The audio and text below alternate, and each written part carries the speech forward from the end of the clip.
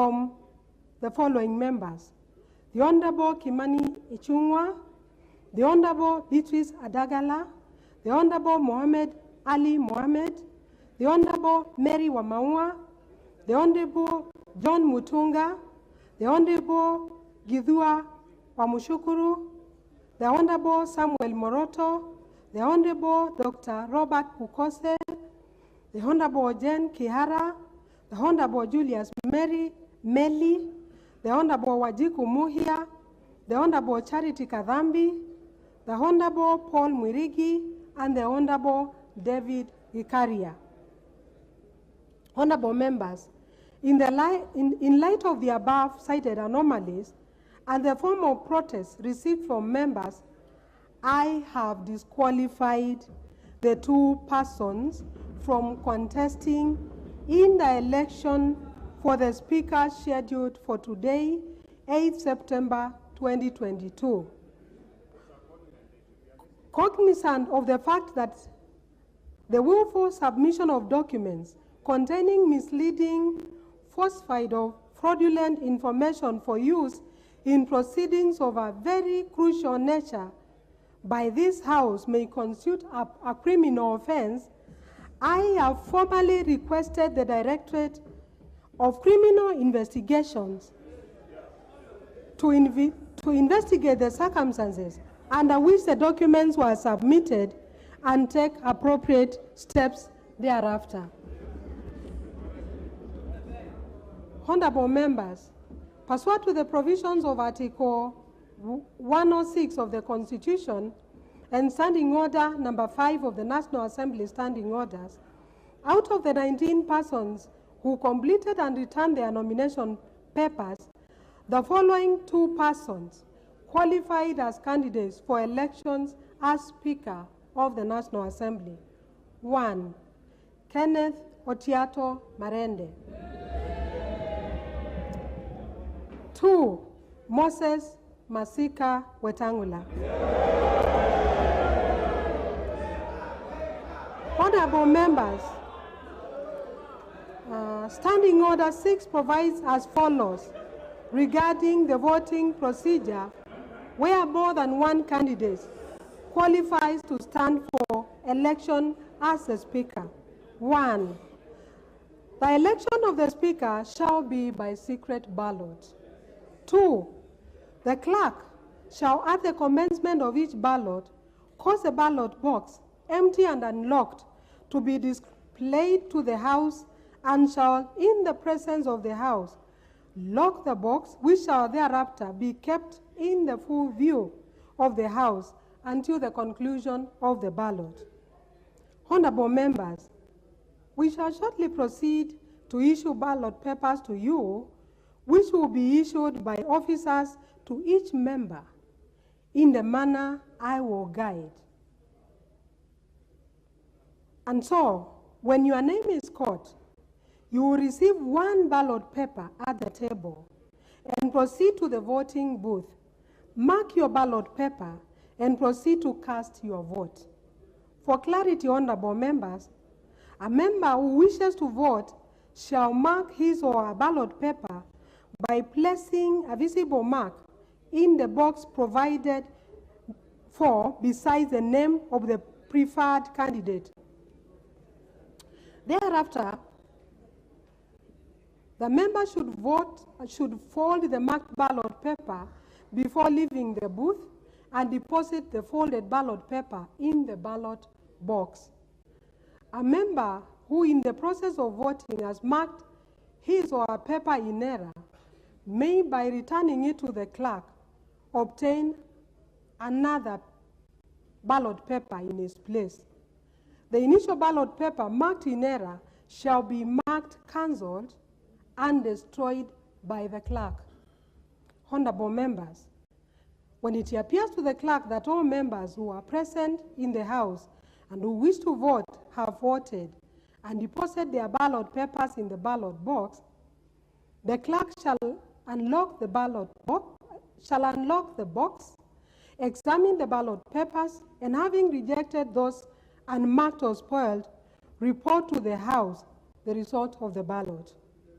May I also notify you, honorable members, that after the clerk has unlocked the ballot box, a member who has not already recorded his or her vote shall not be entitled to do so.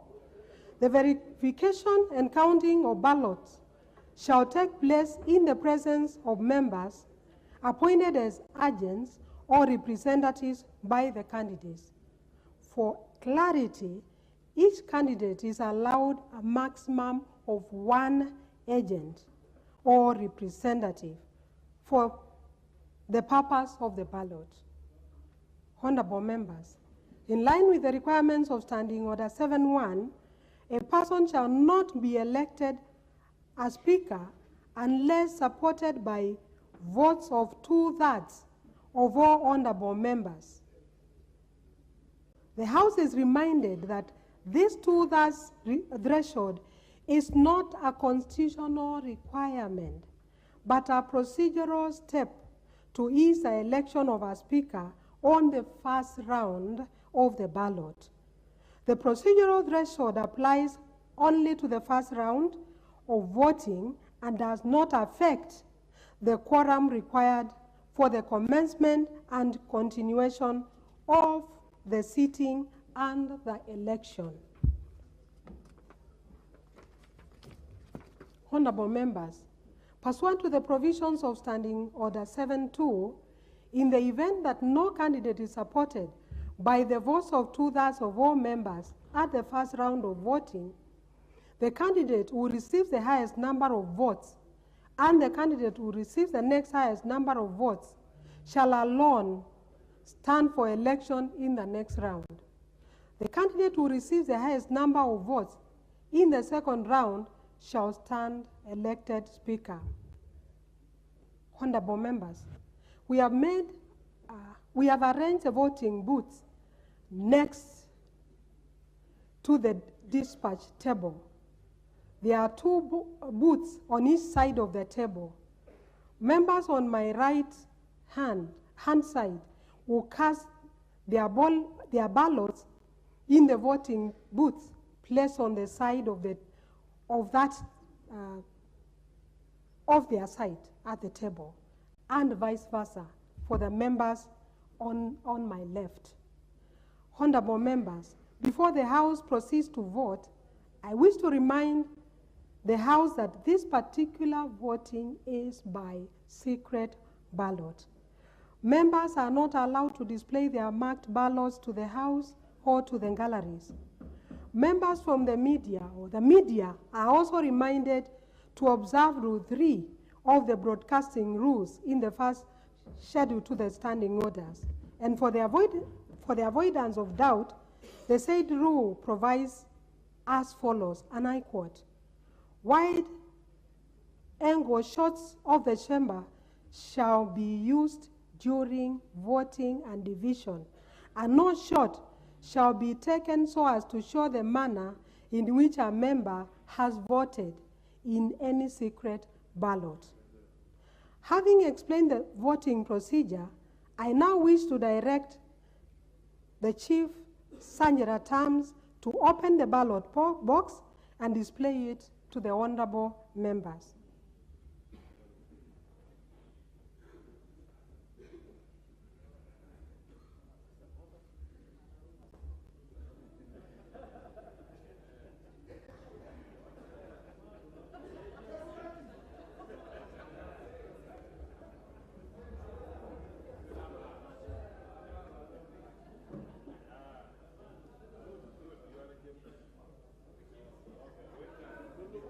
Honorable members, you have witnessed for yourself that the ballot box is empty. And I now direct the Chief Sanjara Terms to close and lock the ballot box. The next step before we start to call out names for members to come and vote is to inquire of the House of any member designated by the candidates as their agent or representative, which is strictly one agent or representative per candidate. If any, I request them to step forward and approach the table so that we can proceed.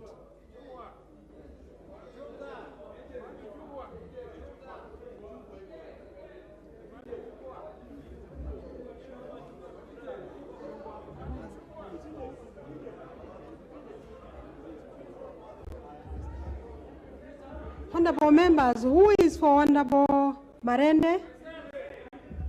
Okay. Okay. So the Honorable T.J. Kajwang. And who is for the Honorable Wetangula? The Honorable Dr. Pukose. Okay. Now,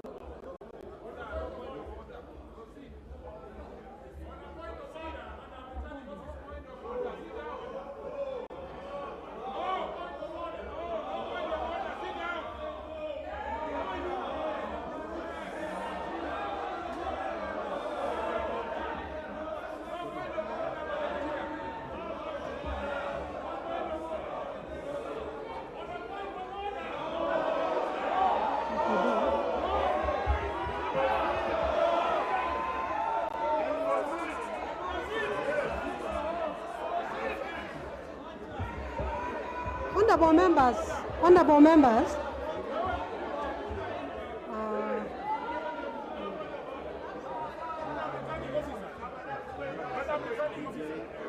we have legitimate issues and interventions to make. You said that after this you are going to call me. That is why I'm asking that you should have allowed us to make interventions. honorable members,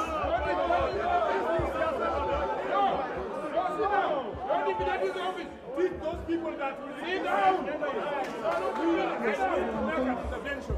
Sit down. No. This man will sit down. members, please be seated so that I can guide the House. Just be seated. Take your seats. Take your seats, honorable members. I want to guide the House. I will allow a few interventions from the members before we proceed to the ballot. And I will now allow the Honorable T.J. Kajwang to yes.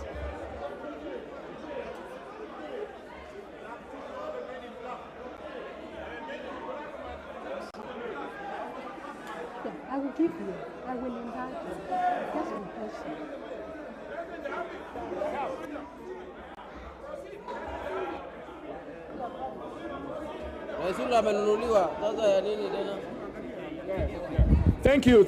Thank you, Madam Returning Officer. And first of all, because this is the first time we are interacting with the table, we want to thank you for preparing elaborately this House to enable to accommodate all of us. I have a constitutional fundamental issue to raise.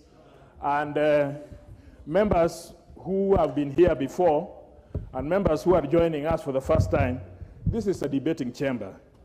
And we'll be here for 5 years. And so all the issues that need to be spoken, which the nation needs to know, should be spoken, because that is why we have come, and that is why we took off to present these issues. And so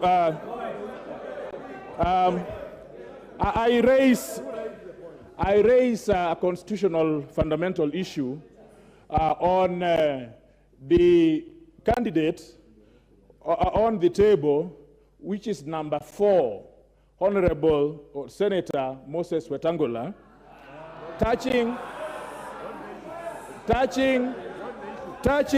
Madam Returning Officer.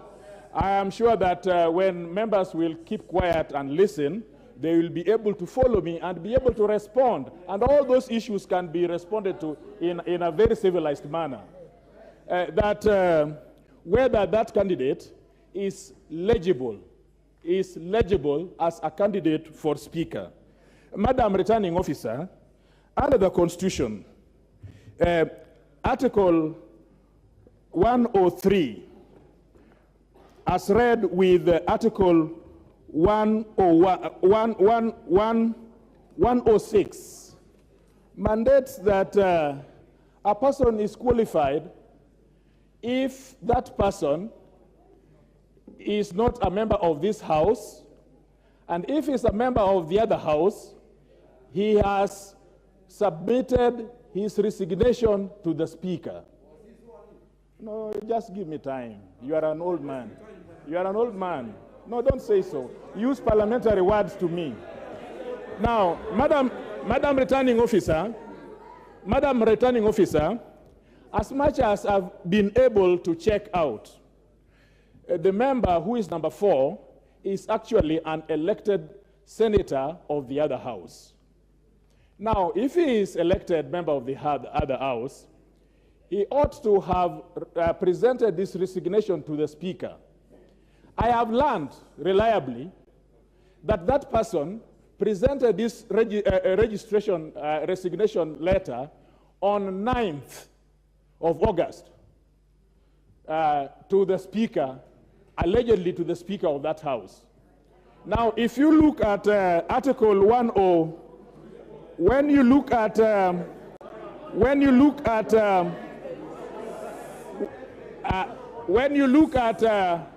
allow me, order.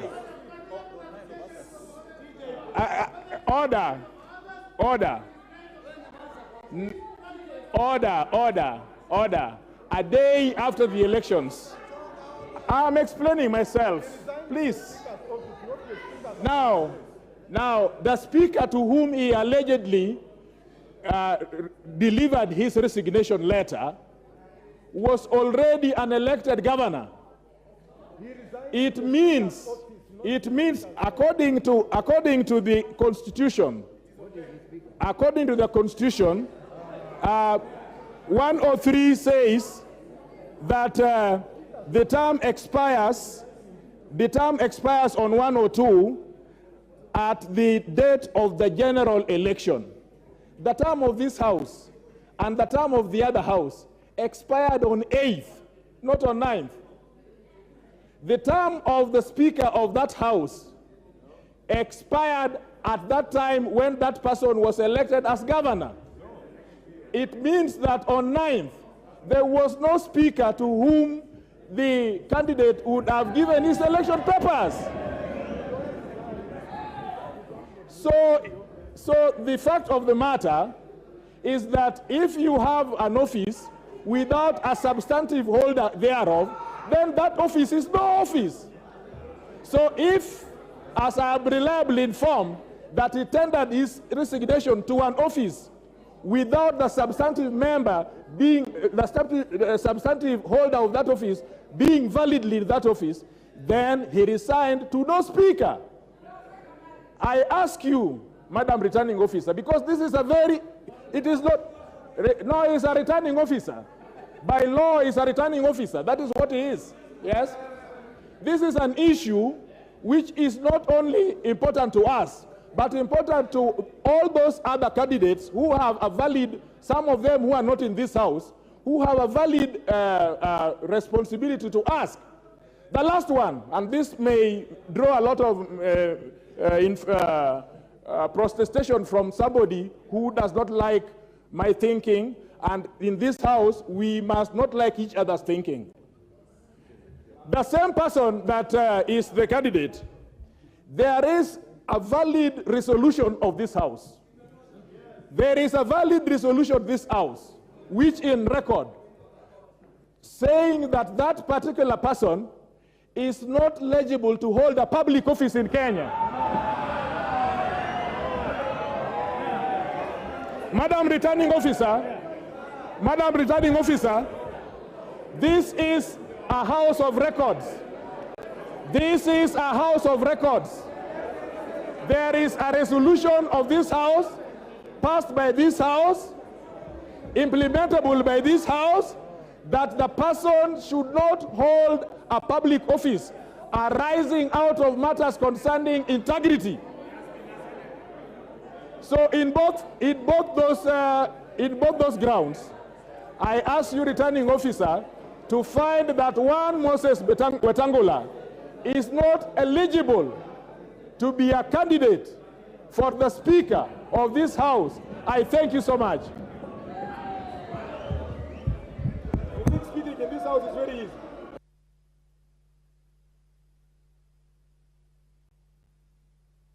Honorable members, I will now allow the Honorable Ichung'wah to raise his point of order.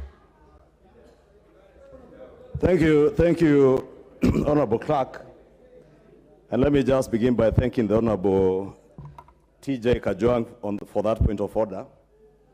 Although unfortunately, Honorable Clerk, and I would really beg this 13th Parliament that we allow each other time to be heard, because the Honorable TJ Kajwang has a right to raise whatever issue he wants to raise, and we all have a right to respond, and eventually the presiding officer will probably make a determination.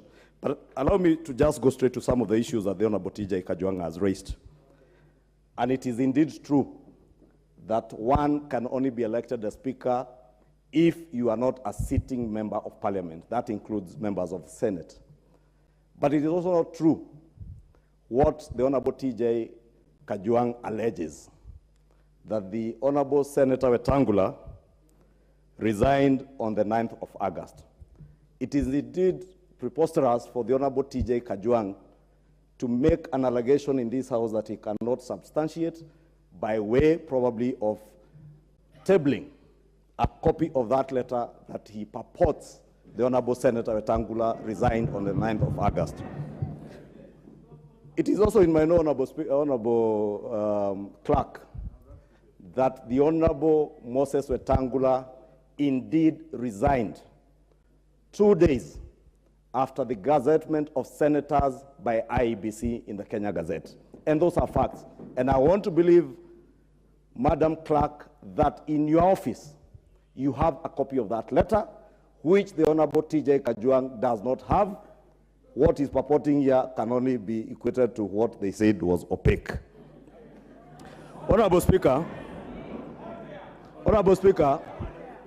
it is also not true that indeed when the Constitution that the Honorable TJ Kajwang is quoting says that the term of the Parliament ended on the 8th of August.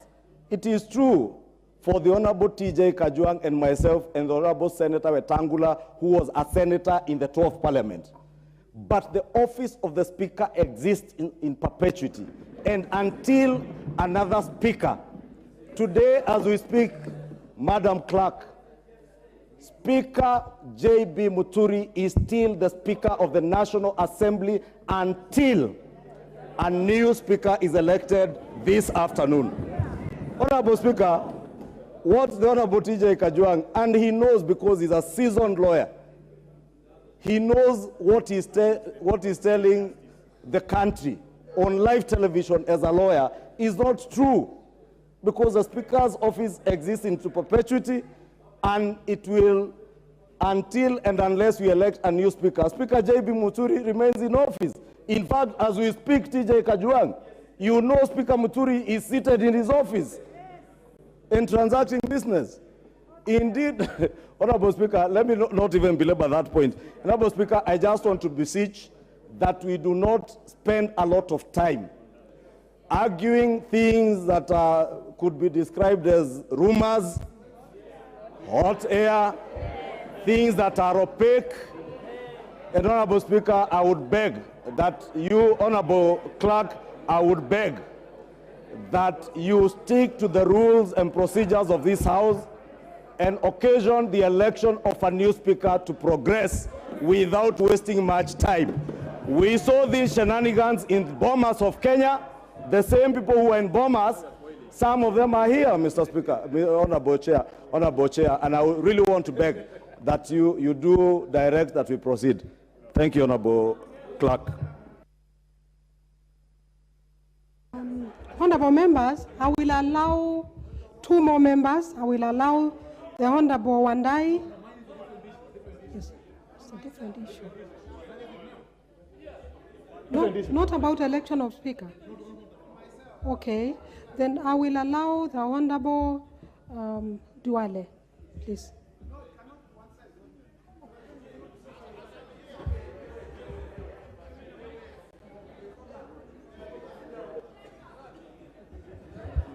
Honorable Madam Acting Clerk and the Returning Officer. Madam Acting Clerk, and I think I want first to ask the House that it's great to welcome the new members and everybody here in the 13th Parliament. Honorable TJ, and I really want us to listen to each other, and then at the end of the day, we will vote. Honorable TJ raised two issues, and Honorable Ichungwa answered one. Honorable Madam Acting Clerk, I want to refer you to Article 74 of the Constitution. And it says, before assuming a state office, or acting in a state office, or performing any function of a state office, a person shall take and subscribe the oath of or affirmation of office in a manner and form prescribed by the 3rd schedule under an Act of Parliament. Madam Acting Clerk and the presiding officer for this afternoon,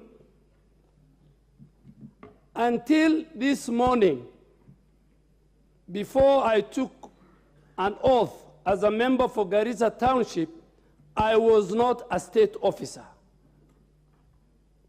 And in that consequence, the Honorable Moses Masika Wetangula ceased to be the senator for Bungoma on the 9th of August 2022. From the 9th of August to this afternoon, the Honorable Moses Masika, before he submitted his resignation, is a senator-elect. Is a senator-elect, and so is not a state officer. And in that consequences, Madam Acting Clerk, in fact, my submission to you is that based on Article 74 of the Constitution, and that you become a state officer on the basis when you take an oath or an affirmation, Honorable Moses Wetangula, senator-elect, was not under any legal or constitutional obligation even to resign. Resign from what? Resign from what? Because he is not a state officer. Two, Madam Speaker, and that is based on Article 74 of this Constitution. Two, Madam Speaker, the Honorable TJ has raised a report, an adverse report of this House, a resolution of this House that indicted Senator-elect and the candidate of this afternoon. Madam Acting Clerk, I want to prove to you that I had the privilege and to be a member of that 10th Parliament, in which Honorable TJ Kajwang was not a member. And that report was done by the Defense and Foreign Relations Committee, in which a ranking member was the chair, the Honorable Eden Kainan. And based on that report, the Honorable Moses Wetangula stepped aside. Madam Acting Clerk, you know resolutions of this House is always based on further investigation by other agencies within the criminal justice system. That this House doesn't have the tools and the equipment to do a serious investigation. So the resolution of this House was sent to other bodies, the way we do, to the DCI, to the Auditor General, to the AACC. And I want to confirm that those agencies have cleared Moses Masika Wetangula and President Kibaki pre-appointed Moses Wetangula back to his ministerial position. So, Madam Speaker, facts speak for themselves. And Mr. Speaker, let us not use the law selectively. Speaker, we need to vote. Today, we have an opportunity, Madam Speaker. All of us sitting here, apart from the nominated members, we have been dealing with the voters. But today, we are voters ourselves. And we must exercise our constitutional right as 349 members. The law is very clear. Even if, and I want to challenge, even if Moses Masika Wetangula did not resign and did not brought you a resignation letter based on Article 74 of the Constitution, the Honorable Moses Wetangula is not a senator of the 13th Senate, of the 3rd Senate, because he has not taken the oath of office. And the moment all of us took an oath of office this afternoon, from morning, we now become state officers, so that you can resign. So, Madam Speaker, let us not have a debate. Let us give chance. These members have an opportunity. They have a constitutional right. Madam Acting Speaker, we have a very daunting task ahead of us. So that report was not tabled. I think myself, Honorable Bandi, Honorable Kainan, there are very few of us who are in the 10th Parliament who know that report. So let us, those who want to vote for Kenneth Marende, I have served under him as a speaker.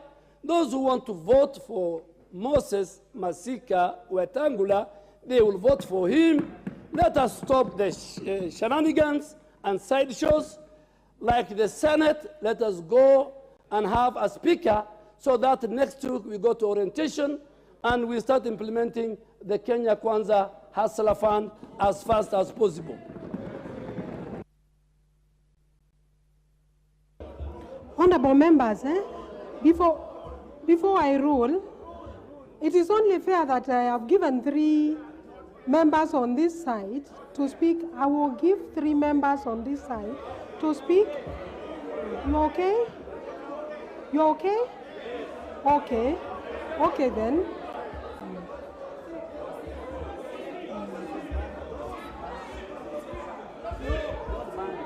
I will allow the Honorable Bandi, please. Let me give the Honorable Bandi. Thank you very much, Madam Presiding Officer. Madam Presiding Officer, allow me also to, she's presiding over the elections. She may be returning officer, I don't know whether she was gazetted or she gazetted herself, but I also want to take this opportunity to congratulate all members who have made it to the 13th Parliament. I know it was not easy, but having said that, allow me just to say one thing. Madam Presiding Officer, this matter, I think, even if it may not be resolved today, and we'll proceed and vote, it is something that the people of Kenya need to look at. At what point would an elected member be considered a member of Parliament? By the time, that is your opinion, let me speak my opinion. I'm intelligent enough. Assuming office is not the same thing as being elected. The moment the returning officer in your electoral area pronounces you as elected, it is only the court of law. It is only the court of law which can reverse that decision, whether you take oath of office or you don't take oath of office. Once you have been elected, pronounced as such, gazetted in the Kenya Gazette, as a senator, you become a senator-elect. Whether there is elect after your name or the senator, it is still there. So this is a matter that cannot just be wished away. In fact, I think the people of Kenya made a mistake when we passed this constitution. There is a law, when you look at the constitution, just a minute. When you look at the constitution, Madam Presiding Officer, The Constitution speaks to no one can be a member of parliament if you are a state officer, but goes ahead to exempt serving members of parliament from running. Now the same should have happened. I don't see why a sitting member of National Assembly cannot run for the office of the Speaker and resign after being elected. That is what happened in 2008 when Kenneth Marende was the MP for Emuhaya. So if something is wrong with our laws, we need to accept it. Let us not speak, just take sides. You took an oath just a few minutes ago to protect this Constitution. There is a problem in the Constitution. We need to fix it. But as it is today, there is gray area. And therefore, Madam Presiding Officer, whether you let Honorable Moses Wetangula to run or not, the people of Kenya will have to deal with the elephant in the room, that there is a problem with that provision of the law requiring even sitting members of parliament to resign before they become the Speaker of either House of Parliament. I submit my case. Let us vote. Let's vote. Thank you very much, Acting Clerk. I'd like to thank you. And I'd just like to say that I believe in freedom of speech. But I just want to raise, Madam Clerk, pursuant to Standing Order number 83, as read together with Standing Order number 107. I'm very surprised that you've been allowing people who have been in this house for some time just to rise on points of order based on no particular order. You know, you know, like my very good friend, Honorable Mbadi, I respect him a lot, but he just rose on no point of order. But you know, there was no debate. There's no debate. There is no bill.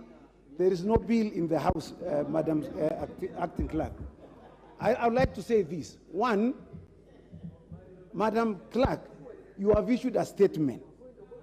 My very good friend, the Honorable T.J. Kajwang, who is a lawyer like myself, he knows that once you have issued a statement, your statement is either factual, in accordance with this House and standing orders and the Constitution, or he gives further information that he has. But he cannot bring third-rate hearsay into this House to challenge your statement. You know, your statement cannot be challenged on the basis of what somebody has heard. You must produce documentary evidence to countenance your statement. In the absence of that, Madam Clerk, you should rule everybody out of order. May I read, Madam Clerk? According to Standing Order 107, a member commits an act of disorderly conduct of that member if he deliberately gives false information to the House. We were told that Senator Moses Wetangula resigned on the 9th of August. That information has not been given to us here. And you just allowed that member just to sit. And he's a very senior member in the bench, of the bar. And I have a lot of respect for him. My submission, kura tutapiga, we are going to vote. My submission, Madam Clerk, in the absence of any documentary evidence contrary to your statement, I submit that we vote. Thank you.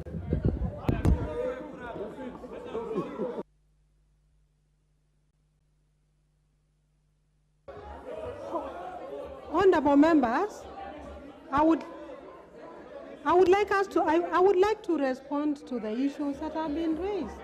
Yeah.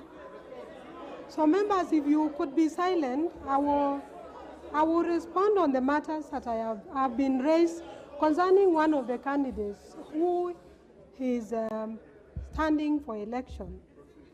And I want to respond as follows, generally, especially on the matters that have been raised by the Honorable T.J. Kajwang, who has asked a question about a person who is elected as a member of parliament, and in this case, a senator, whether this senator is eligible for election as a speaker. And I have also listened to the various submissions on the matter by the members who have spoken from both sides of the House.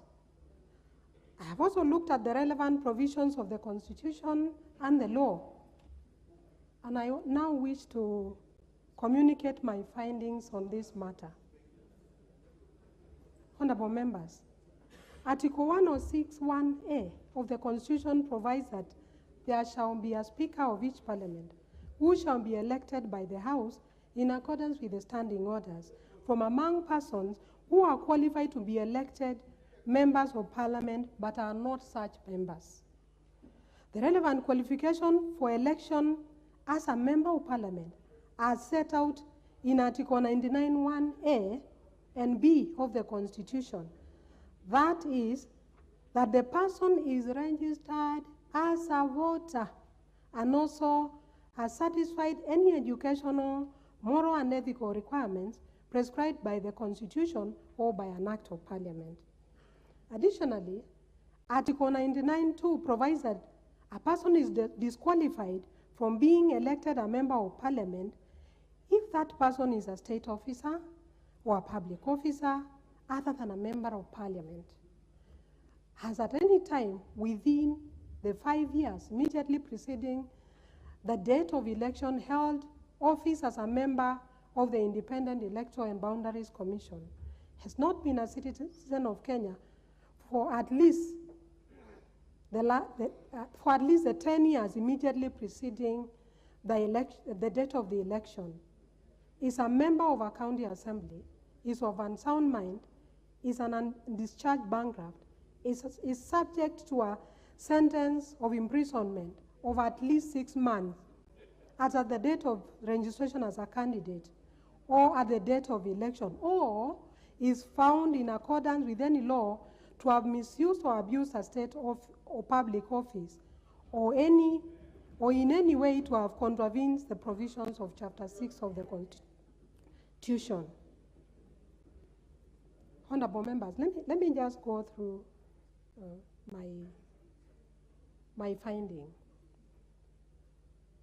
First thing I would want to say about the issues that have been raised by members is that on the 5th of September, after the candidate submitted his nomination papers, the candidate in question, pursuant to Standing Order 5 of the National Assembly Standing Orders, I did write to the Independent Electoral and Boundaries Commission seeking confirmation as to whether this particular candidate is qualified to be elected as a member of Parliament under Article 99 of the Constitution, and whether or not is such a member. In a letter dated 6th, please just listen. In a letter dated 6 September 2022, the Independent Electoral and Boundaries Commission wrote back to me, confirming that pursuant to Article 99 of the Constitution and Section 24 of the Election Act, number 24 of 2011, Moses Masika Wetangula is a registered voter. Fact number 00 105 121 119 09 45 11 in Kambuchai constituency. And the IEBC indicated that he is duly qualified to contest for election as Speaker of the National Assembly. Honorable members, as you all know, the IEBC is a body established by Article 88 of the Constitution of Kenya and charged with the registration of voters and registration of candidates for election. So the determination by the Commission is formally on record in my office.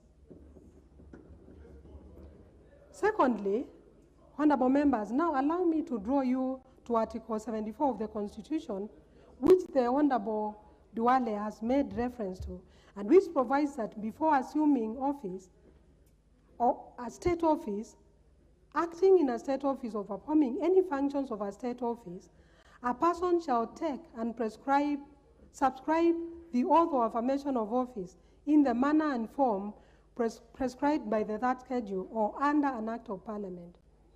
It should also be noted that the third schedule to the Constitution sets out various forms of national oaths of affirmation for state officers, including the one for members of parliament.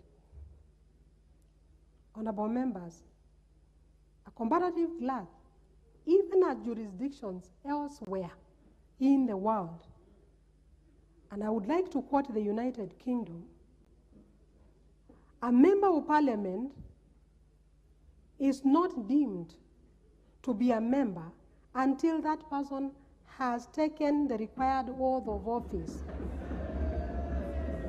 In the United Kingdom, honorable members, members of both houses of parliament are required by law to take an oath of allegiance to the crown, and MPs cannot take their seat, speak in debates or vote or receive a salary until they have taken oath of affirmation. In fact, in the UK, the seats could be declared vacant if you make such a mistake. And in the United States of America, the Constitution also requires members of the Congress to take and to be bound by an oath of office of affirmation as such. So members usually take the oath before they have assumed office.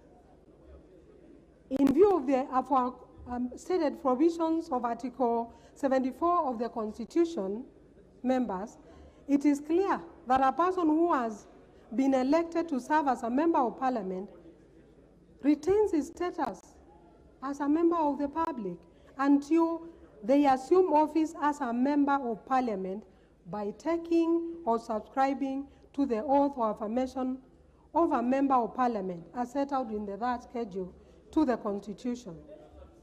And lastly, honorable members, let me finish. In any event, even if we were to overlook the provisions of Article 74 of the Constitution relating to the assumption of office, as I have enumerated, and argued that there was need for the senator to resign from office, may I now confirm that I am in receipt of a letter dated 29th August, written by the Honorable Moses Masika Wetangula, addressed to the Speaker of the Senate, in which he communicated in writing to the Speaker of the Senate his decision to resign from his position as a senator-elect for Bungoma. Now, this letter is addressed to the office of the Speaker of the Senate, which by virtue of the provisions of Article 106(1)(2) only became vacant when the new Senate first met today. So the spirit of the Constitution espoused under Article 103(1)(c) is that the seat automatically becomes vacant upon receipt of the resignation of a letter, and there is no corresponding obligation imposed on the Speaker to accept or decline the resignation. Therefore, honorable members, in the present circumstances, and guided by the provisions of Article 74 of the Constitution, and the letters from the Independent Electoral and Boundaries Commission, and from the Honorable Moses Wetangula, I have satisfied myself that the Honorable Moses Masika Wetangula is qualified for election as a Speaker of the National Assembly. The House is accordingly guided.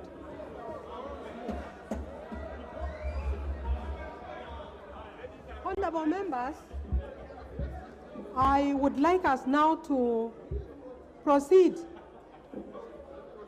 I would like us to proceed now to start the process of voting.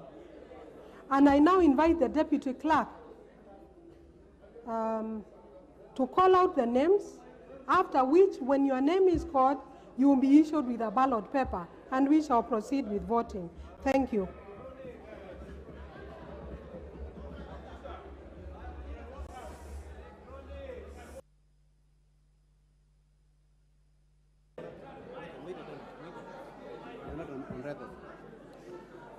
Duale Adan Bare.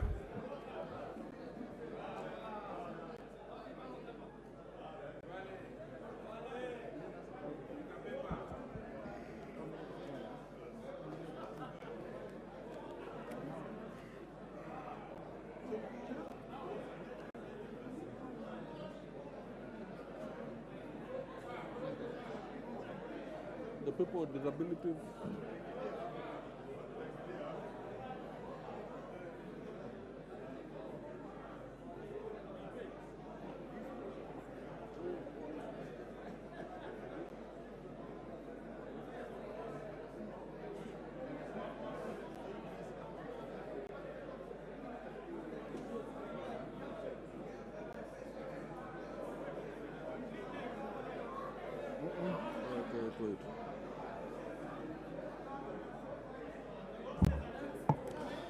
Ngongo John Badi.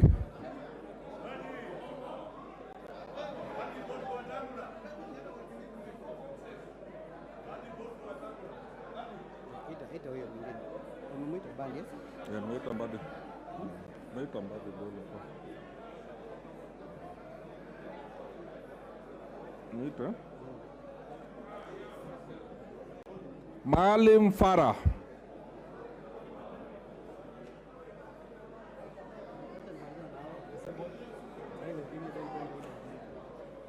Maisha.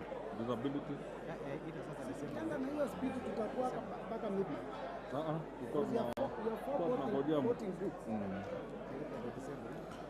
Mumo Rose Museo, Wetangula Timothy Wanyonyi, Lomwa Joseph Samal.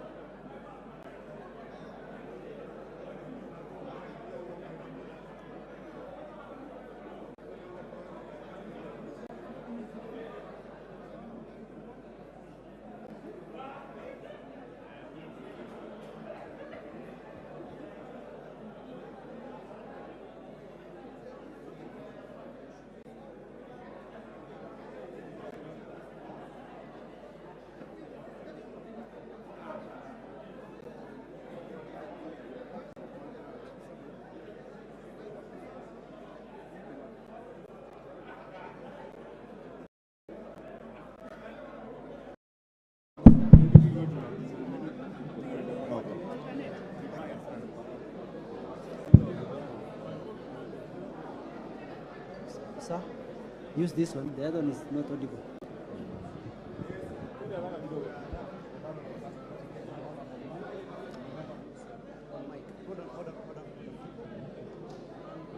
We need to take the boxes to these two members. Honorable members, I will allow the clerks to take the papers to the members with disability, please. That is the Honorable Lomwa Joseph Samal, the Honorable Masara Peter Francis, and the Honorable Koskei Jackson, and also the Honorable Mumo Rose Museo.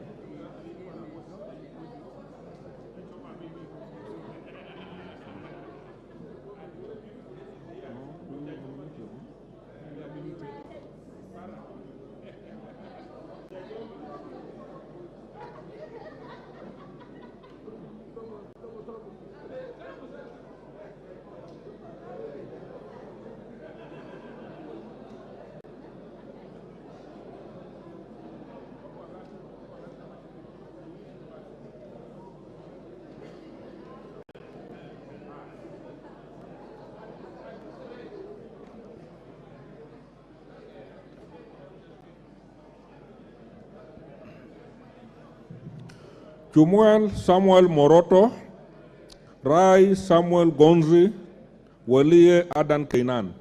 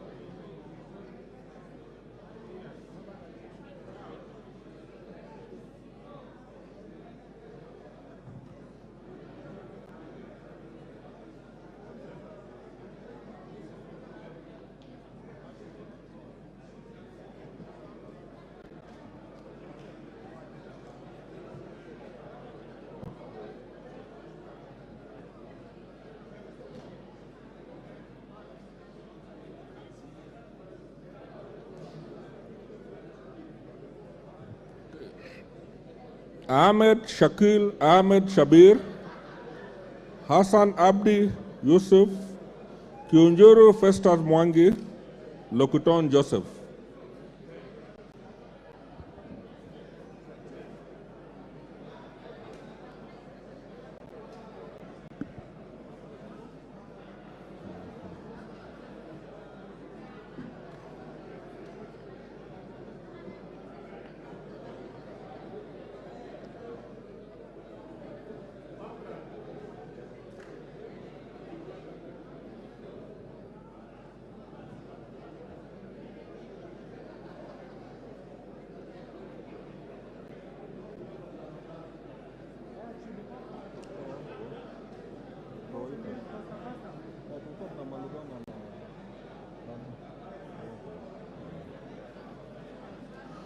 Mbiuki Jafet Miriki Kareke,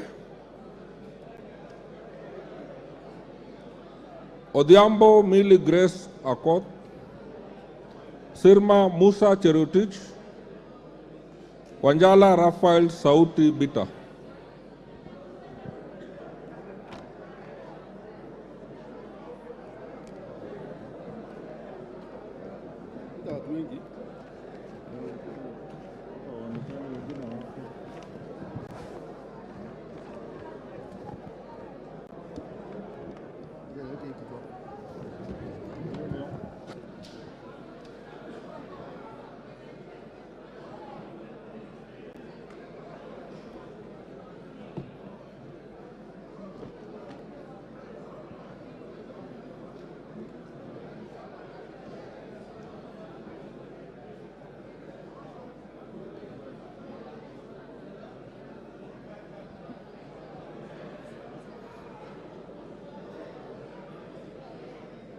Abdul Rahim Dawood, Arama Samuel, Aramat Lemanken, Badi Twalib.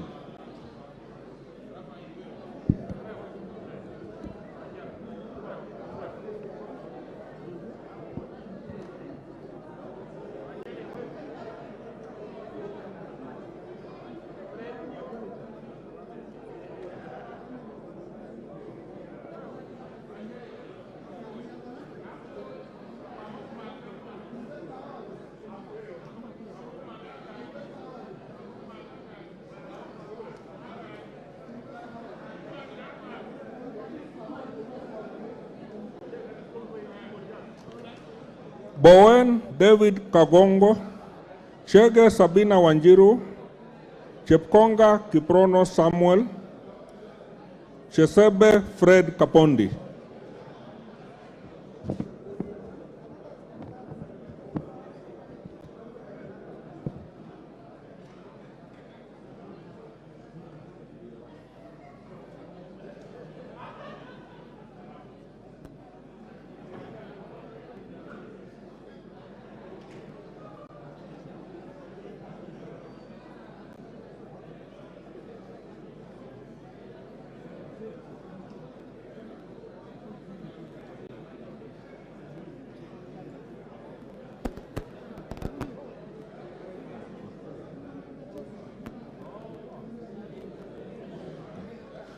Francis Kajwang Tom Joseph, Gakuya James Mwangi, Gikaria David, Gimose Charles Gumini.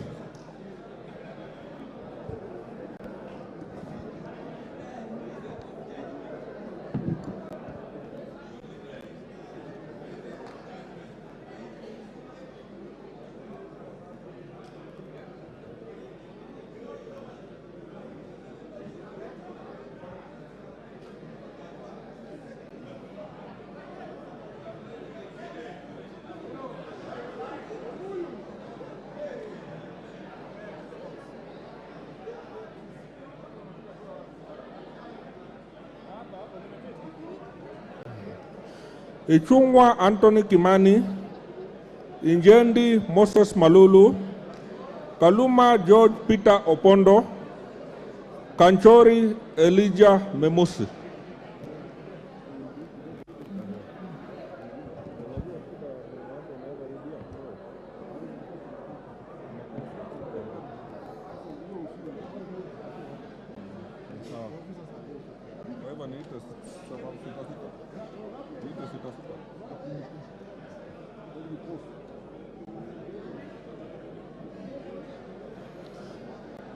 Kiaraho David Njuguna, Kihara Jane Wanjiru Njeri, Kingola Patrick Makau, Kibuot Julius Meli, Kipiogon Johanna Ngeno.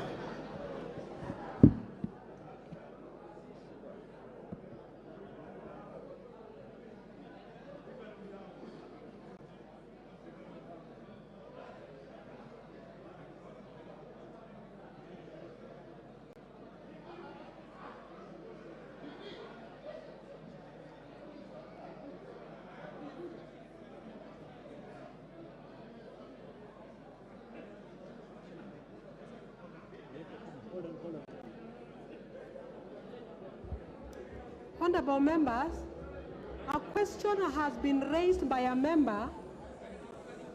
I just want to give you guidance because a member has raised concern about how to mark the ballot paper. And the standing orders 6 of our National Assembly standing orders provide that you are supposed to mark the ballot paper by placing a mark in the space opposite the name of the candidate. I would urge members to put a tick or an X, but any other mark would be a mark. But put an X or a tick, but just a mark would be sufficient. You will not be disqualified. Yes, yes. Put a mark inside the place provided for you to mark. I would appreciate a tick or an X, but any mark is accepted.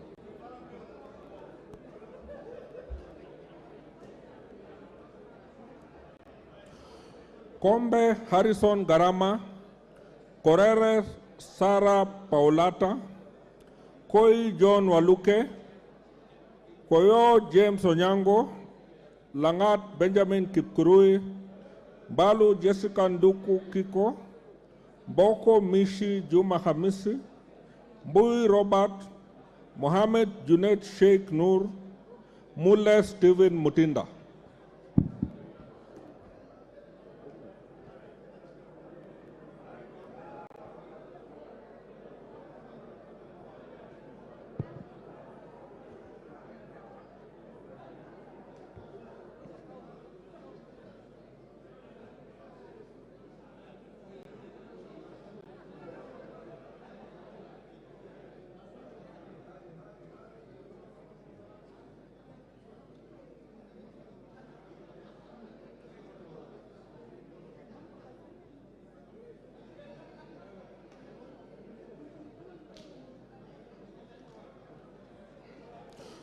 Mulu Makali Benson, Mosao Vincent Musioka, Naika Johnson Manya, Nanok Daniel Epuyo, Nyamai Recho Kaki, Nikal James Wambura, Ochieng David Ouma, Odanga Geoffrey Makoha, Odwor Christine Ombaka, Ogola Gideon Ochanda.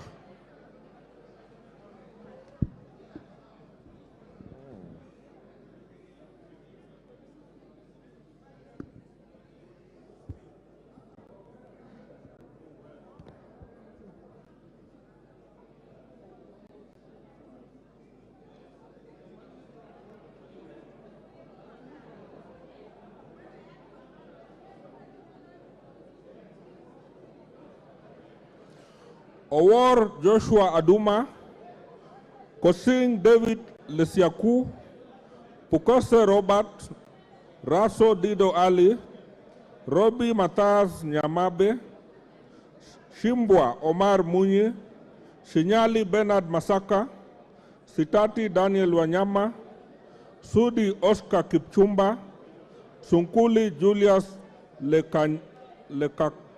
Lekakenyi.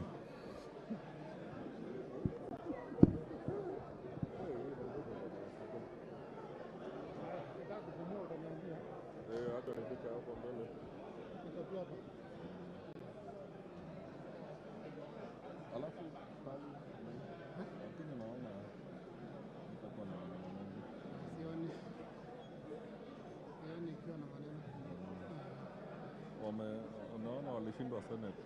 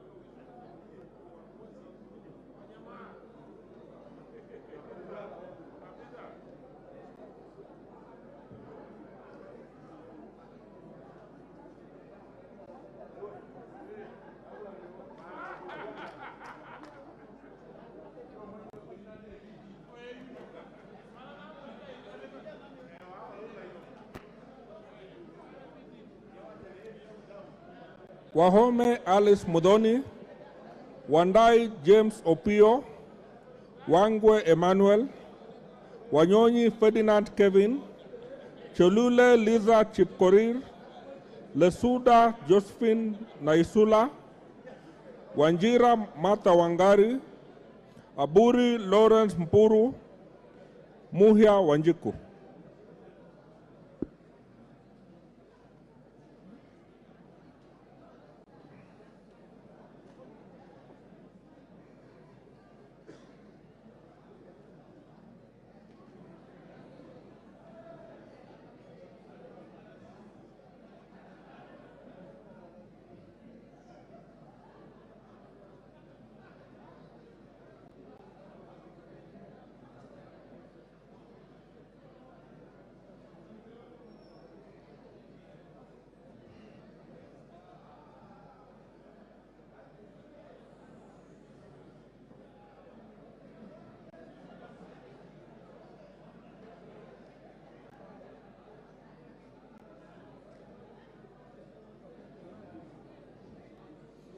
Oundo Wilberforce Odiambo, Abdullahi Bashir Sheikh, Adagala Beatrice Kahai, Akuja Protas Ewasit, Alpha Miruka Ondieki, Amolo Paul Otiende, Atandi Samuel Onuga, Badar Salim Faisal, Baya Owen Ya, Bedzimba Rashid Juma, Buyu Rosa Akinyi.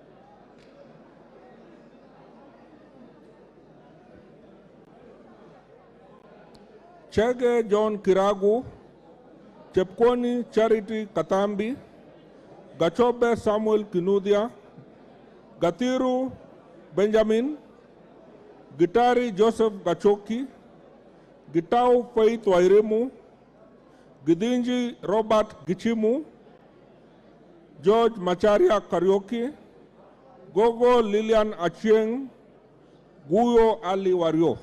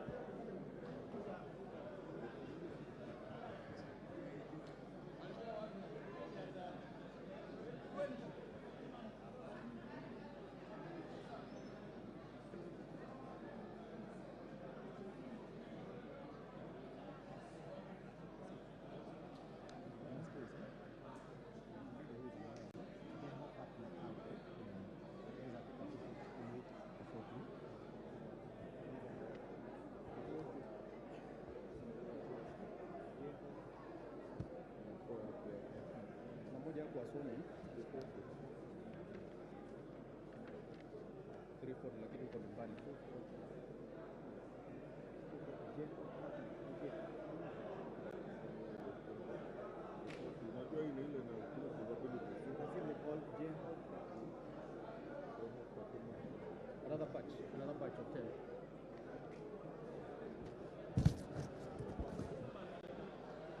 Jeho Fatuma Abdi, Hassan Kulo Maalim, Hiribae Said Buya, Kagesi Kivai Ogesi, Kahangara Joseph Mburu, Kalasinga Joseph Simiu Wekesa Majimbo, Kamene Joyce, Kamuren Charles, Kandie Joseph Chebiogon, Karani Stephen Washira.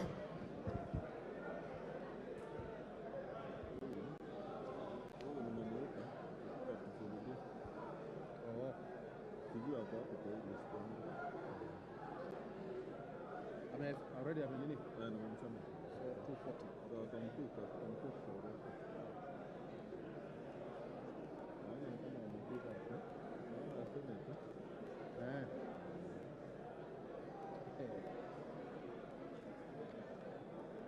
Tunaenda tu second round.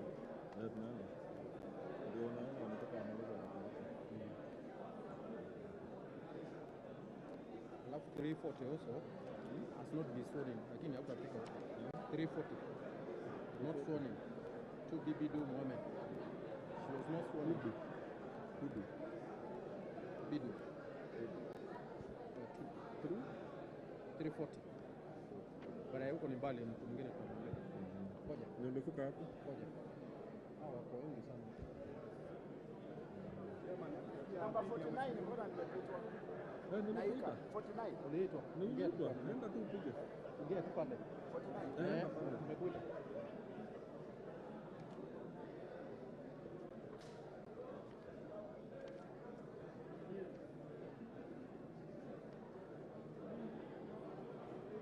Hindi, Kemei Justice Kipsang, Kemero Maisori Marwa, Kimani Francis Kuria, Kimulu Joseph Kivinda, Kingara Simon Nganga, Kirima Moses Nguchine, Kitty Richard Ken Chonga.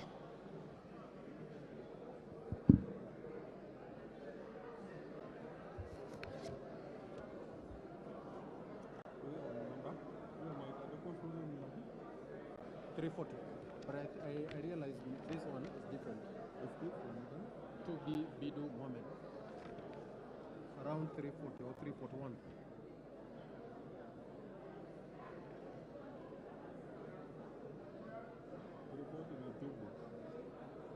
Oh, that is that. That one was sworn in. One has not been sworn in. It's 340 also. I don't know why. It's the same number. Yeah. Not sworn in.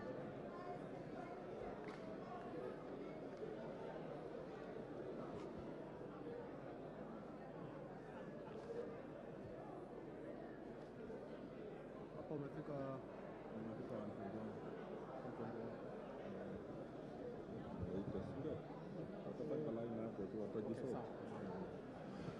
Koech Nelson, Kosgei Hilary Kiplangat, Kwenya Duku Zakari, Jackson Leku Montare, Peter Lochakapong, Luyai Kalebamisi, Mawade Julius Musili, Bai Nimrod Bituka, Mizigi Lydia Haika, Mohammed Ali.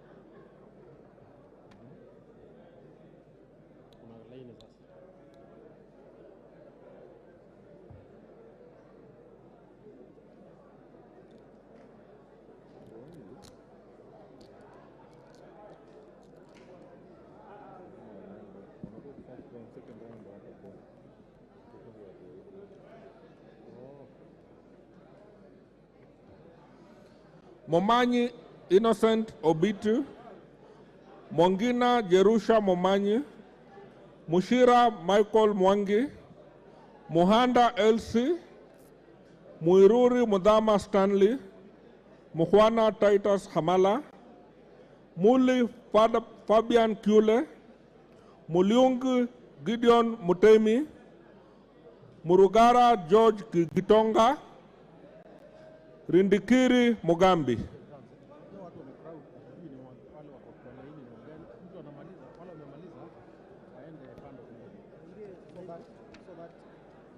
only people who are there are the ones who are voting.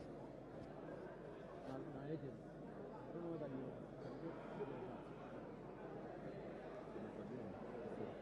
Kajua ni agent.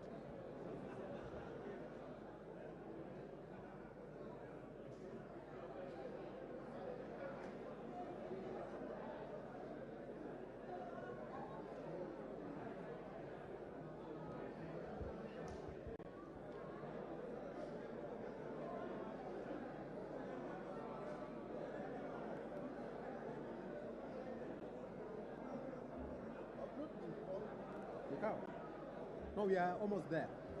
We are almost there. We are almost there. Members, please, Mutua Didima. I would like to request the members who have voted to clear the voting area so that we are able to allow other members to vote. Thank you.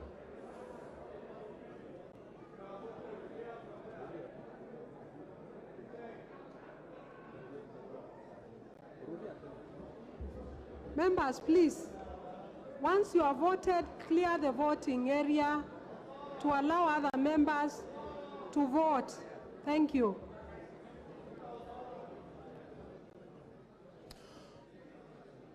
Mutua Didimas Wekesa Barasa, Mutunga John,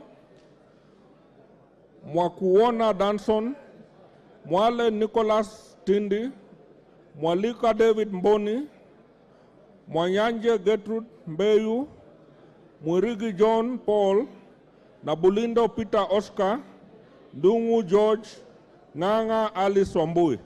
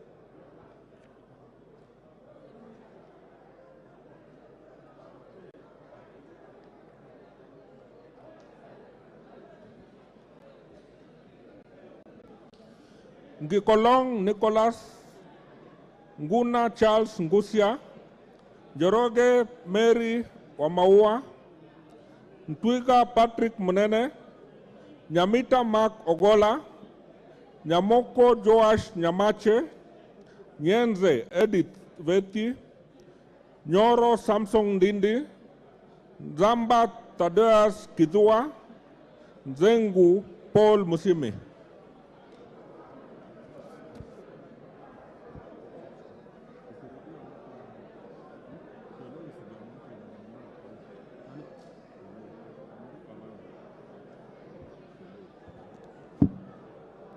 Which number?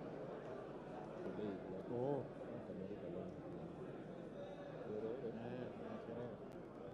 Hiyo ndio tayari. Shida sana.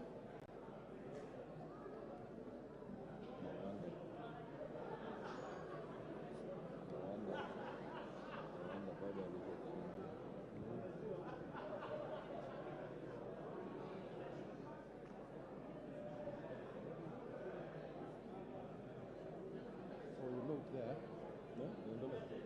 No, nasema tutanote kwa Boss Shule that she has voted. But has she? Lakini utazoma tu. Utazoma tu because they are crossing. So she cannot vote twice.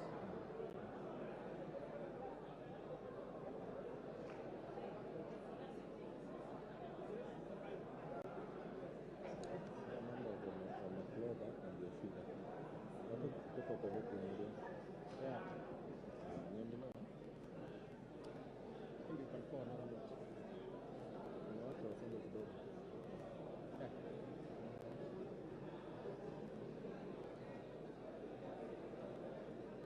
Another one. Ndioka Erastus Kivasu, Obare Eve Akinyi, Obo Ruwaida Mohammed, Odege Tom Boya, Odiambo Elisha Ochieng, Odoyo Okelo Jared, Oku Edward Kaunya, Okwame Andrew Adipo, Oluosh Anthony Tom, Omboko Milemba Jeremiah. Choka ukasema. Eh?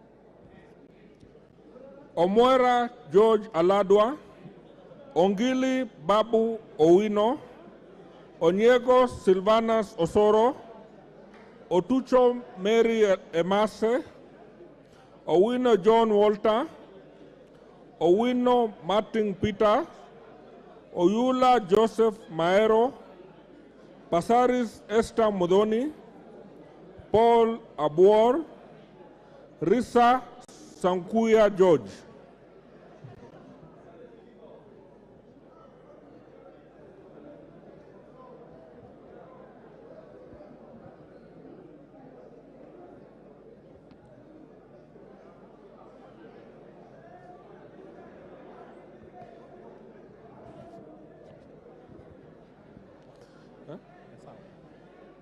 Sane Ibrahim Abdi,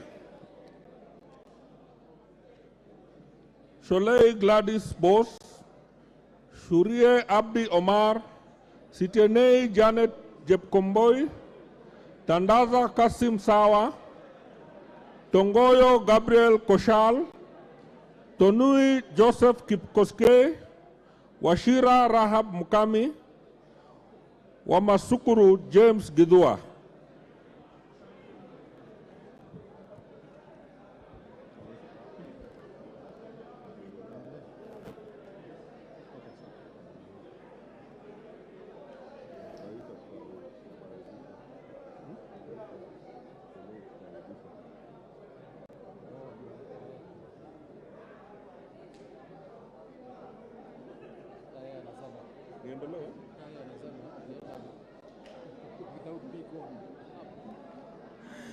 Wambilianga Catherine Nanjala, Wamuchomba Gadoni, Wangaya Christopher Aseka, Wanjiku John Juguna, Waweru John Kiarie, Were Charles Ongondo, Yegon Brighton Leonard, Yusuf Adan Haji, Elachi Beatrice, Naomi Jilo.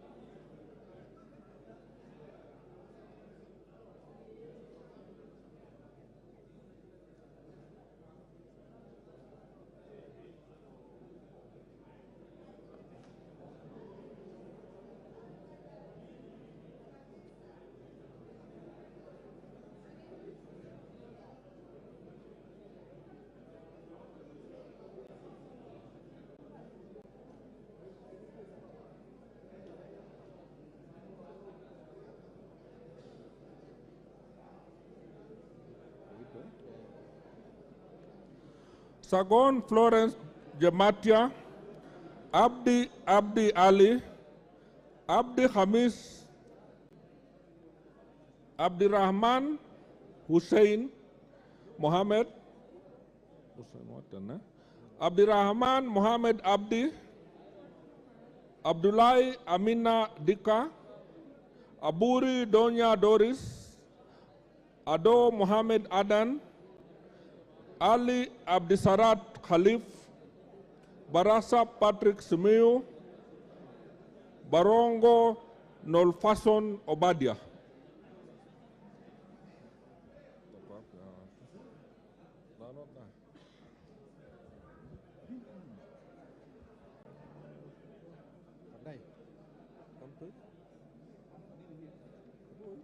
No, Flikuita ni vile, I think it was consultations allowed.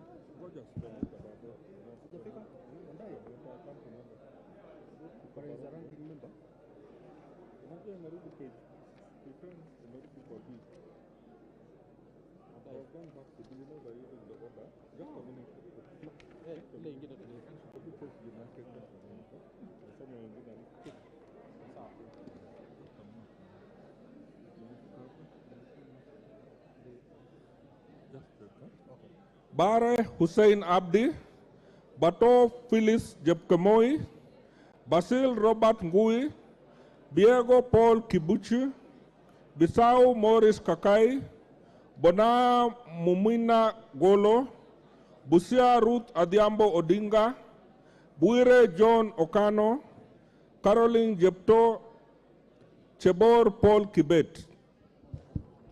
Flikuita Mheshimiwa 72. 72. Just get him to the line.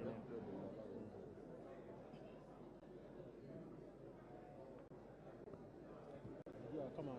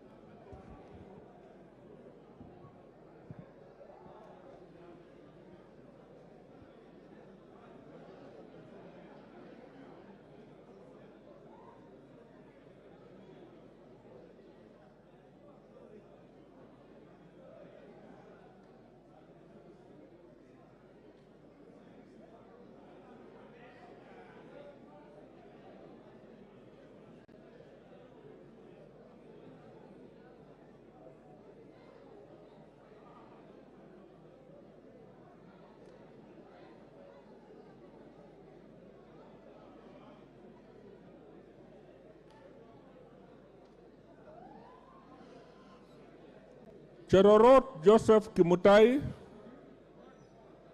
Chiforomodo Mangale Munga, Chimba Zamzam Mohammed, Denar Joseph Hamisi, Dabolen Pamela Njoki, Emate Joseph, Farah Yusuf Mohammed, Gachagua George N., Gichoi Kagucha John Philip, Gichuki Edwin Mugo, Gisairo Cliff Ombane.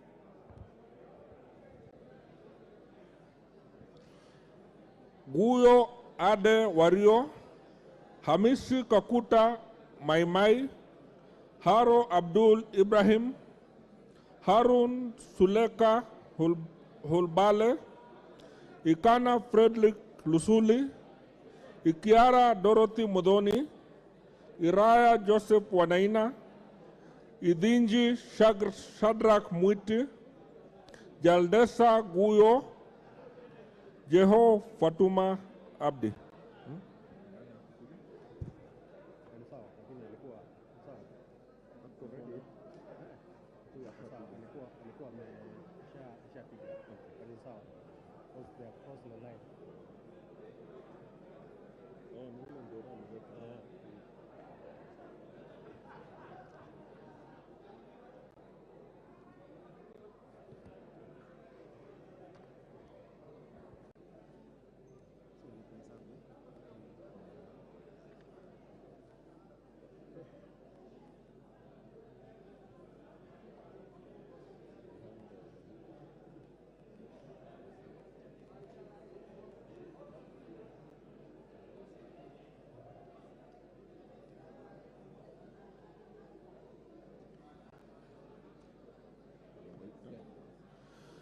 Jihanda Zahia, Kagiri Jen Wangeshi, Kagombe Gabriel Gatuka, Kahugu Eric Mwangi, Kailemia Elizabeth Karambu, Karauri Ronald Kamuiko, Karito Kiili Daniel, Kasiwai Rael Chepkomoi, Kimei Bitis Chepngeno, Kode Felix Odiwar.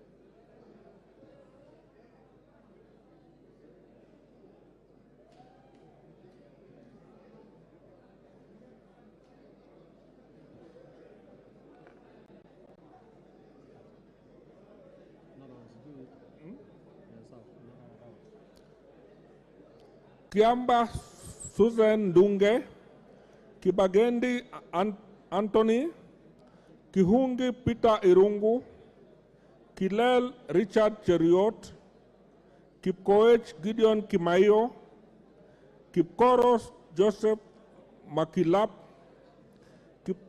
Kiplagat David, Kipngor Ruben Kiborek, Kiprono Mutai Alfred, Kirwa Abraham Kipsang, Kitani Marien Chebet.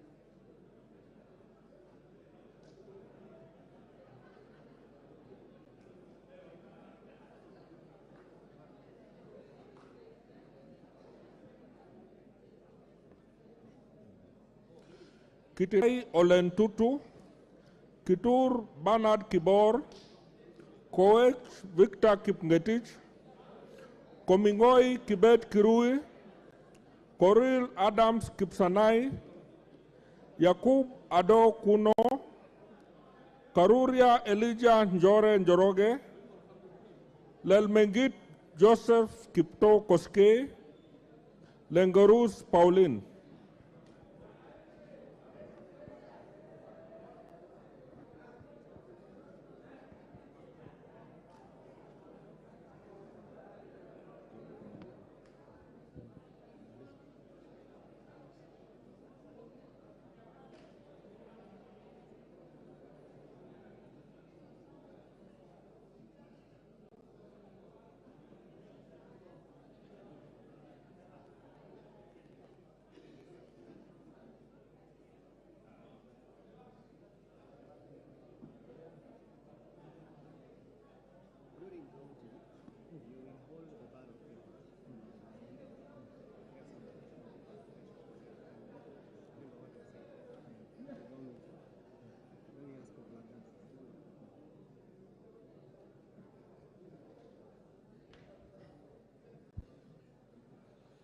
Letipila Dominic Eli, Lynette Chepkorir, Logova Sloya Clement, Titus Loti, Mnaiba Julius Taitumu,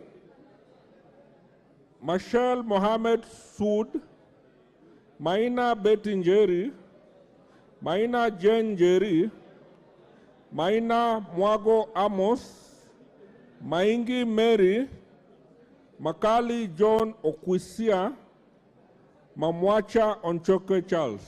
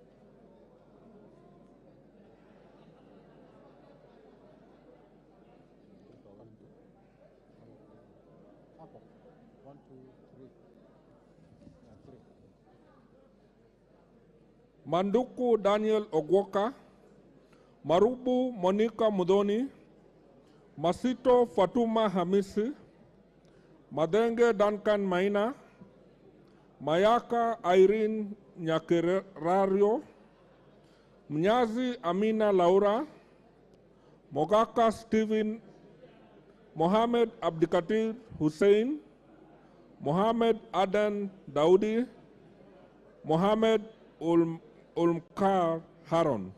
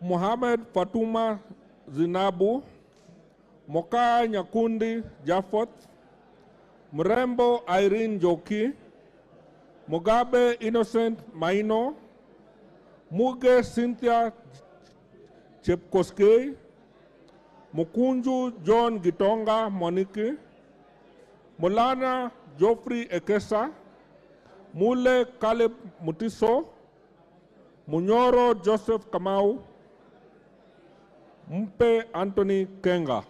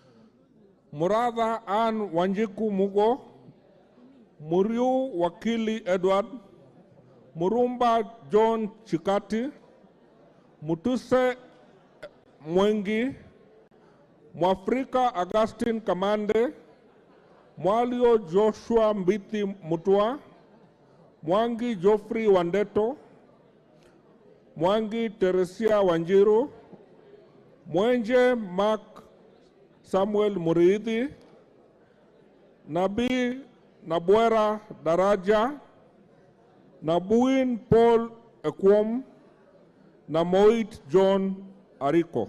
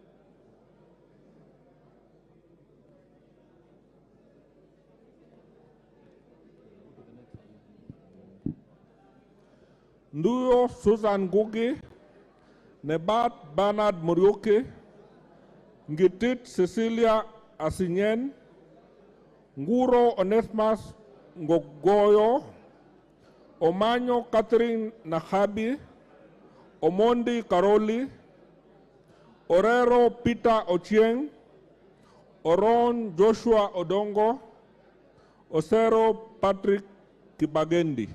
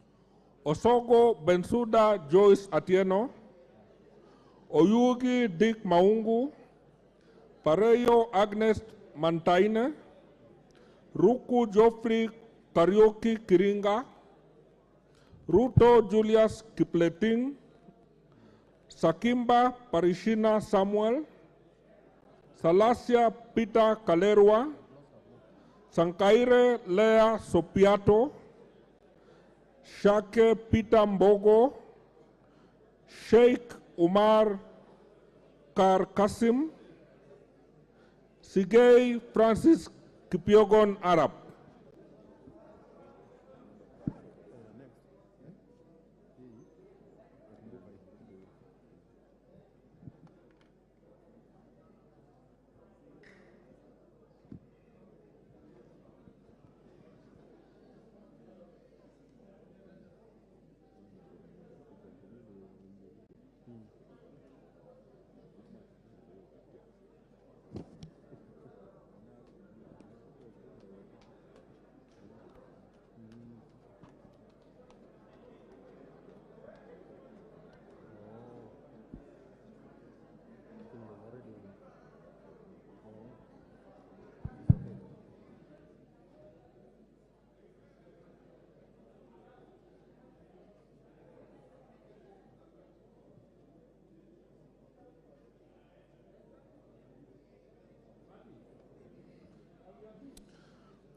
Siad Amina, Siyoi Lilian Chibet, Tonkei Rebecca, Toroitish Timothy Kipchumba, Tungule Charo Kenneth, Wanaina Anthony Njoroge, Wanaina Michael Wambugu, Waidaka John Machua, Wamboka Nelson Jack.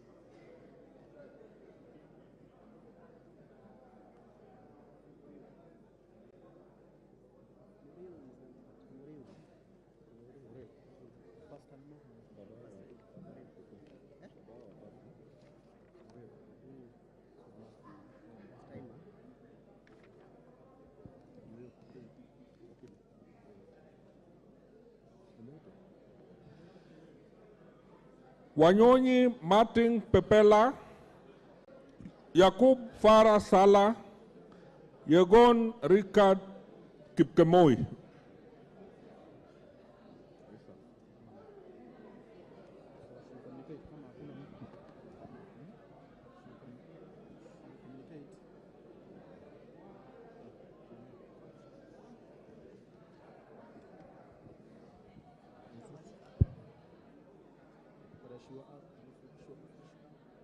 ask them to take their seats.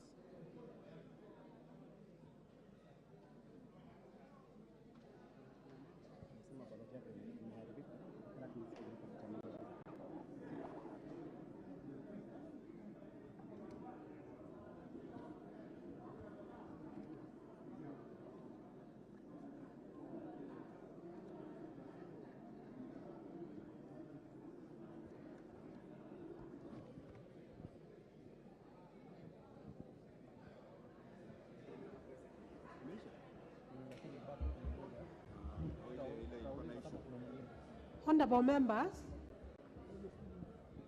we are almost coming to the conclusion of the voting. Before we do that, I have received a request from one member, the Honorable Murio Wakili, a member for Gatanga. He has indicated to me that he has spoiled his ballot. I will indulge to be issued with another ballot. I have the ballot that he had already marked, and I will proceed to cancel this ballot. Now I have cancelled it, and I have destroyed it. No, I am not. Yes. We were not hard on the matter, and I had raised objections on it. Yes. He has, honorable members, the member has not cast this ballot. Yes. But he has so made because a decision. The person has clearly marked the box, and he has not marked two boxes. since he has not cast his vote and he has made the request, look at the standing order. And he is the voting. Standing order says in error. You have to prove that it is in error. Look at that standing order. Refer to it. No. Ngoja kidogo. I'm doing my work as an agent. Look at that. It means you have to show that it is in error. Honorable members, to the best of my knowledge, voting is you vote by will.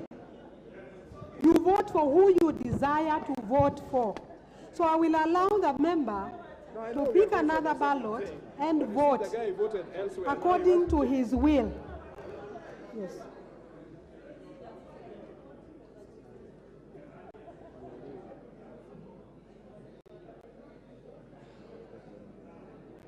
Now, Ndobi, has that ballot been registered as a spoiled ballot? Yes. As a spoiled ballot? So the person is not entitled to a reissue? No, he has been reissued. In fact, he has voted. Hii sheria gani sasa nyinyi mnafanya? He has voted. Hata ya Chebukati si hivyo. If you have spoiled your ballot box, huwezi kupata kura ingine. But the communication was, if you spoiled, you are reissued with a new one. Murui Wakili Edward.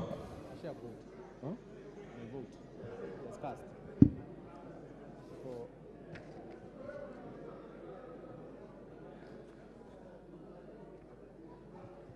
we should continue to the next. Ule share vote. Yeah, sawa. So I'm a vote. So we next got the next. Confirm whether there is. Honorable members, is there any other member who has not voted and would like to vote? Any other member present in the chamber who has not voted and would like to vote?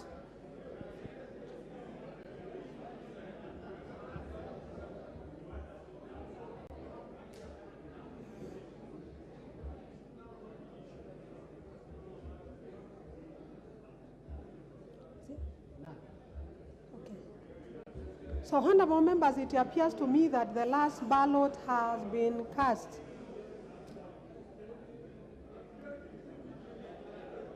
However, if there is any member who has not voted, he or she may now step forward and vote.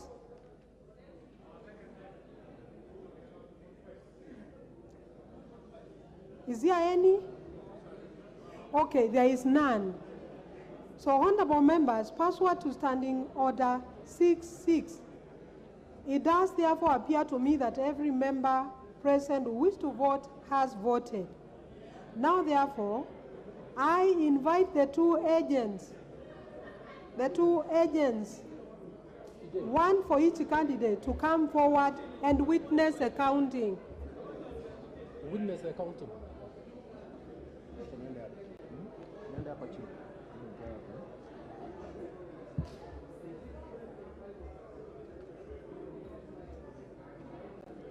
I see the agents have stepped forward.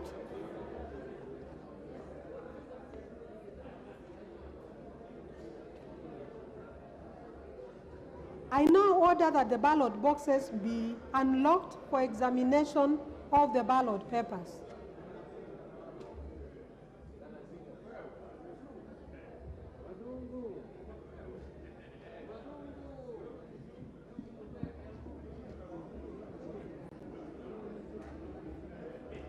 And I further direct that each ballot paper be examined once the boxes are opened.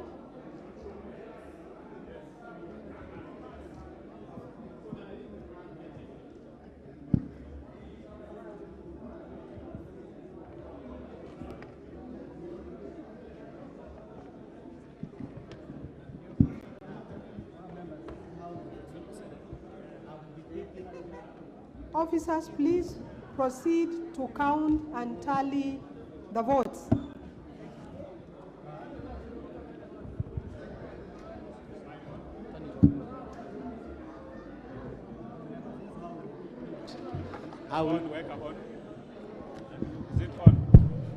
This is how we'll do it. I'll be picking a ballot paper. I display it.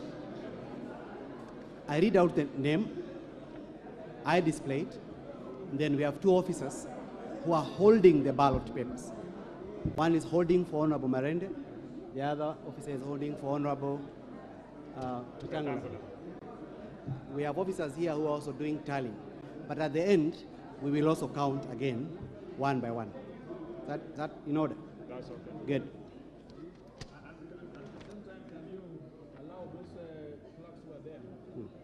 To tally what? Yes. You tally the totals. Give us your tally. Yes. Okay. Moses Masika Wetangula. Yes. Right? Who is holding Masikas? You can't be behind. Sit here. So that full view. The other officer should be there also. Moses Wetangula.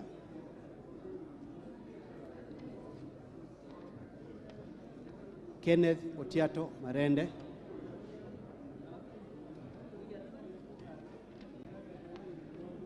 Moses Masika Wetangula.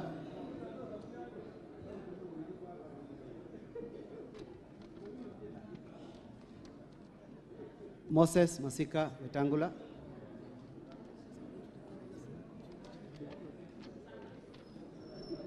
Kenneth Otiato Marende.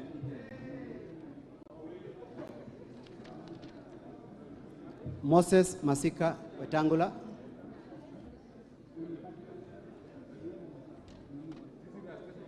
Moses Masika Wetangula.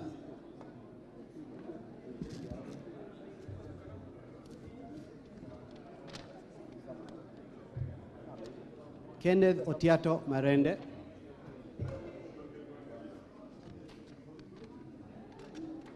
Wetangula.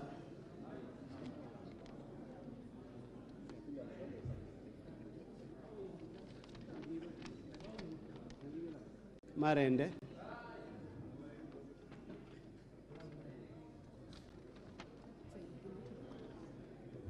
Marende.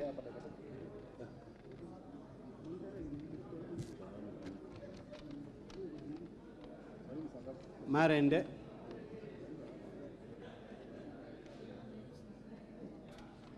Could members kindly clear from here? We only want the officers and the tellers. Members kindly clear from here.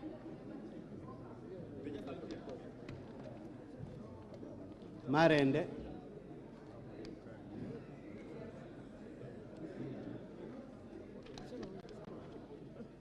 Wetangula.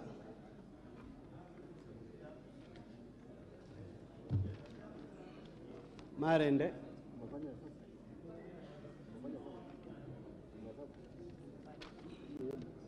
Wetangula.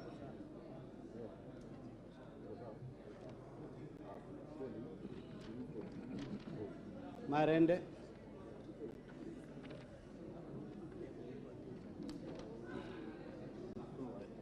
Wetangula.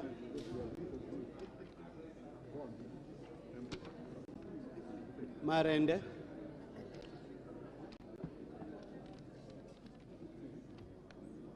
Marende, Marende, Marende, Wetangula,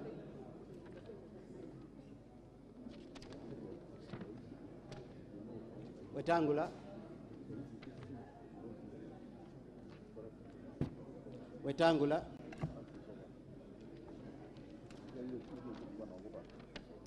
Marende, Wetangula,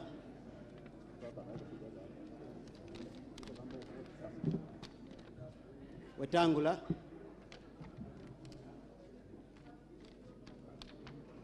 Wetangula,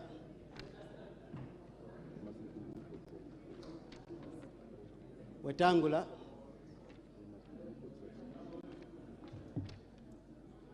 Wetangula,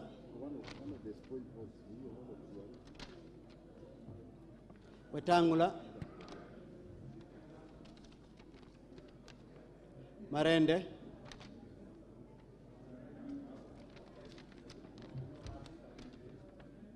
Wetangula,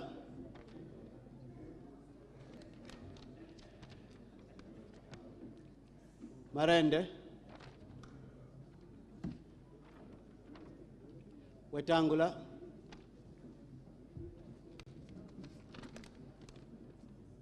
Wetangula, Marende,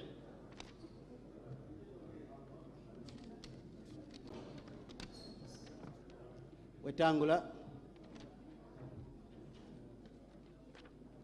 Wetangula,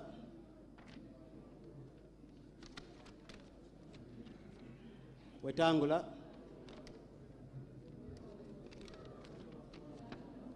Wetangula,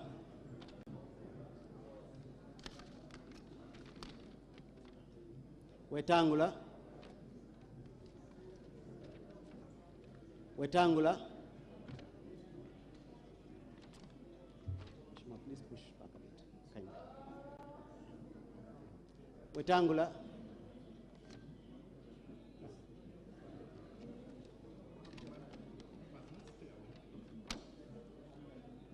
Marende,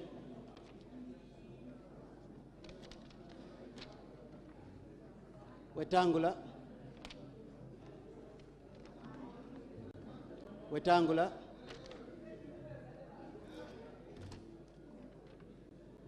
Wetangula,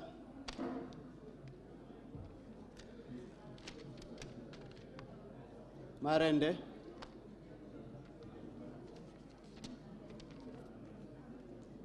Wetangula,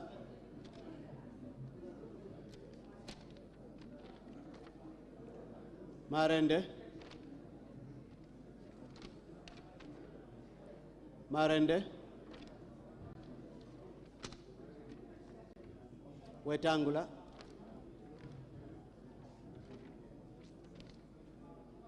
Wetangula, Marende, Wetangula, Wetangula, Marende,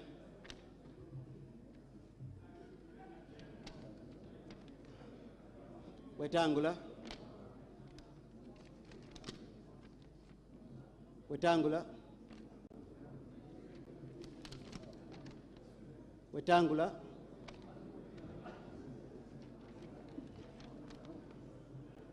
Wetangula,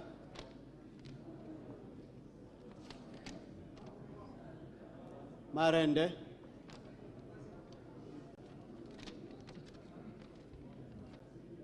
Marende,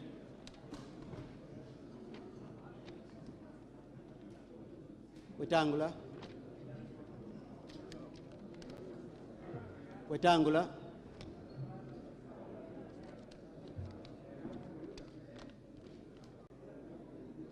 Marende,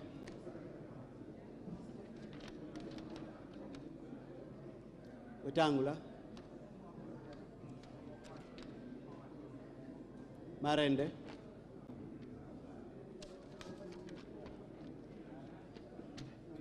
Wetangula,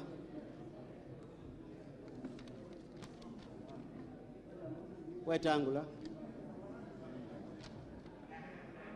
Wetangula,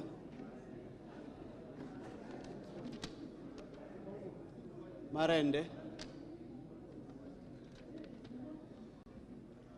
Wetangula,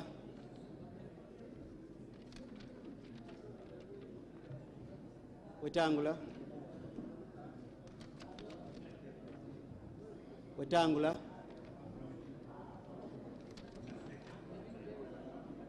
Wetangula, Marende, Wetangula, Wetangula, Wetangula, Marende,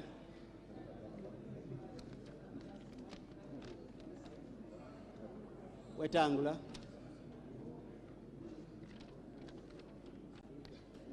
Wetangula,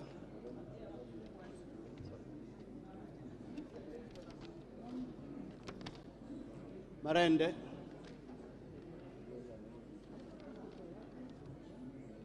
Marende,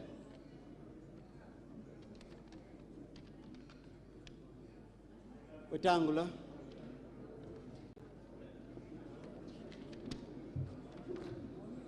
Marende,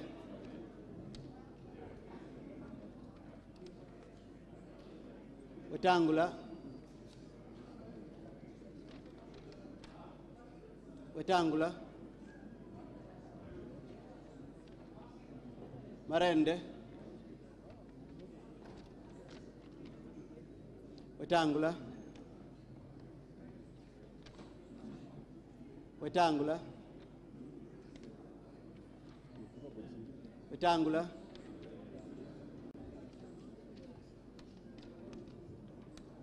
Marende,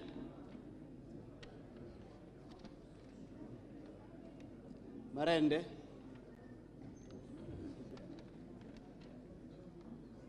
Wetangula,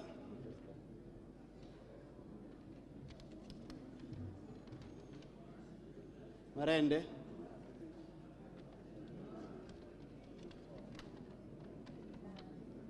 Wetangula,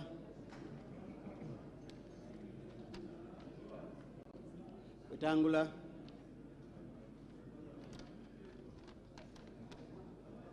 Marende,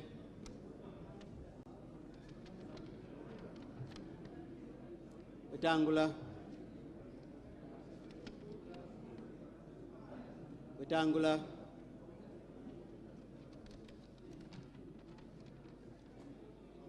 Marende, Marende, Wetangula,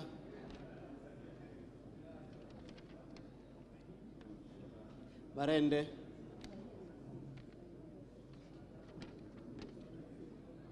Wetangula,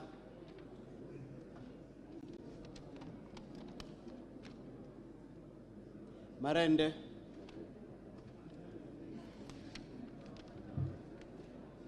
Marende,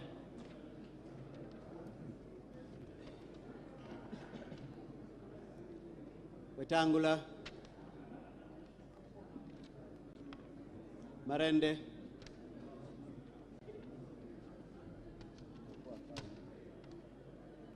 Marende, Wetangula, Wetangula, Wetangula, Wetangula,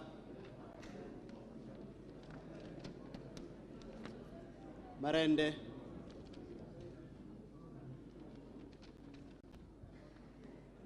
Wetangula, Marende,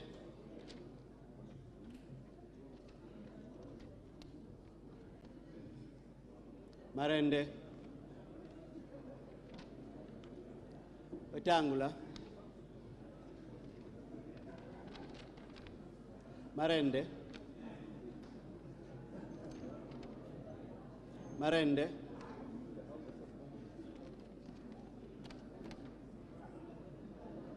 Wetangula,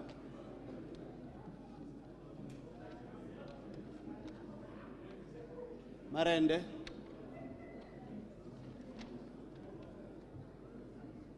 Marende, Wetangula,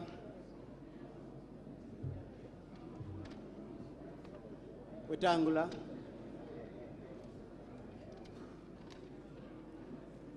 Wetangula, Marende, Wetangula,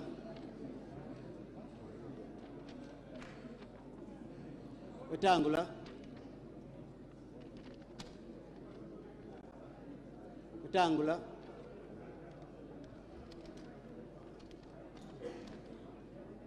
Marende, Marende, Wetangula,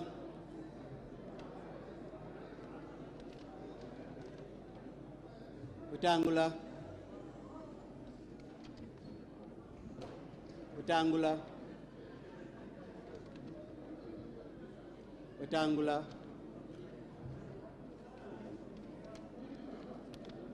Marende, Marende, Marende,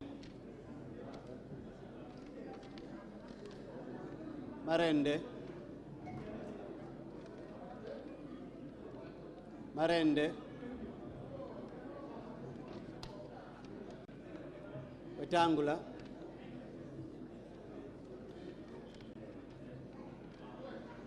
Wetangula,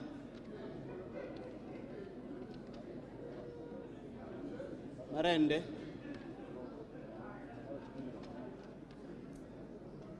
Wetangula,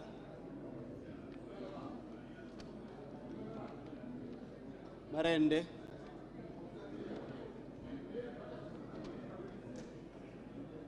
Wetangula,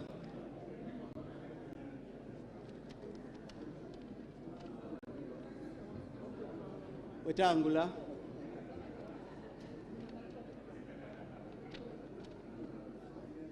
Wetangula,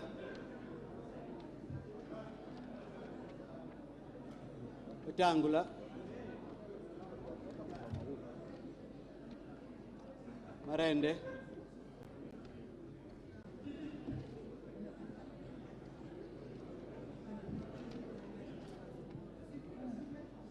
Wetangula, Wetangula,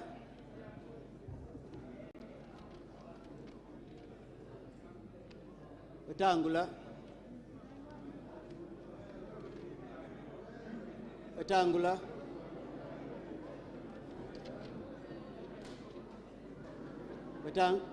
Marende, Marende, Marende,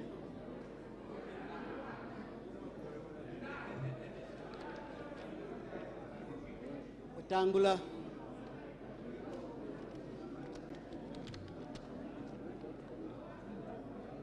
Wetangula,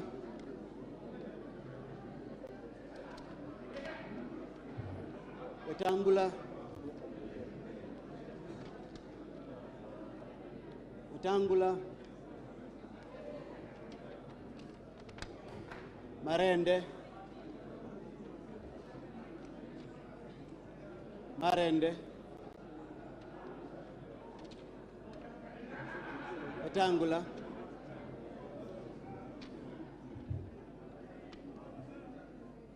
Wetangula, Wetangula,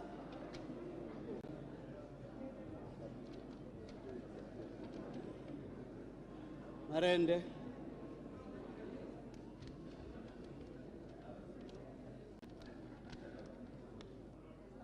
Wetangula,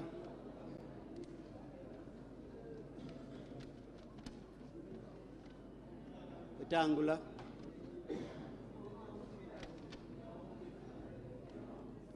Wetangula,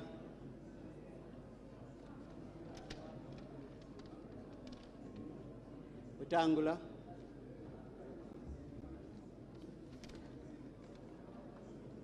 spoiled.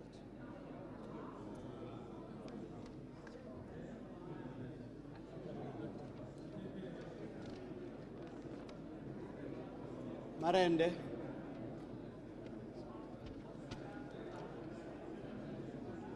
Wetangula,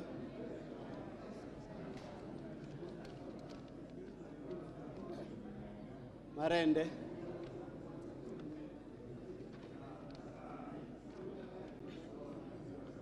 Marende,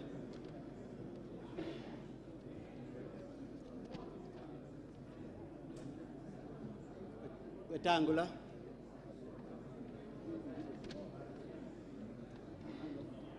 Wetangula,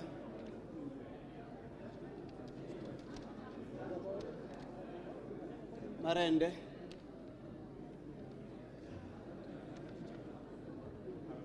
Marende,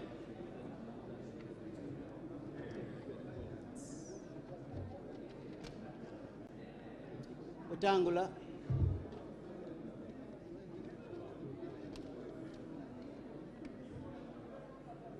Marende, Wetangula,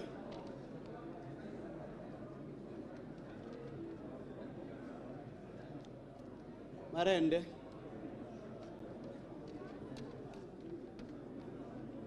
Marende, Wetangula,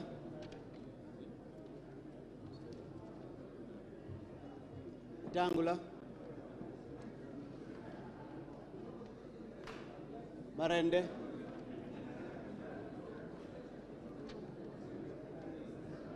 Marende,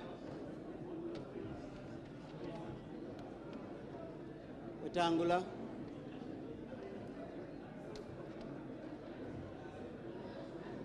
Wetangula,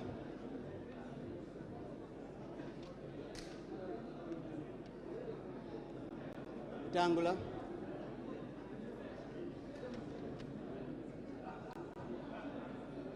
Wetangula,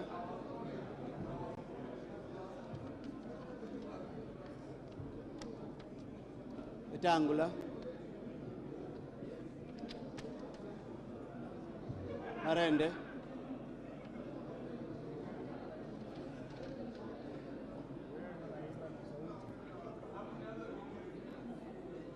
Wetangula,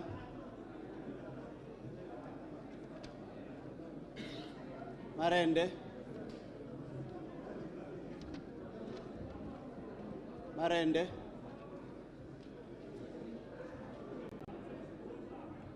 Marende,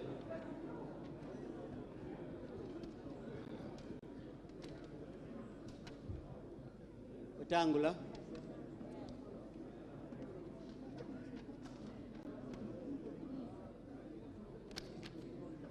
Wetangula,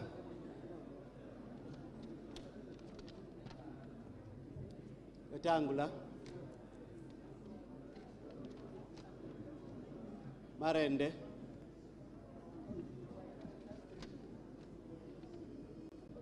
Wetangula,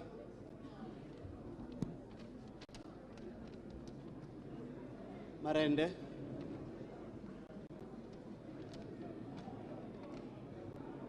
Marende,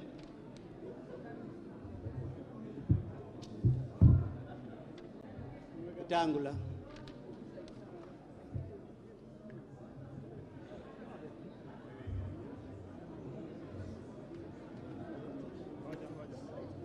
Please open the second ballot for me. Now open. this one is spoiled.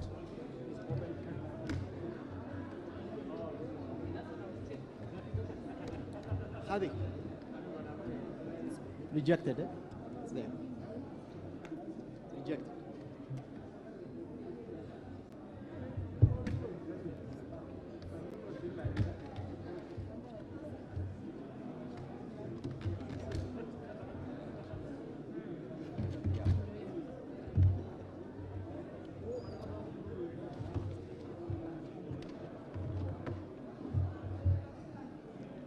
Marende.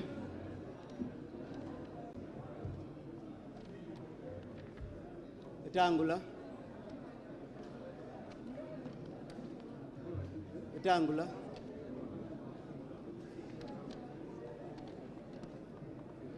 Wetangula.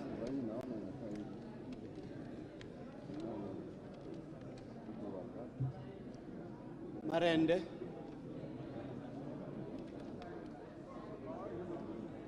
Marende.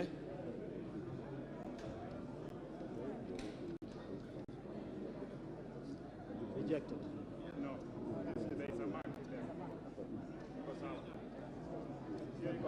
Disputed. No, iko sawa. No, it is completely full.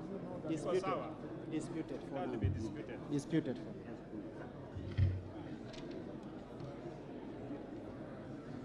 Wetangula.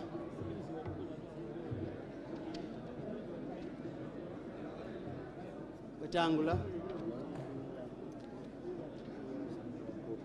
Marende.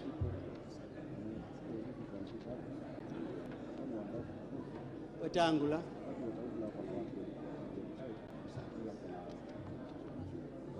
Wetangula. Marende. Marende.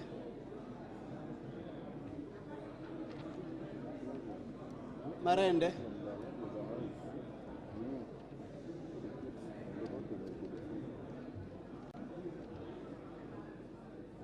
Wetangula.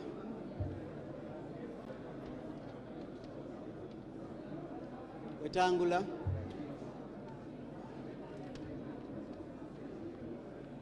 Wetangula. Wetangula. Wetangula.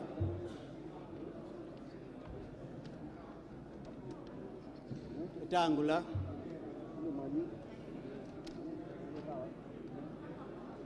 Wetangula.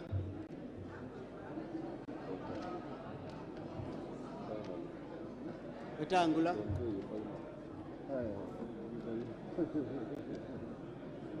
Wetangula.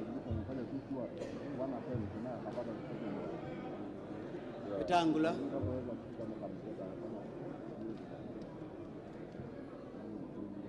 Wetangula.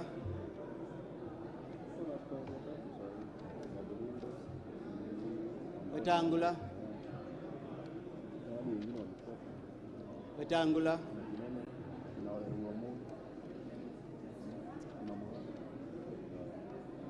Marende.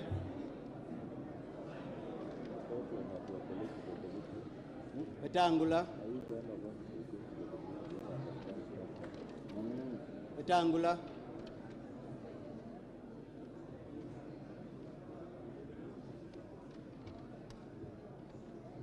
Marende.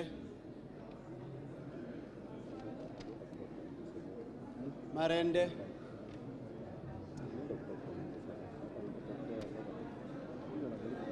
Wetangula.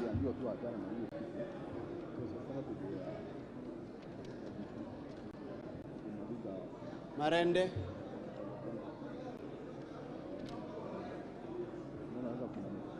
Wetangula.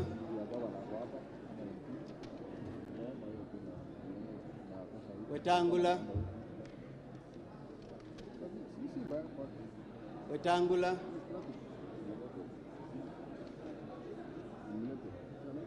Wetangula.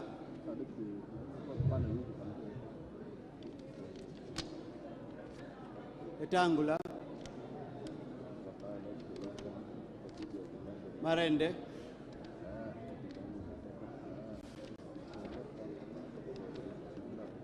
Marende. Wetangula.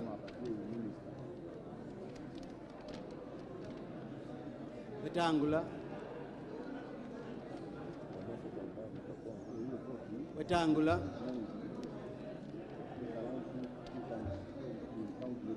Marende.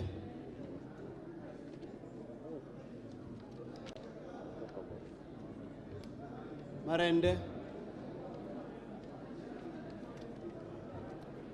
Marende,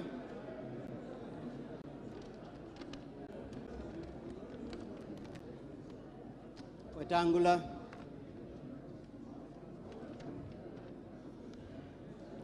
Wetangula,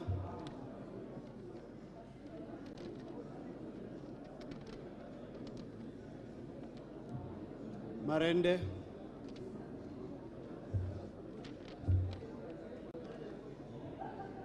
Wetangula,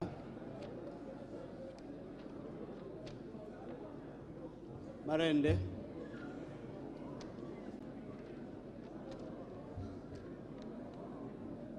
Wetangula,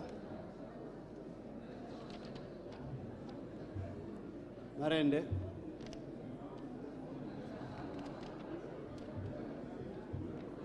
Wetangula,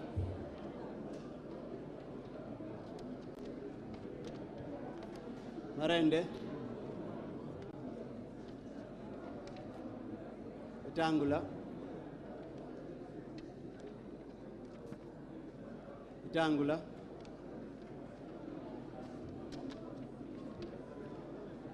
Wetangula,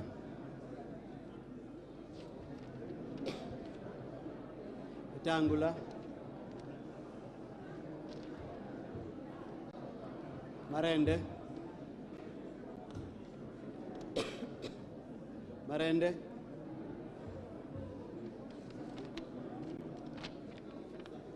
Wetangula,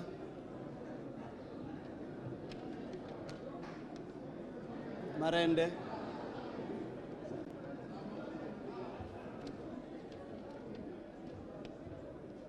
Marende,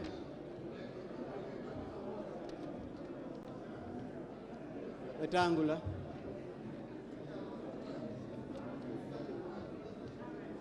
Wetangula,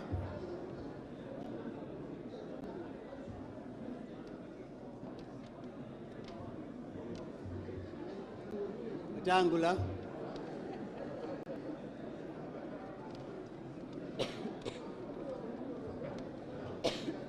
Wetangula,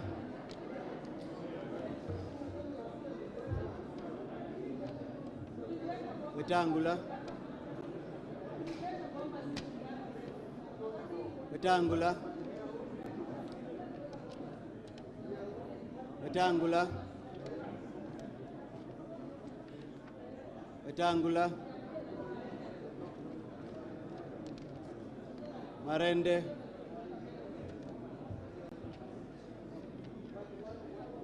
Wetangula,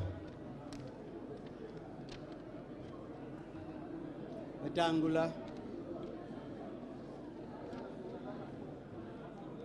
Marende,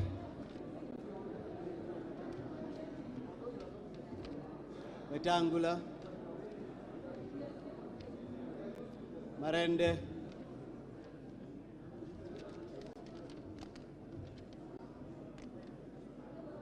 Wetangula, How many marks are those? Swali. Pamoja. 1 mark.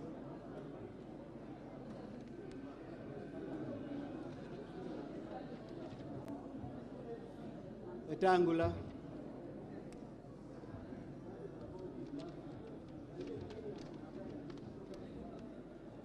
Marende,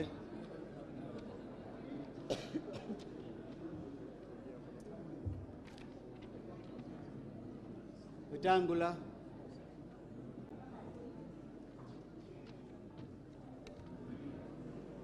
Wetangula,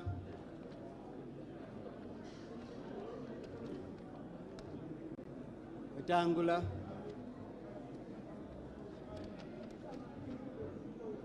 Wetangula,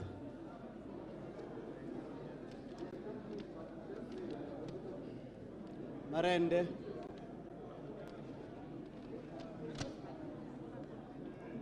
Wetangula,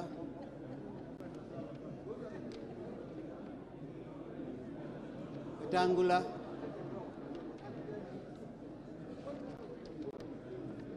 Wetangula, Marende,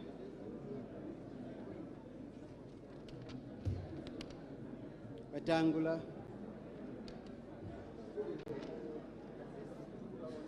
Wetangula,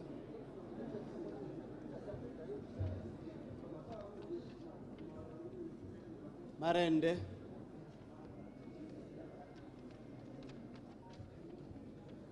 Wetangula,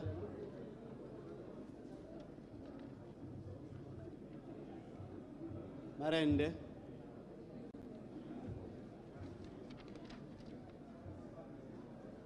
Wetangula,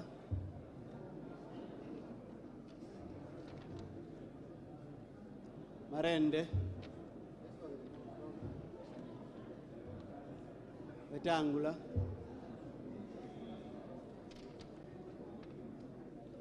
Wetangula,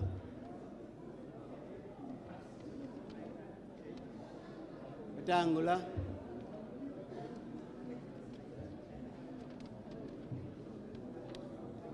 Wetangula,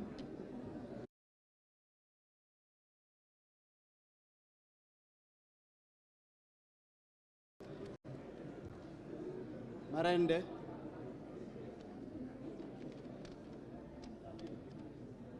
Wetangula, Wetangula,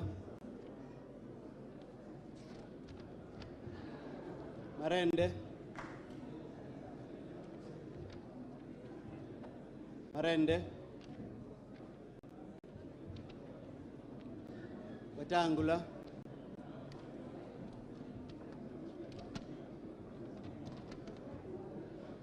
Wetangula,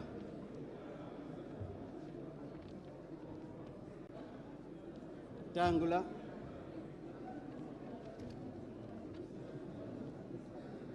Wetangula,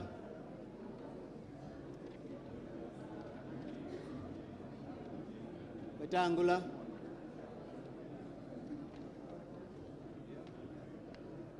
Wetangula, Wetangula, Wetangula,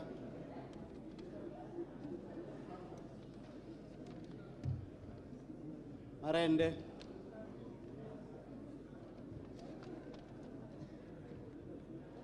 Marende,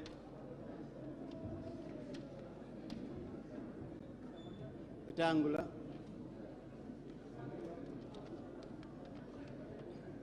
Marende,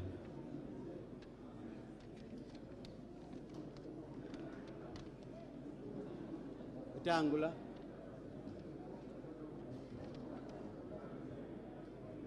Marende,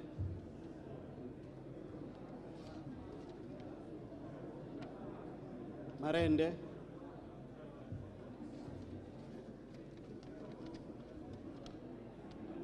Marende,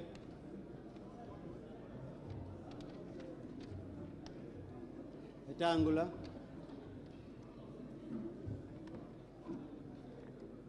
Wetangula, Marende,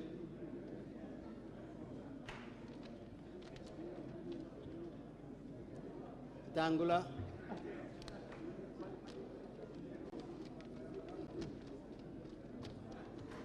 Marende, Wetangula,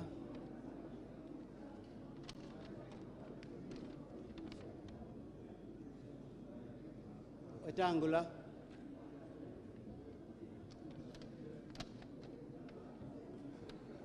Wetangula,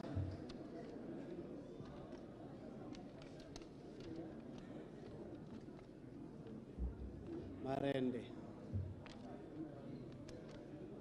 The small piece here It's part of the other. that seems to be part of this. Yes. I will leave it. I will leave it to the tellers. No, it is part of that. It's all of this out. It is, yes. It is complete. Okay, let us argue that. It is complete. Thank you. We will call it disputed. In the meantime, we will do the tally. But why can't we sort it out? That is part of that. It is the returning officer will say. Okay. Right.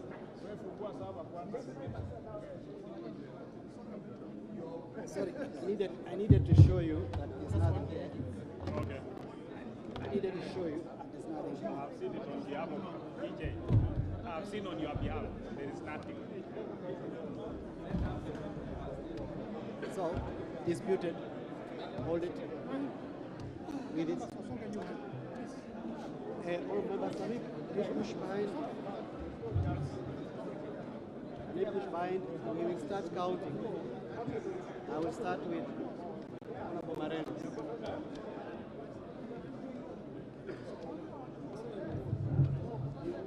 Tell us. Yes. Tell us, officers.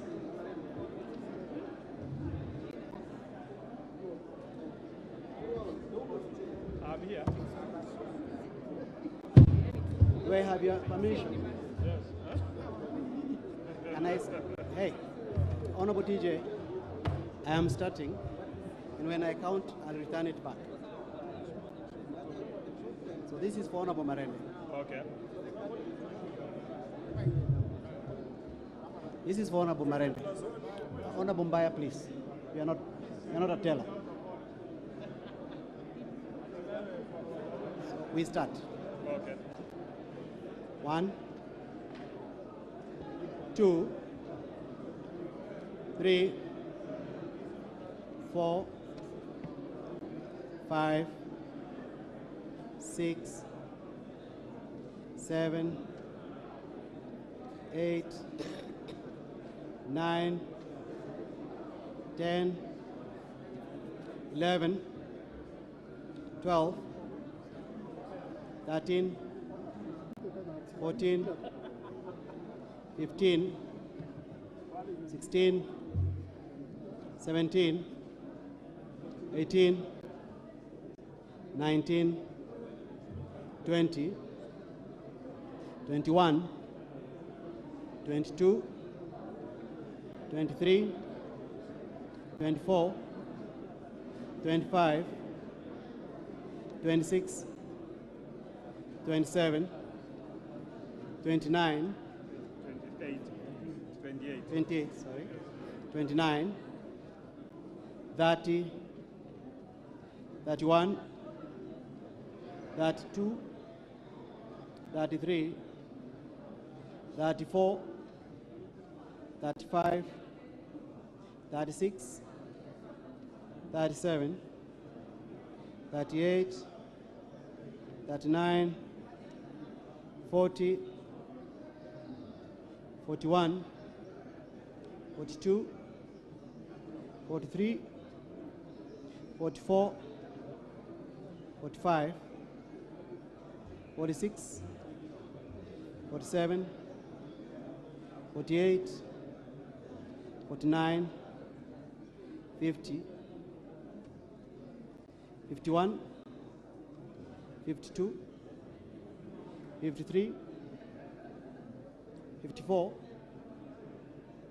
55, 56, 57, 58, 59, 60, 61, 62, 63, 64, 65, 66, 67, 68, 69, 70, 71, 72, 73, 74, 75, 76, 77, 78, 79, 80, 81, 82, 83, 84, 85,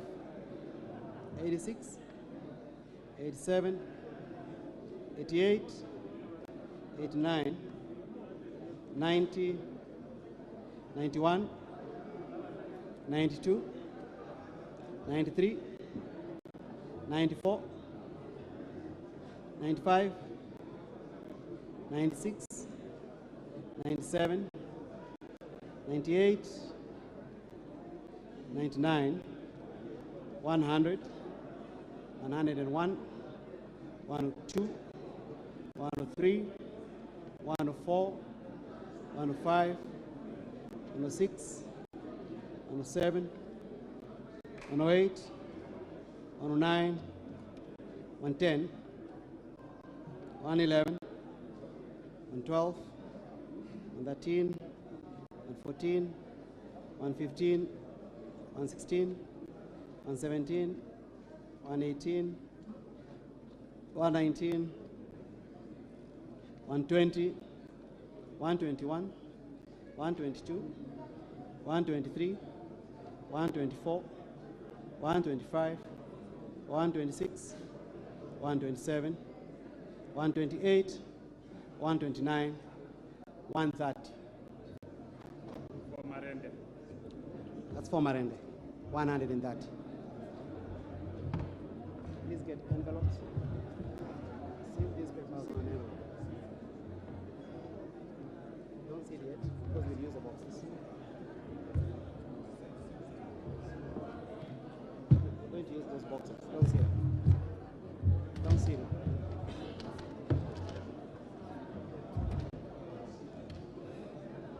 Okay.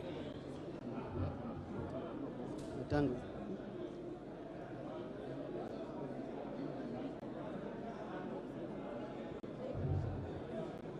We're counting for Honorable Wetangula, right? 1, 2, 3, 4,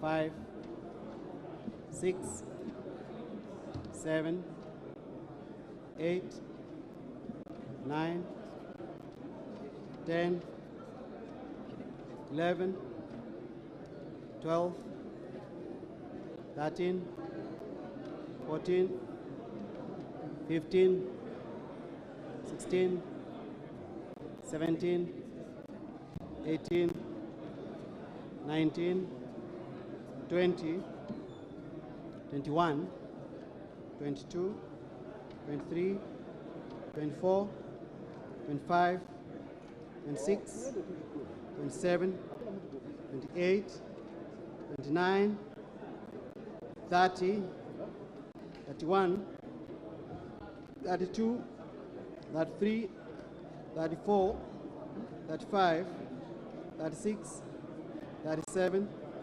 38, 39, 40, 41, 42, 43, 44, 45, 46, 47, 48, 49. That is 49. The one you've dropped now is 49. Sure? Yes. 49. So you are going to 50, yeah. Okay. 50, 51, 52, 53, 54, 55, 56, 57, 58, 59, 60, 61, 62, 63, 64, 65, 66,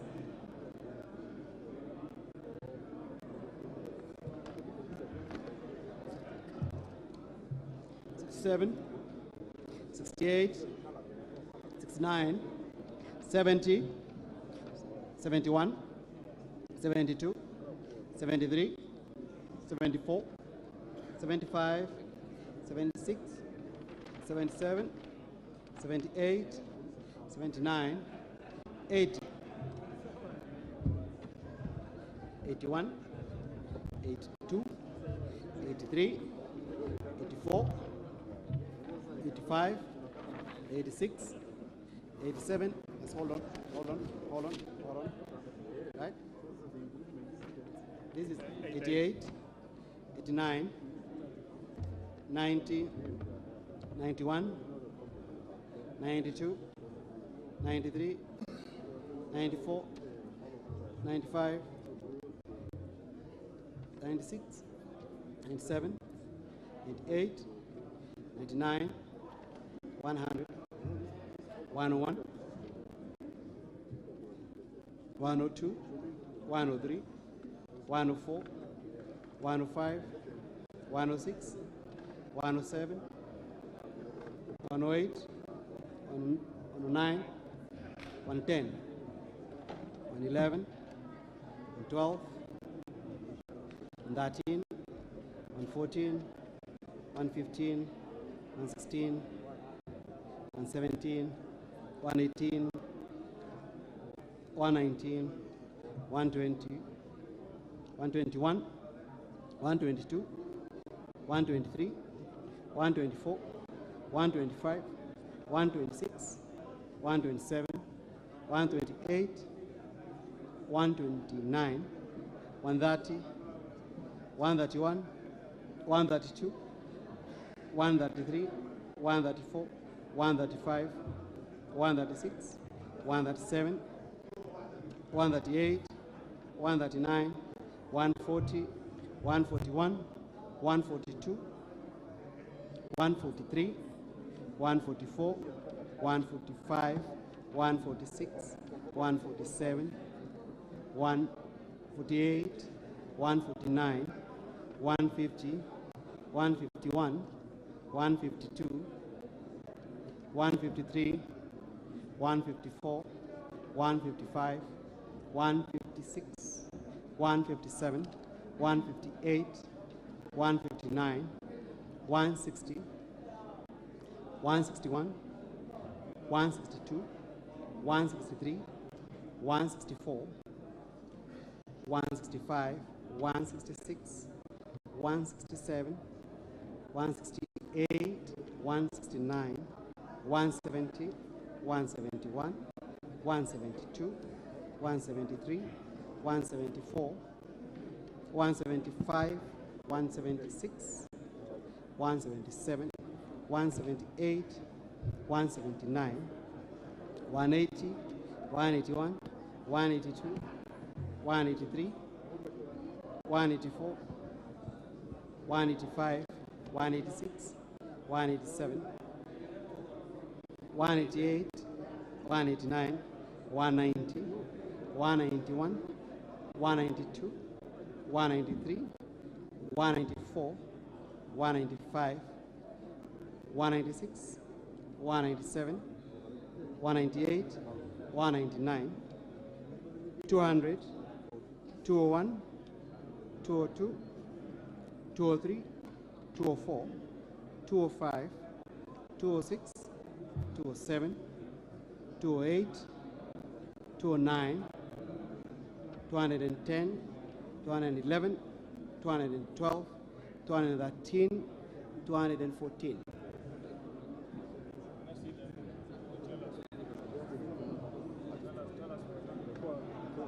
Tell us for Wetangula. It is there. That is it. 214. 214 on that. Is that the same number you have? The same number. Same number? Good. Now we have one disputed. One disputed. We have one disputed. So we'll Let's ask agree.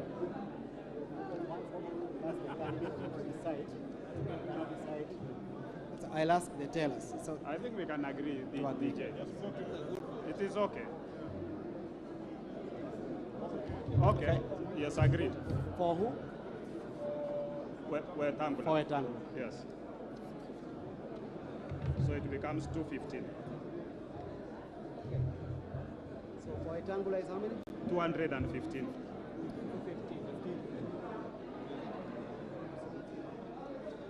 For Marende? 130.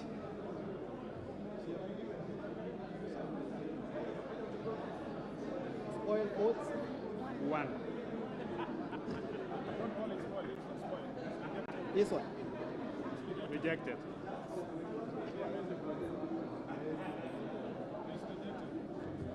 Rejected vote? 1. 1.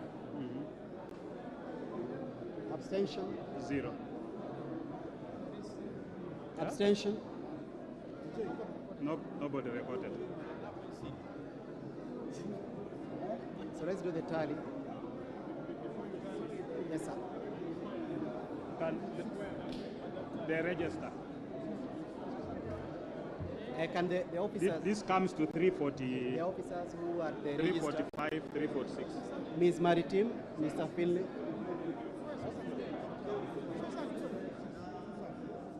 Miss Maritim. This comes to 346.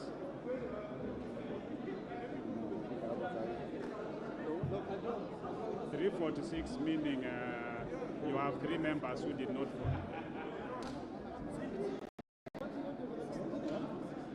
Mr. Tiampati, how many? Your list. Okay. 346. Miss Maritim, where is the list? Susan. That you are cancelling with Mr. Finley.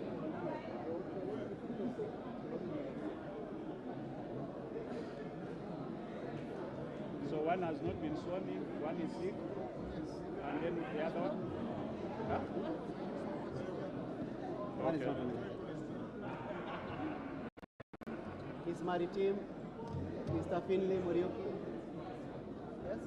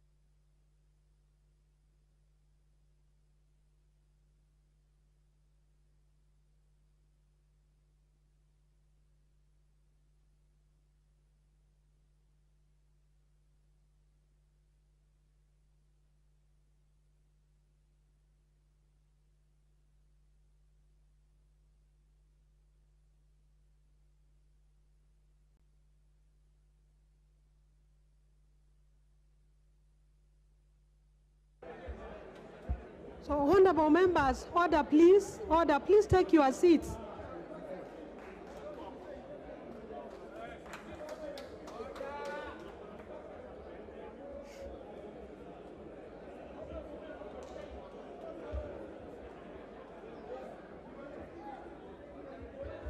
Honorable members, please take your seats.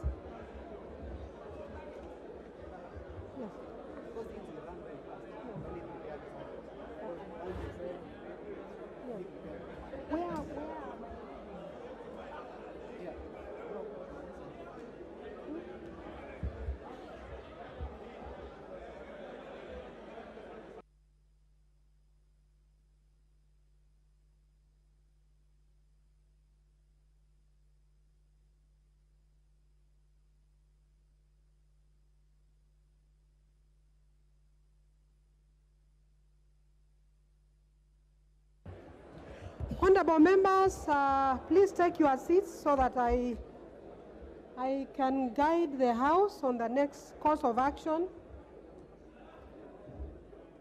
Honorable members, as earlier mentioned, Standing Order number 7.1 provides that a person shall not be elected as Speaker unless supported in a ballot by the votes of 2/3 of all the members. That is, unless supported in our case by the votes of 233 members. Honorable members, it is clear from these results that none of the candidates has met the threshold required under Standing Order 7.1 to secure the first round of the win. Now, I say this because in the results that I have with me, the results are as follows. Yes. The Honorable Moses Masika Wetangula has scored 215 votes for this first ballot, while the Honorable Kenneth Marende has scored 130 votes. So the total number of valid votes cast is 345. We have one spoiled vote. We have no, yes. We have one abstention. We have no abstention. So the total number of votes that were cast, or the total number of votes, is 346. This is signed by the tellers, the Honorable TJ Kajwang, MP, and the Honorable Dr. Robert Pukose, MP. Given this scenario, we do not have a clear winner. What ordinarily ought to happen is that this should take us into the remit of Standing Order number 7.2, which provides that if no candidate is supported by the votes of 2/3 of all members, as has happened in this election, a fresh election shall be held. And in that election, the only candidates shall be the candidate or candidates who received the highest number of votes in the ballot referred to in paragraph 1. In this case, the Honorable Moses Masika Wetangula. And the candidate or candidates who in that ballot receive the next highest number of votes. In this case, the Honorable Kenneth Marende. Indeed, there are no other candidates, as you are aware. Honorable members, we should therefore be proceeding to the next round of ballot. However,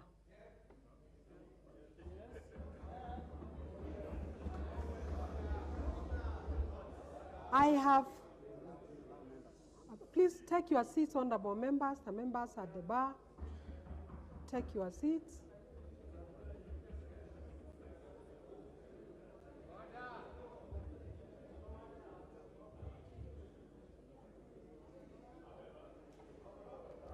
Please take your seats. However, I have received a written communication from one of the candidates, namely the Honorable Kenneth Marende, indicating that he does not wish to proceed to the next round of ballot.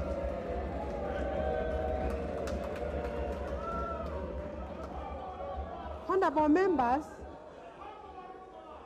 members, this communication is witnessed by the member for Suna East, the Honorable Junet Mohammed.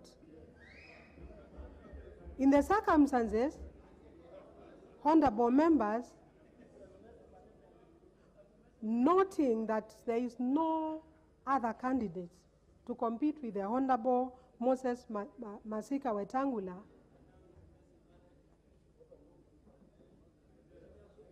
I now take this opportunity to declare that the Honorable Moses Masika Wetangula stands elected as the Speaker of the National Assembly.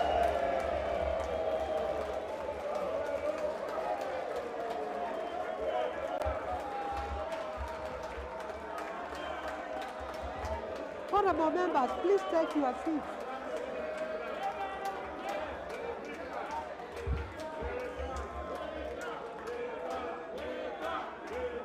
Honorable members, please take your seats. Please take your seats. Please take your seats. So, honorable members, now having declared the Honorable Moses Masika Wetangula elected as the Speaker of the National Assembly of the 13th Parliament, I now direct the Chief Sergeant at Arms to search for the said Moses Masika Wetangula, identify and present him before me here in the assembled house, so that he may take and subscribe to the oath of office of a Speaker in accordance with the Constitution. Chief Sergeant at Arms, proceed.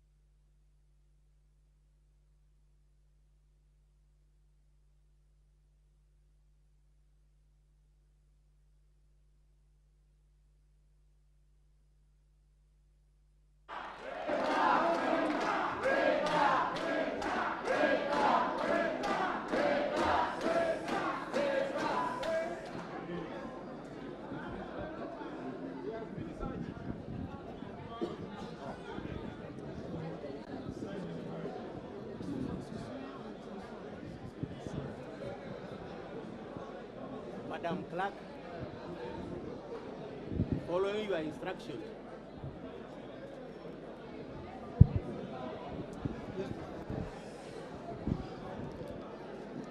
Madam Clerk, following your instructions, I now present to you Honorable Moses Masika Wetangula. Congratulations, Mheshimiwa. Yes.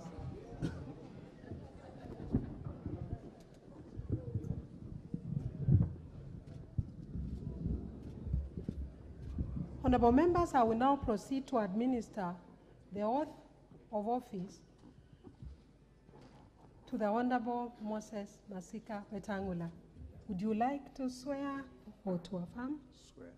Swear with the Bible? With the Bible. English or Kiswahili? Whichever. English. Please proceed.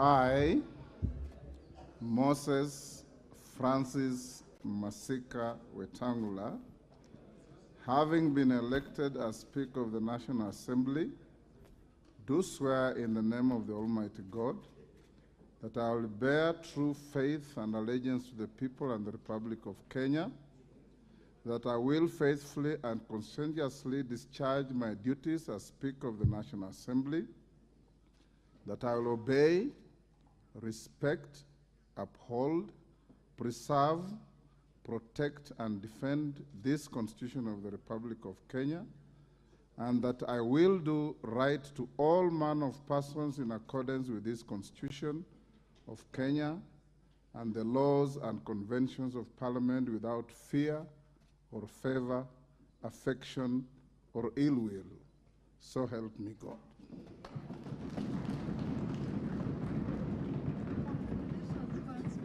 Thank you. Proceed to subscribe to the oath of office by signing the oath.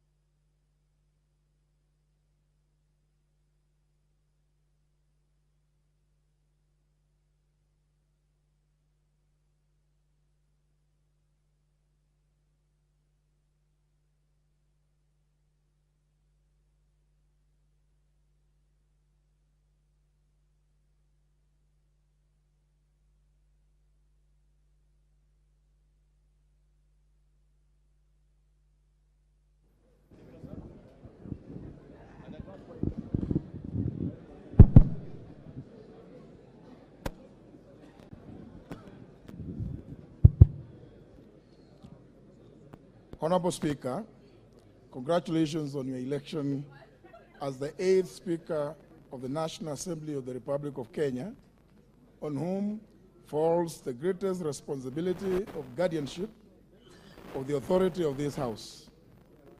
I do wish you well and commend that you submit to the will of the House. As you assume the office and embark on discharging the duties of the Speaker, I trust that you will find this set of past rulings by your predecessors most useful. Congratulations, Mr. Speaker.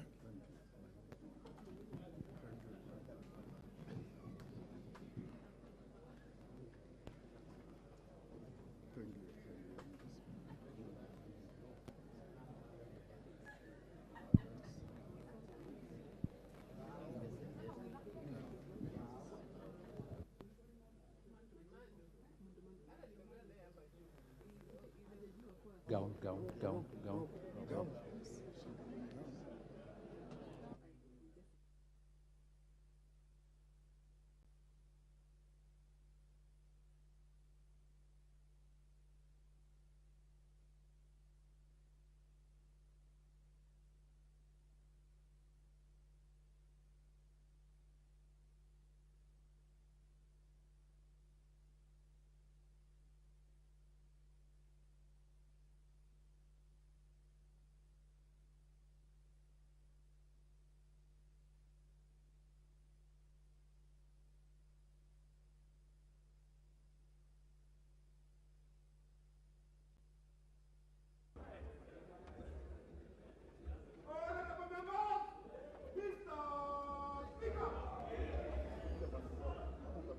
I want to go there.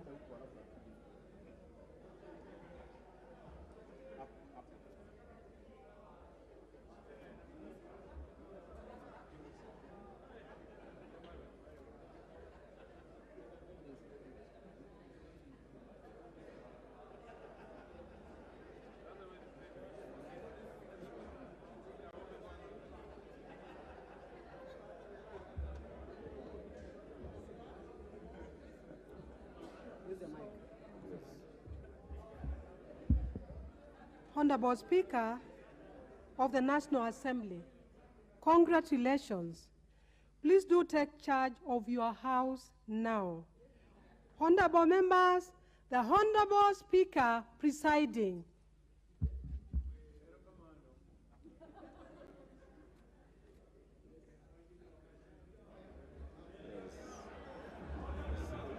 I see.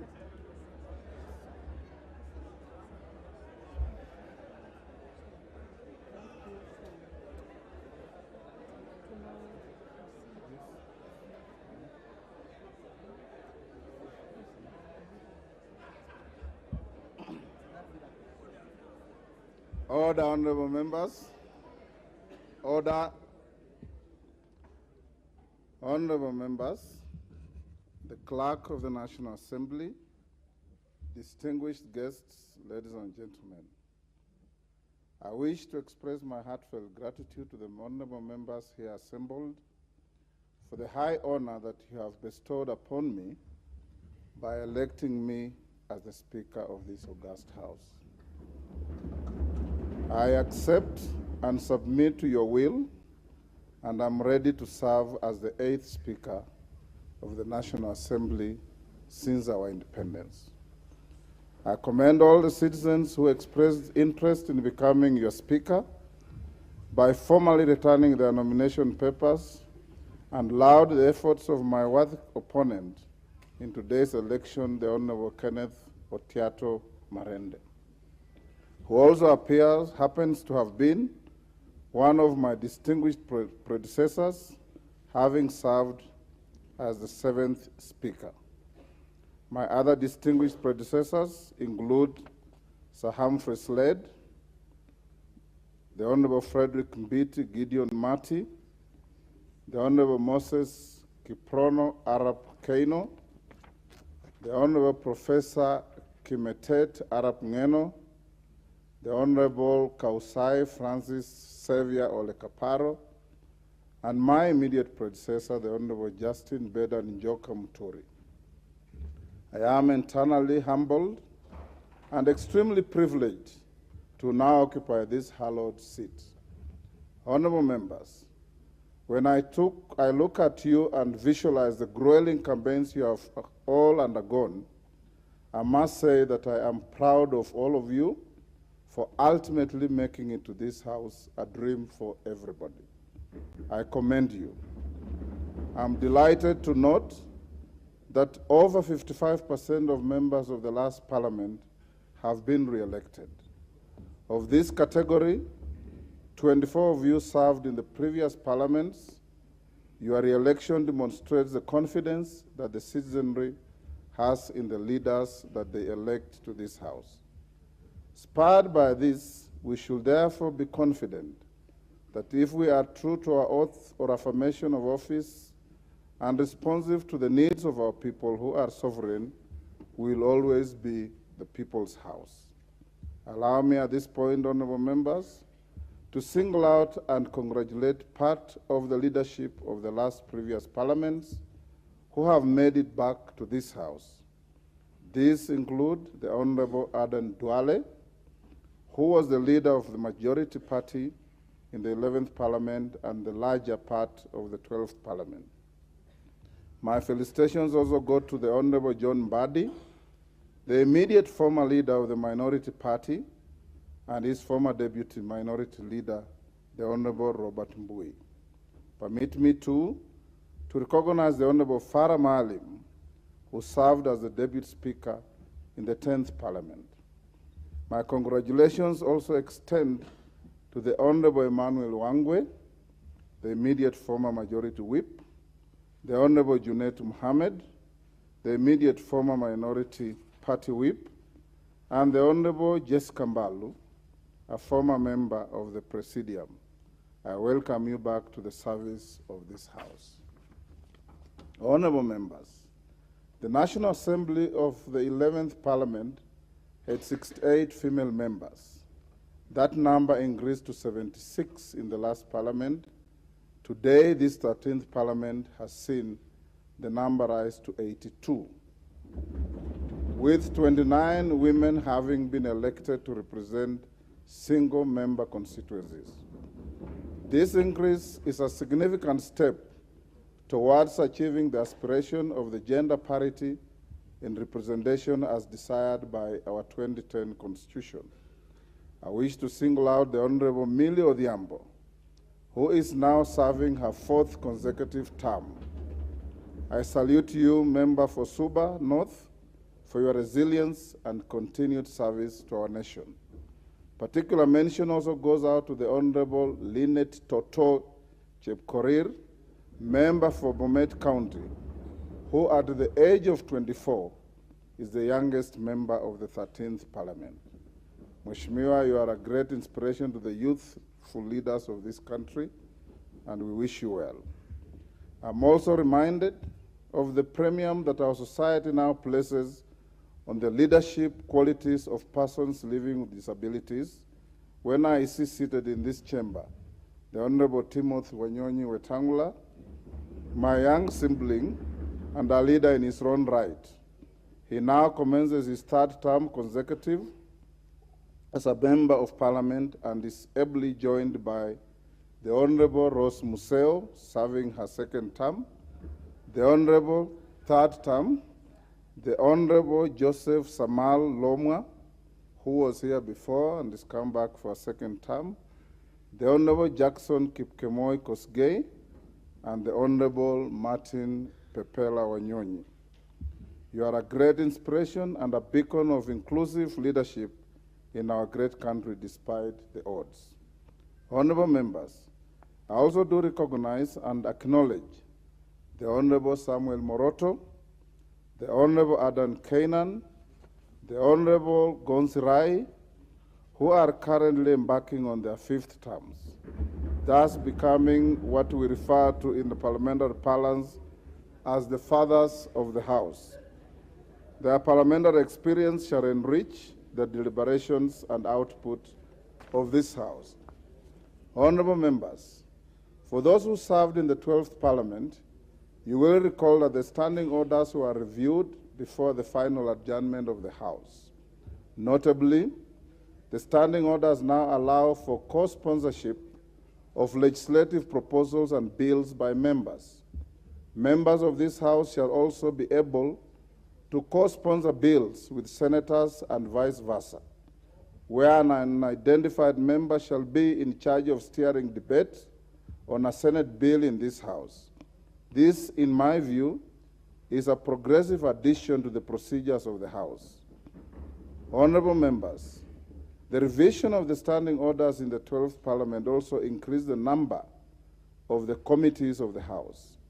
New committees include the Diaspora Affairs and Migrant Workers Committee, the Public Petitions Committee, the Public Debt and Privatization Committee, and the Decentralized Funds Accounts Committee. These changes and many others to the standing orders shall strengthen and streamline the workings of Parliament. Honorable members, my predecessor, the Honorable Justin Muturi, in his acceptance speech after being re-elected as Speaker for the 12th Parliament, undertook to implement a paperless system in the House. This was in line with the strategic pillar 4 of the Parliamentary Service Commission Strategic Plan 2019 to 2030 on the implementation of an e-Parliament by automating and digitizing all systems and processes. In this regard, I urge you all to be friends with the electronic gadgets in this House and in the committees. Honorable members, speaking of the Honorable Justin Muturi, what many of you may not know is that he's not just my predecessor. He was my roommate at the University of Nairobi, at the School of Law. He was also my classmate. He is my age mate and a longtime friend. We made our debut in Parliament together in the 7th Parliament. We were appointed earlier in our years as magistrates on the same date. Indeed, I do not know whether to call it fate, sheer coincidence, or maybe it's God's plan, but whatever it is, our paths in life have always met, and today they meet again. Indeed, although once in a while we have found ourselves in different political sides, our friendship with the Honorable Muturi goes back many years, and I'm therefore honored today to take over from my dear friend. Honorable members, the Honorable Justin Muturi shall be remembered for the great legacy and reforms he leaves behind, and you do not have to look further, just look around. Members who have previously served in this House can attest to this. Members of the 13th Parliament shall move into the new modern offices in the tall brown building you may have seen at the corner of the Parliamentary Square, a project that was well executed under Honorable Muturi's leadership. As the chairperson of the Parliamentary Service Commission, he has left behind an excellent and professional parliamentary service. His communications and rulings on various constitutional, practice, and procedural matters were landmark, novel, and rich in jurisprudence. I could go on and on, but all I can say, he did a great job for this House and this country. Honorable members, I'm particularly honored that for the first time in the history of Parliament, the Honorable Justin Muturi has also set a precedent through a symbolic and formal handover process that you just witnessed when I was declared the Speaker. This is not only honorable, but it is an act that shall remind us for a long time of his great leadership style. The symbolic handover process by a Speaker should indeed be part of the traditions of this House, and it is a practice we should carry on. Having said this, join me now in applauding the former Speaker of this House, the Honorable Justin Muturi. Thank you. Honorable members, the author Gary Levy, in the book Speakers of the Canadian House of Commons, notes that presiding officers in the Commonwealth customary relinquish their right to participate in debates. Put differently, despite the title, a speaker does not speak but allows members to speak and presides over debate in the House. I'm aware that the Constitution precludes the Speaker from voting on any question proposed for decision in the House. But as your Speaker, I'll let my work speak for me. Honorable members, in this 13th Parliament, I undertake to prioritize two key issues.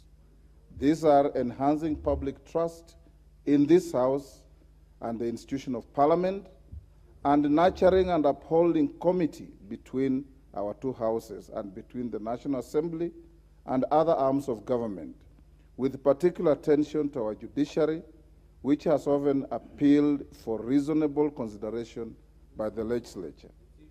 Honorable members, the Constitution states that the authority that has been assigned to you and I under oath is a public trust. Hubert Humphrey, the 38th Vice President of the United States of America, is quoted to have stated that, I quote, "Anyone who has ever been elected to public office understands that one commodity above all others, namely the trust and confidence of the people, is fundamental in maintaining a free and open political system." In assuming our respective offices in this House, we are under a constitutional obligation to discharge our mandate in a manner befitting the offices that we have been entrusted to hold. As your Speaker, I undertake to strengthen public trust in the institution of Parliament. I will be keen to midwife, through the Parliamentary Service Commission, live broadcast of committee proceedings and the full operationalization of Bunge TV channels to highlight the work done by this House and its members.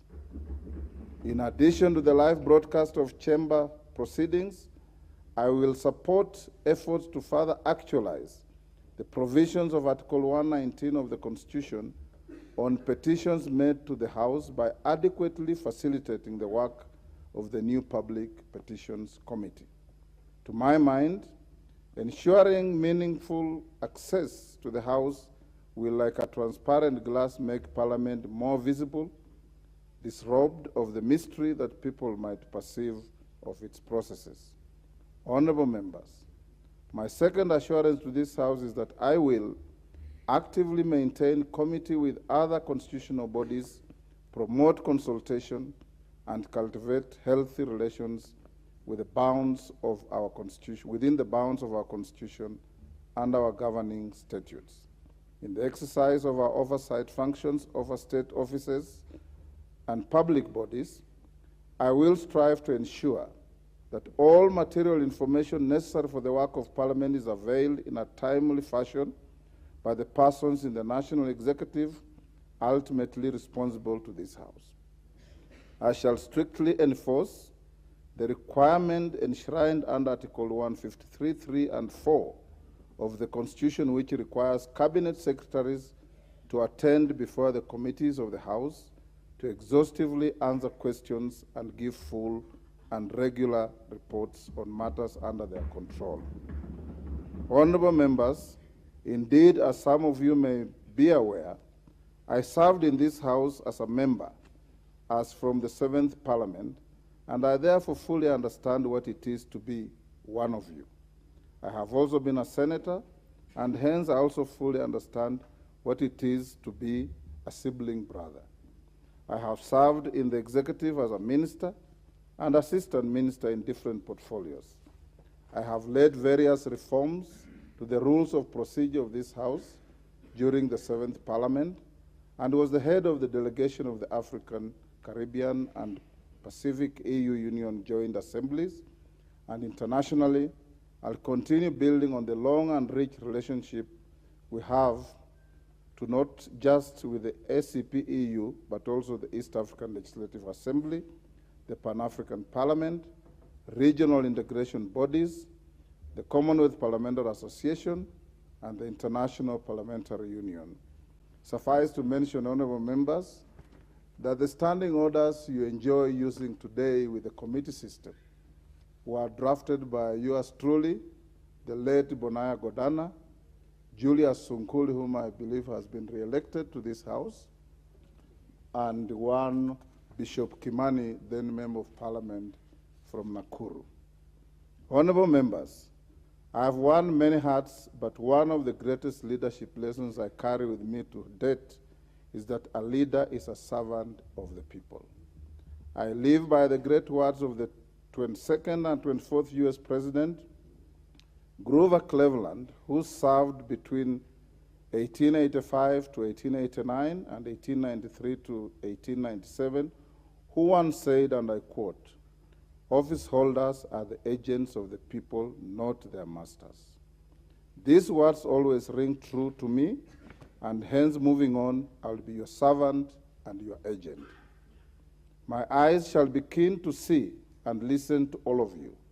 My office will not be an ivory tower, it will be accessible to all of you. Understand to be impartial and promise to see to it that you are able to effectively discharge your constitutional mandate. I am fully confident of building on the past successes of this House and charting new paths that will lead us to more glory and maintain this House as the pride of all Kenyans. Honorable members, I wish to inform you that the National Assembly has organized an induction retreat for all members of this House, which will take place from 18th to 24th September 2022 at a venue to be communicated in due course. This retreat will be a great opportunity for you to thoroughly acquaint yourselves with your mandate, parliamentary processes, and the secrets and tools that will give you a head start as in serving your electorate. I encourage you to attend all these sessions.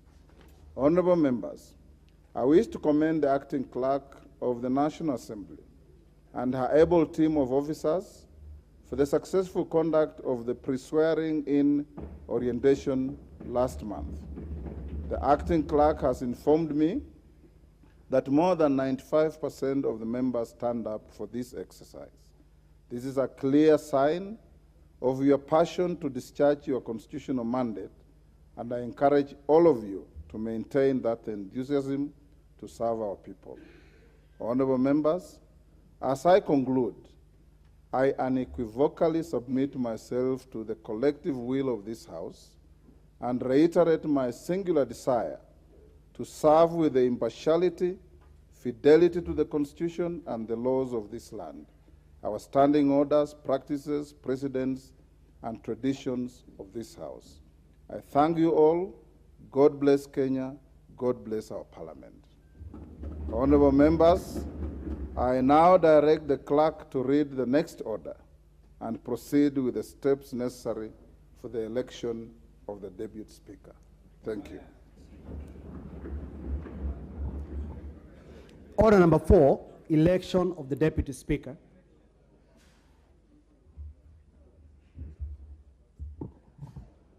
Honorable Speaker, I have the following report to make as a returning officer on this order. His Excellency the President of the Republic of Kenya and the Commander-in-Chief of the Kenya Defense Forces notified this first sitting of the National Assembly of the 13th Parliament via Gazette Notice number 10527 of 2022, dated 5th September 2022. Pursuant to the provisions of Article 1062A of the Constitution, the office of the Deputy Speaker of the National Assembly became vacant when the previous holder, as a member of the House, vacated the office under Article 103 of the Constitution. Honorable Speaker, honorable members, in exercise of the power conferred by Standing Order number 13, I notified the general public of a vacancy in the office of the Deputy Speaker of the National Assembly via Gazette Notice number 10530 of 2022, dated 5th September 2022. I additionally publicized the declaration of the vacancy by advertisement in 3 newspapers of national circulation. In the notice and the advertisement, I invited interested persons who qualify to be elected as Deputy Speaker of the National Assembly in accordance with the Constitution to submit their nomination papers for election as Deputy Speaker of the National Assembly. The following 7 persons collected nomination papers from the office of the Clerk of the National Assembly between Monday, 5th September 2022 and Wednesday, 7th September 2022. 1. Robert Gishimu Githinji. 2, Farah Maalim. 3, Gladys Jepkosgei Boss. 4, Farah Yusuf Mohammed. 5, Moses Gushine Kirimi. 6, Paul Otiende Amolo. 7, George Peter Opondo Kaluma. Honorable Speaker, as per the Gazette notice and the advertisement, a person who collected nomination papers was required to submit the completed nomination papers together with their curriculum vitae and the relevant supporting documents to the Clerk of the National Assembly in Committee Room Number 7, Main Parliament Building, not later than 8:30 p.m. on Wednesday, 7th September 2022. The office of the Clerk of the National Assembly remained open on Monday, September 5th, 2022, from 2:30 p.m. to 8:30 p.m., Tuesday, 6th September 2022, from 7 a.m. to 8:30 p.m., and Wednesday, 7th September 2022, from 8 a.m. to 8:30 p.m., for purposes of both collection and return of nomination papers. Honorable Speaker and honorable members, at the close of the nomination period, the following 3 persons had submitted their nomination papers for election as Deputy Speaker of the National Assembly. The Honorable Farah Maalim, the Honorable Gladys Jepkosgei Boss, and the Honorable George Peter Opondo Kaluma. Further, Honorable Speaker, I wish to notify the House that I received a letter from the Honorable Dr. Otiende Amolo, dated the 7th of September 2022, conveying the withdrawal of his candidature for election as Deputy Speaker of the National Assembly.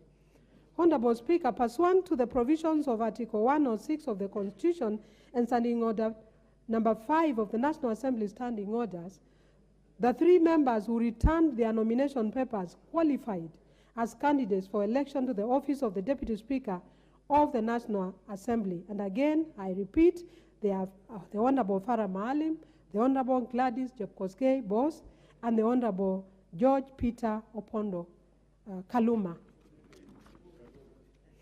Accordingly, Honorable Speaker, I published and made available to all members the list showing the 3 members qualified as candidates for election as the Deputy Speaker of the National Assembly in the ballot to be conducted during the 3rd business of the 1st sitting of the House.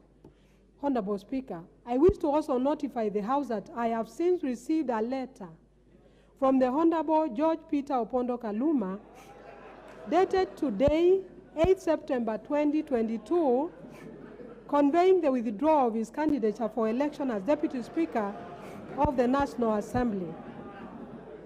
His decision therefore compels me to invoke the provision of Standing Order 8 on withdrawal of a candidate, which provides that, and I quote, a candidate may, by written notice to the clerk, withdraw his or her candidate or her name before the ballot is started, and in the event of such withdrawal, the clerk shall cross out the name of that candidate off any ballot paper issued for that or any other subsequent ballot. Accordingly, Honorable Speaker, I therefore would like to request that the name of the Honorable George Peter Opondo Kaluma be crossed out before the issuance of the ballot for the election. The provisions of Standing Order Number 13 provide as follows, and I quote, the procedure for electing a Deputy Speaker shall, with necessary modifications, be the same as that prescribed for the election of the Speaker. Honorable Speaker, for the record, Standing Order 6 provides as follows with regard to the voting procedure where more than one candidate qualifies to stand for election as Speaker. The election of Speaker shall be by secret ballot. The clerk shall, at the commencement of each ballot, cause the ballot box, empty and unlocked, to be displayed to the House, and shall, in the presence of the House, lock the box, which shall thereafter be kept in the full view of the House until the completion of the ballot. In this regard, Honorable Speaker, each honorable member will be issued one ballot paper at the table and proceed to cast his or her vote at the voting, to mark his or her vote at the voting booths. Ballots shall be issued by the officers to the members on either side of the house. A member who wishes to vote shall mark his or her ballot paper by placing a visible mark in the space provided beside the name of the candidate he or she wishes to vote for. Thereafter, the member should fold the marked ballot paper before leaving the booth and deposit it in the ballot box. A member who, before conclusion of a ballot, has marked his paper in error may, by returning it to the clerk, obtain another in his place. The first ballot paper shall be marked cancelled and shall be destroyed. Honorable members, when it appears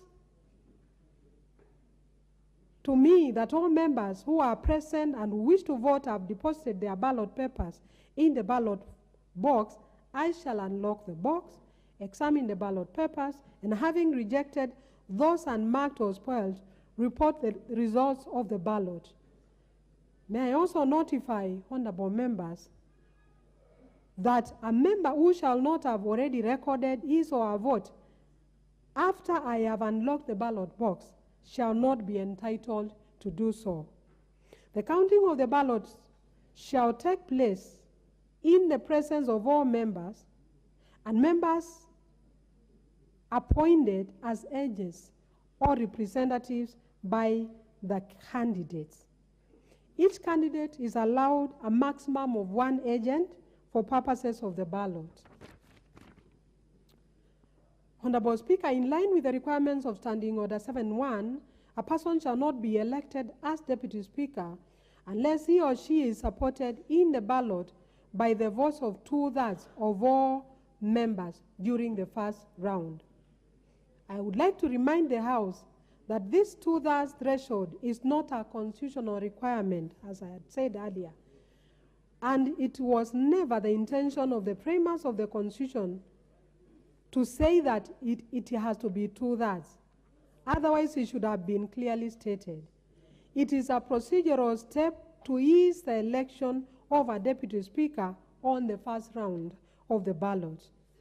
Therefore, Honorable Speaker, pursuant to the provisions of Standing Order 7.2, in the event that no candidate is supported by votes of 2/3 of all members after the first round of voting, the candidate who receives the highest number of votes and the candidate who receives the next highest number of votes shall alone stand for election in the second round. The candidate who receives the highest number of votes in the second round shall stand elected as Deputy Speaker. Honorable Speaker, I wish to remind the House that this particular voting is by secret ballot. Members are not allowed to display their marked ballots to the House, the galleries, or any other person. If it is brought to the attention of the returning officer that a member has displayed his or her ballot paper, it will be considered a spoiled vote. Members from the media fraternity are also reminded to observe Rule 3C of the broadcasting rules, which provides that wide-angle shots of the chamber shall not be used during voting and division, and no shot shall be taken. Sorry, Honorable Speaker, may I repeat? Wide shots of the chamber shall be used during voting and division, and no shot shall be taken so as to show the manner in which a member has voted in any secret ballot. Honorable members, we have set the voting booth next to the dispatch table. There are 4 voting booths on each side of the table. Members on the right side of the speaker will cast their ballots in the voting booth on that side of the table, and vice versa. Having explained the voting procedure, I now wish to ask the Chief Sergeant at Arms to go forward to open the ballot box and display it to the honorable members.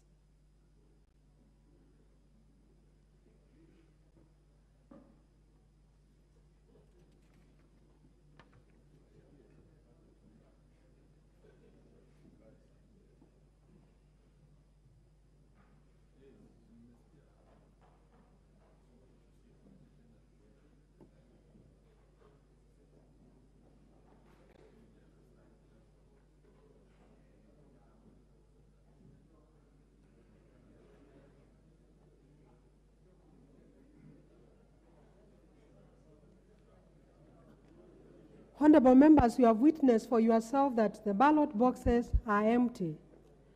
I will now request the Chief Sergeant at Arms to close and lock the ballot boxes.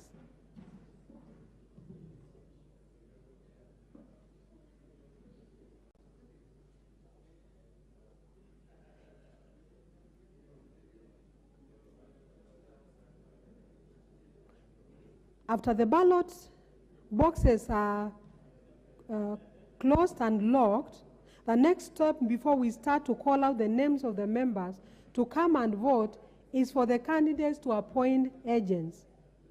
I will start with the first candidate, who is the Honorable Farah Maalim. Mima, do you have an agent? All right. I see. All right. I see the Honorable TJ Kajwang.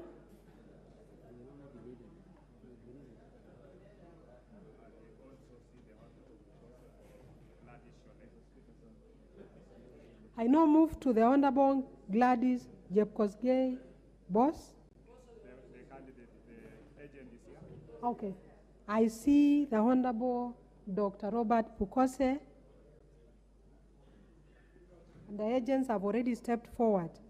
Honorable Speaker, may I now ask my officers to prepare to call out the names of honorable members in the order I stated earlier.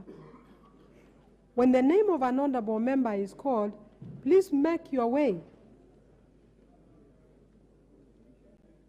forward and pick your ballot paper and vote. We'll accord priority to the 3 senior members of the House and members with disability. And voting will start now.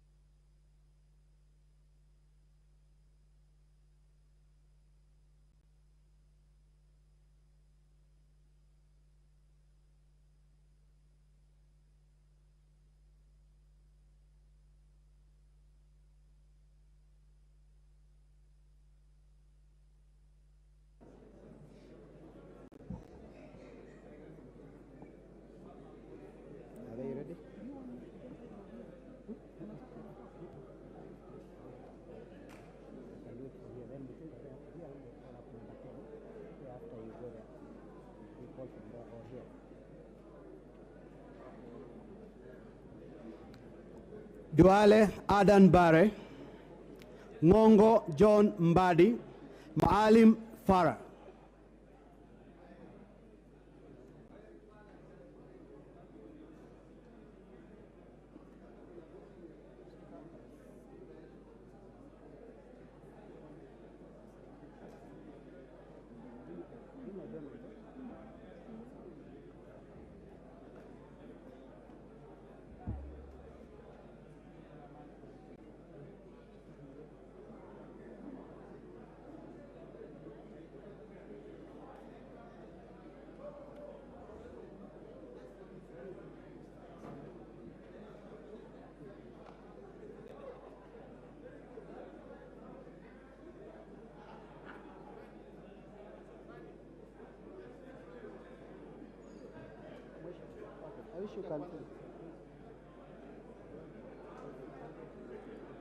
Mumo Rose Museo, Wetangula Timothy Wanyonyi, Lomwa Joseph Samal, Masara Peter Francis, and Kosgei Jackson Kipkemoy.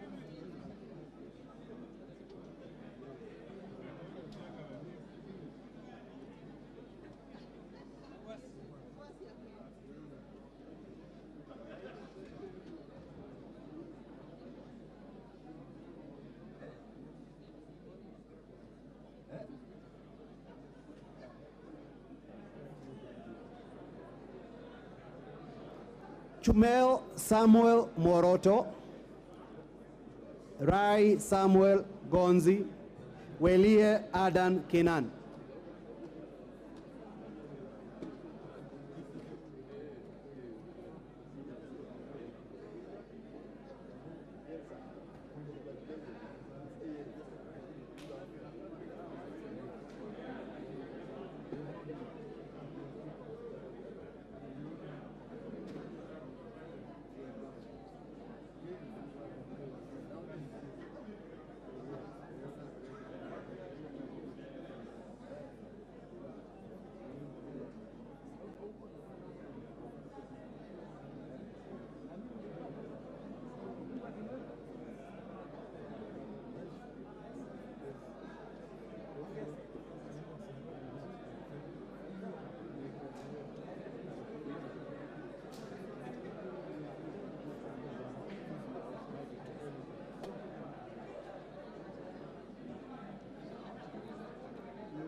Ahmed Shakil Ahmed Shabir, Hassan Abdi Yusuf, Kunjuri Festus Mwangi, Lekuton Joseph, Mbiuki Japheth Meriti Kareke.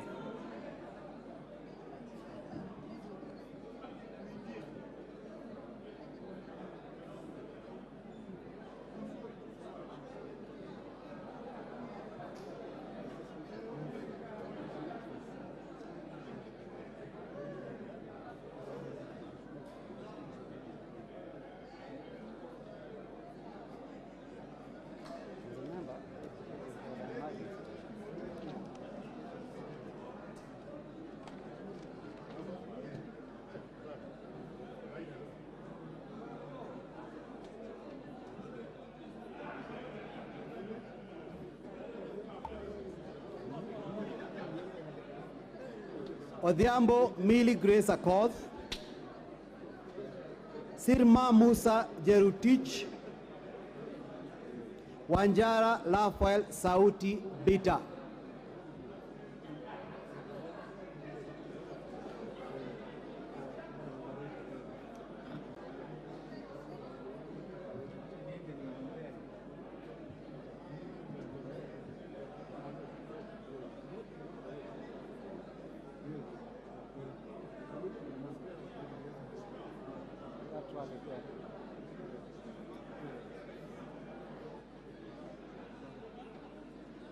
Sa Joroge anaitana. Enda Joroge. Enda.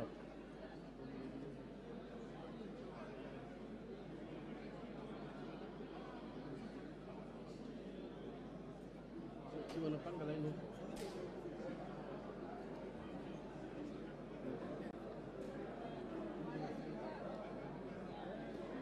Nduyo Susan Ngugi, Nduyo Susan Ngugi, Abdurrahim Dawood, Arama Samuel, Aramat Lemanken, Badibadi Twalib.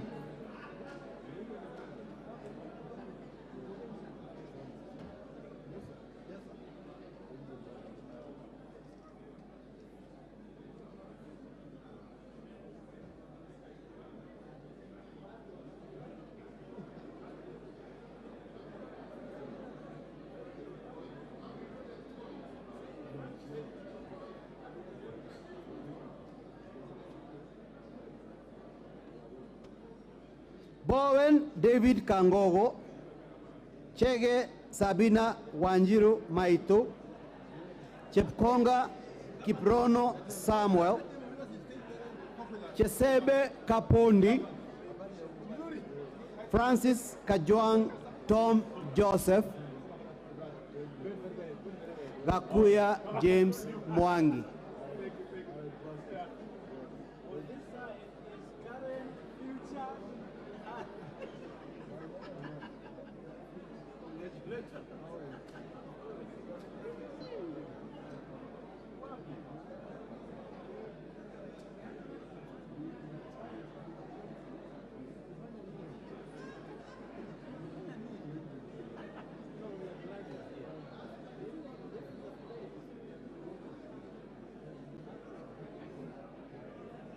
Ikaria David, Gimose Charles Gumini, Ichongwa Anthony Kimani, Ijendi Moses Malulu, Kaluma George Peter Opondo, Kanchori Elijah Memusi, Kiaraho David Njuguna.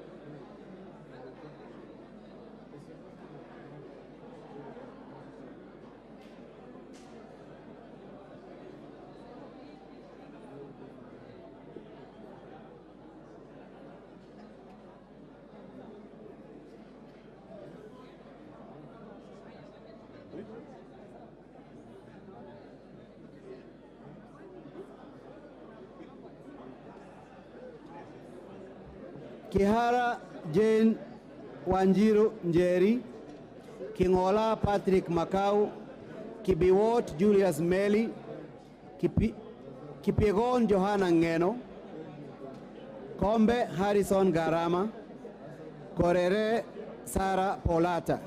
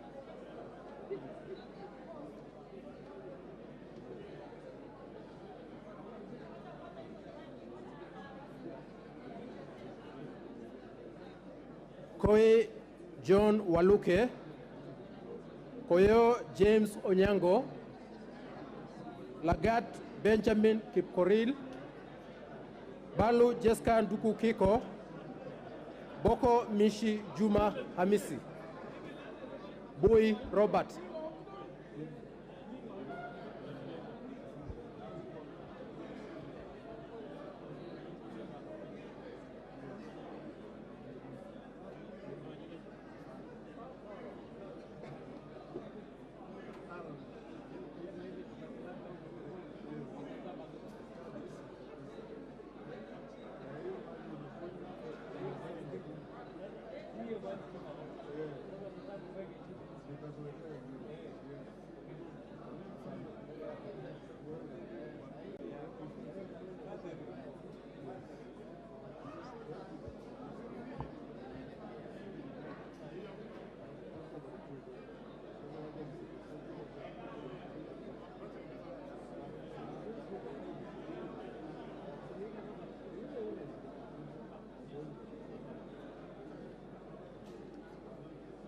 Mohamed Junet Sheikh Noor,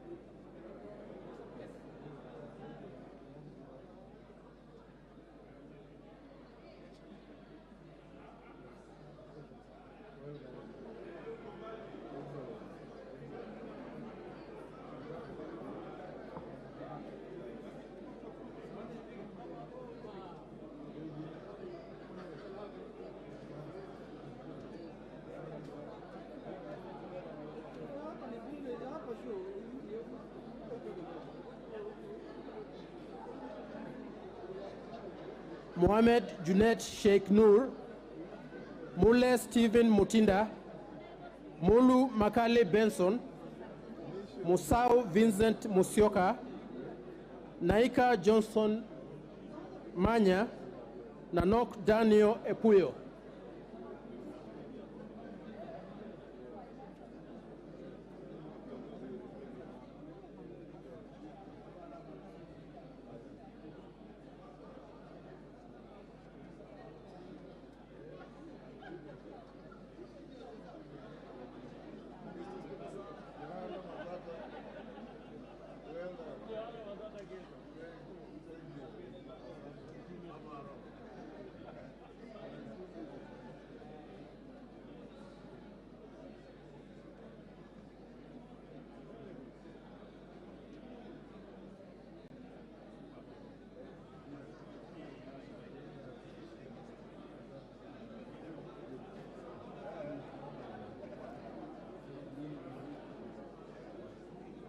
Nyamai Recho Kaki, Nyikao James Wabura, Ochieng David Ouma, Odanga Geoffrey Magoa, Odwor Christine Obaka, Ogola Gideon Ochanda, Owor Joshua Aduma.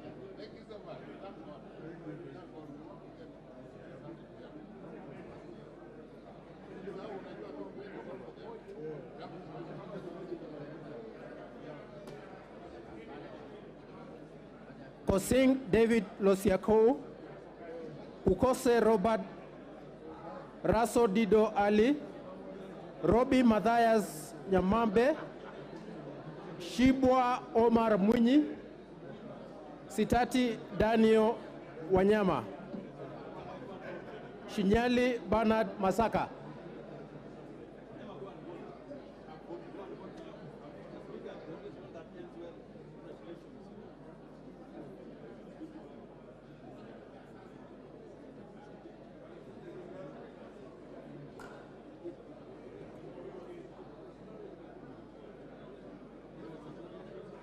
Sudi Oscar Kipchumba, Sunguli Julius Lekakeni, Wahome Alice Mudhoni, Wadai James Opio, Wangwe Emmanuel, Wanyonyi Ferdinand Kevin.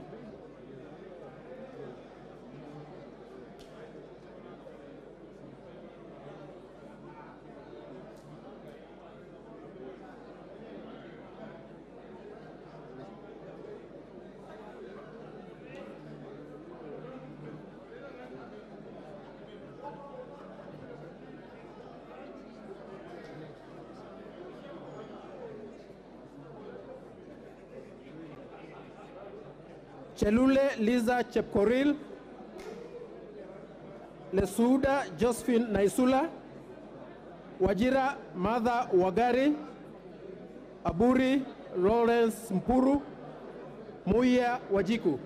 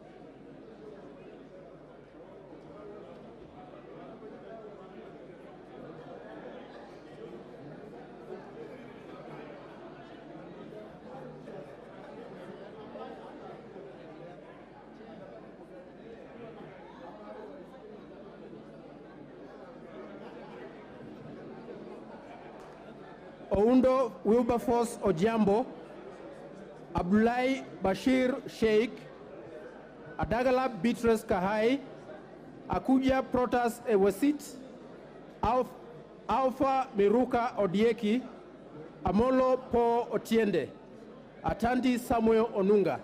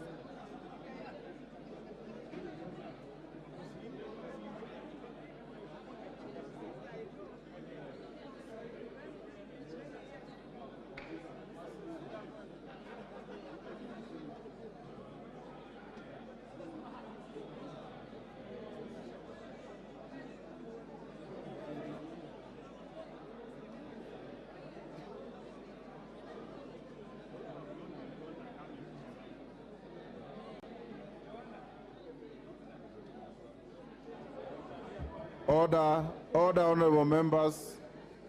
Order, honorable members. The clerks are requesting, and I direct that if you have not been called, please remain in your seats so that we don't have too much crowding at the voting table.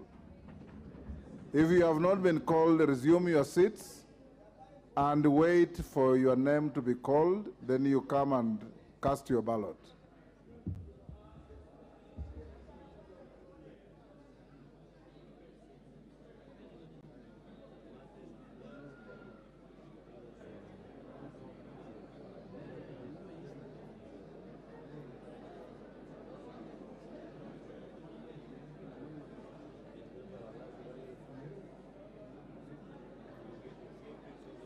Bada Salim Veso, Baya Owen Ya, Benzimba Rashid Juma, Buyu Rosa Akinyi, Chege John Kiragu, Chepkwonyi Charity Kadambi.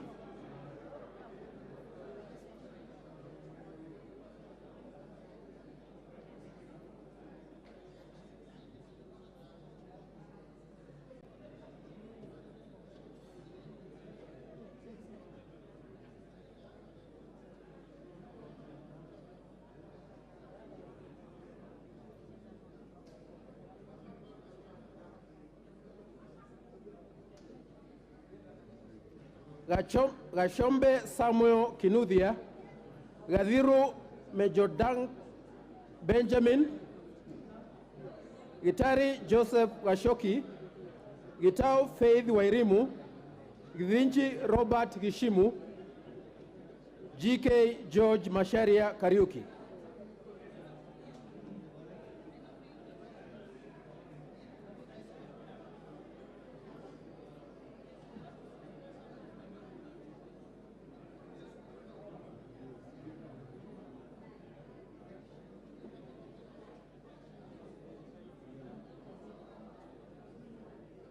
Gogo Lilian Achieng, Guyo Ali Wario,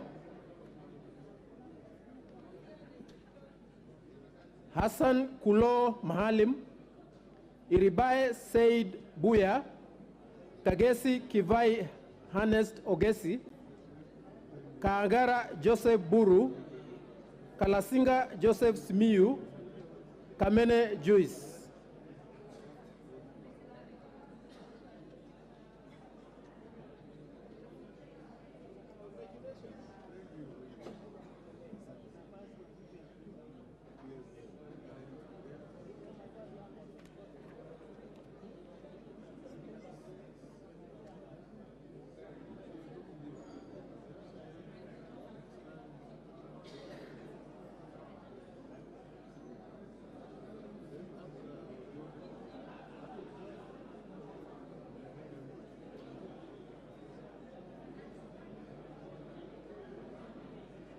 Kamuren Charles, Kandie Joshua Chepigon, Karani Stephen Washira, Karemba Eric Muchangi, Kasalu Irene Mudhoni, Kasait William Kamket.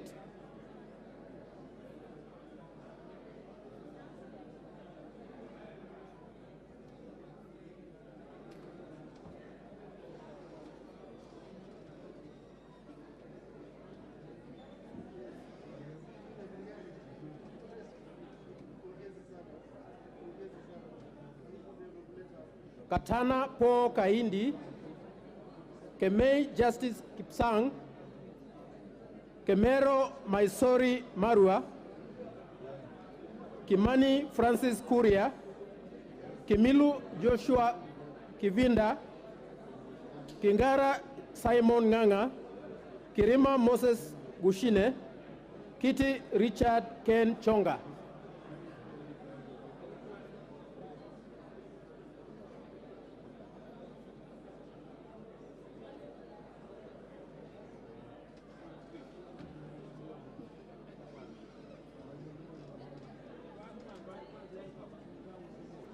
Koech Nelson, Kosgei Hilary Kiplagat, Kwenya Dhuku Zakari, Lentonchoni Jackson Lekumondare, Lochakapong Peter.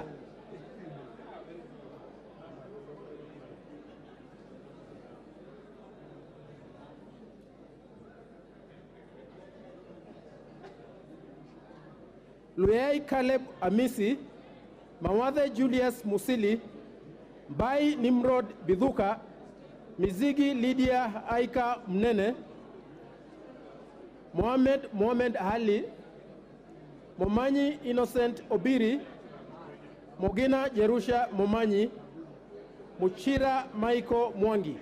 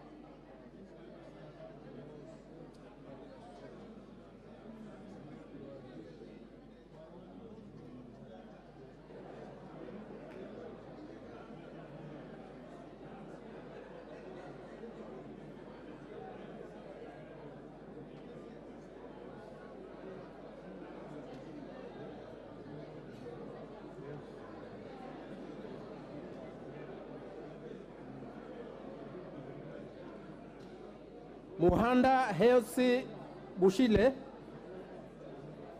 Muiruri Mudhama Stanley, Mukwana Titus Kamala, Muli Fabian Chule, Muliungi Gideon Mutemi, Murugara George Gitonga,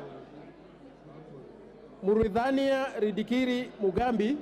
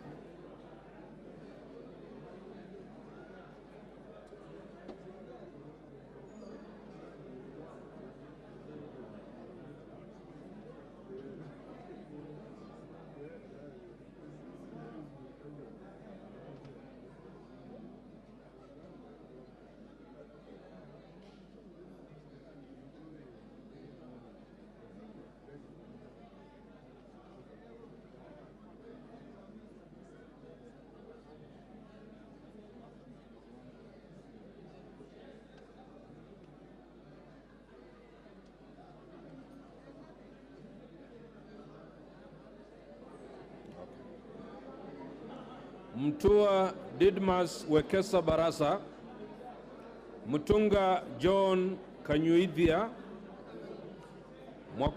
Mwakuona Danson Mwashako, Mwale Nicholas S. Tindi, Mwalika David Mboni.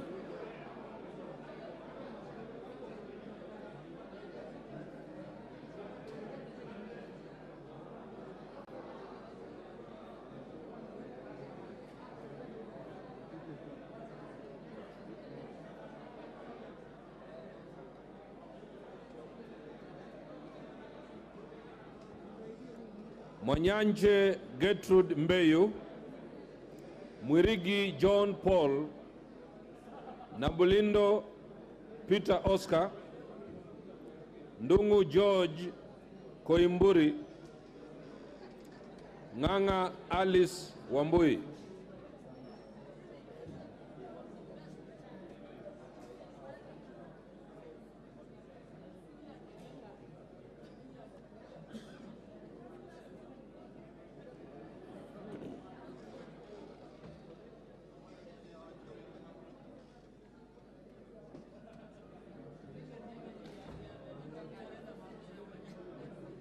Ngikolong Nicholas Ngikor Nixon, Nguna Charles Ngusia,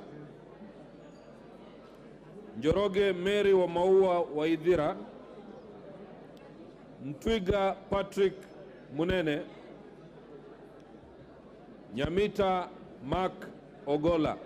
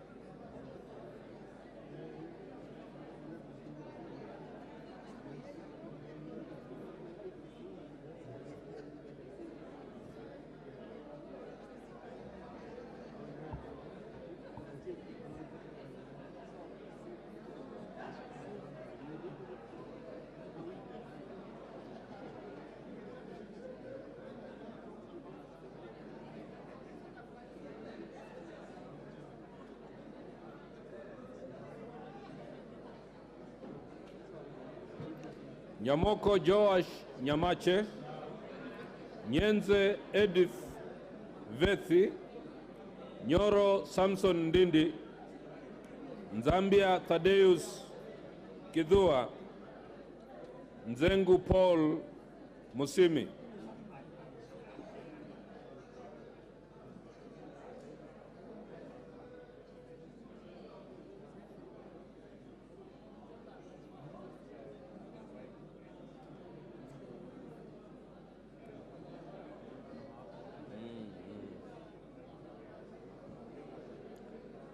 Nzioka Erastus Kivasu, Obara Eve Akinyi, Obo Ruweida Mohamed, Odege Tom Mboya, Odhiambo Elisha Ochieng.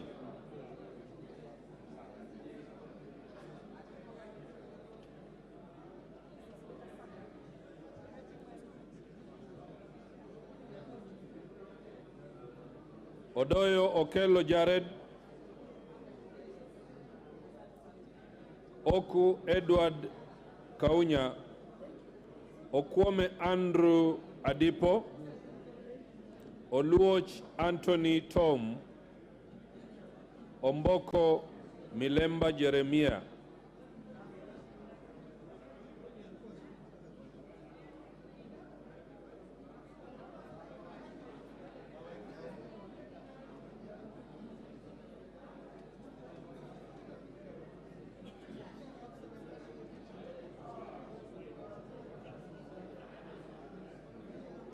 Omwera George Aladwa, Ongili Babu Owino Paul, Onyengo Silvanus Osoro, Otucho Mary Emaase, Owino John Walter, Owino Martin Peters.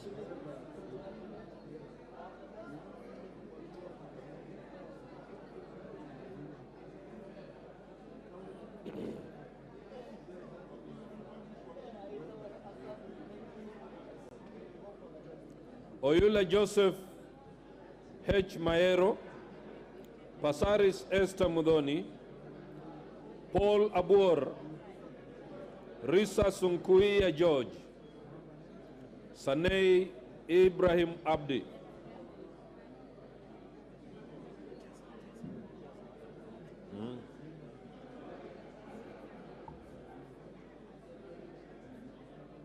Sholei Gladys Jepkosgei Boss, Shurie Abdi Omar, Sitienei Janet Jepkemboi, Tandaza Kasim Sawa, Tongoyo Gabriel Koshal, Tonui Joseph Kipkosgei, Wachira Rahab Mukami, Wamashukuru James Gidhua Kamau, Wambirianga Catherine Nanjala.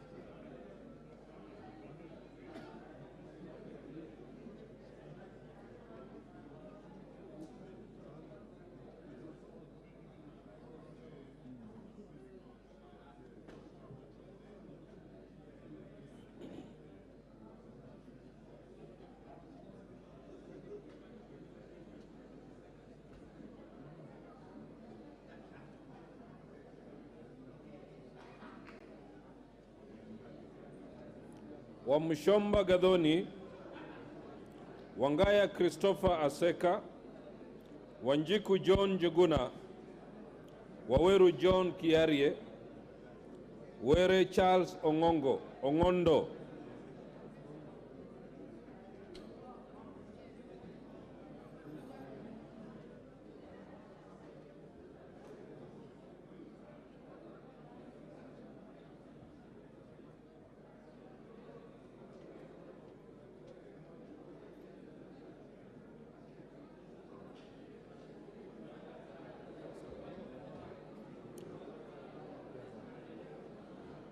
Yegon Brighton Leonard, Yusuf Adan Haji, Elache Beatrice Kadeveresia, Wako Naomi Jilo,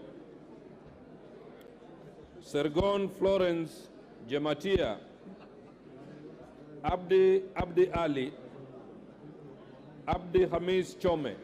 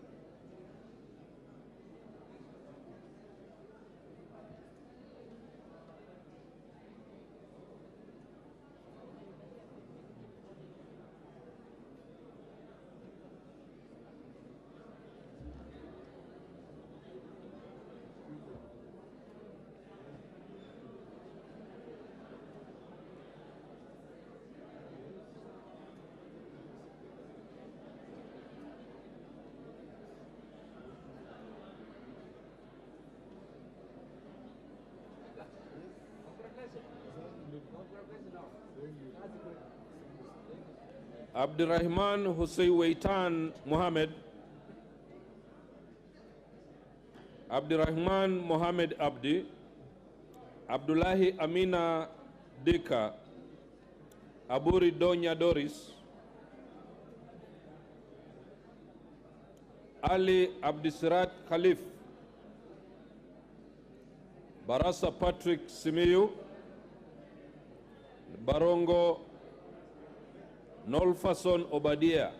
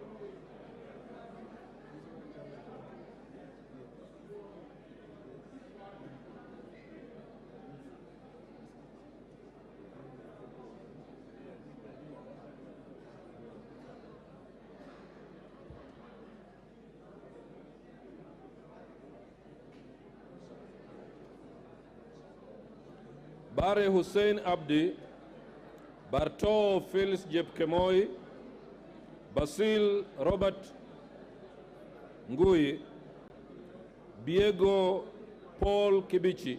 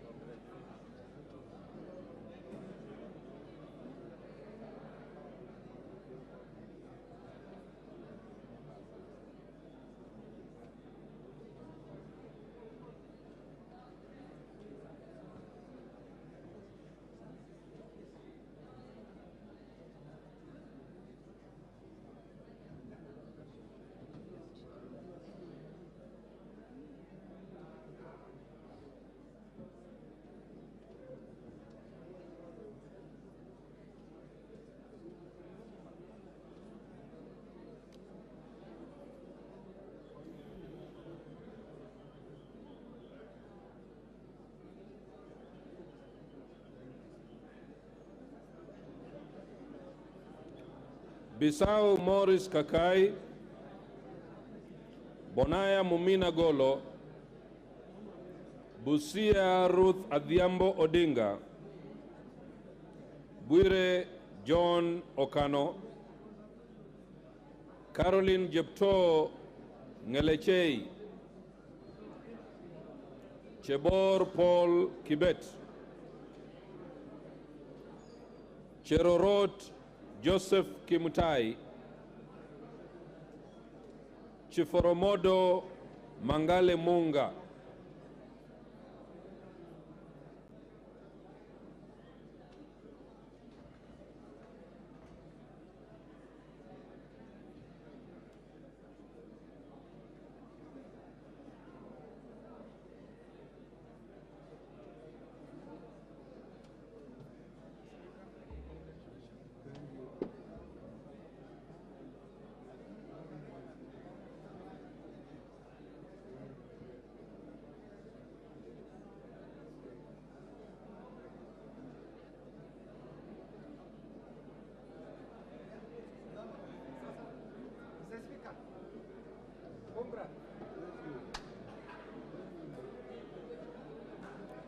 Chimba Zamzam Mohammed, Dinar Joseph Hamisi, Double N Pamela Njokinjeru, Emathe Joseph Namuar,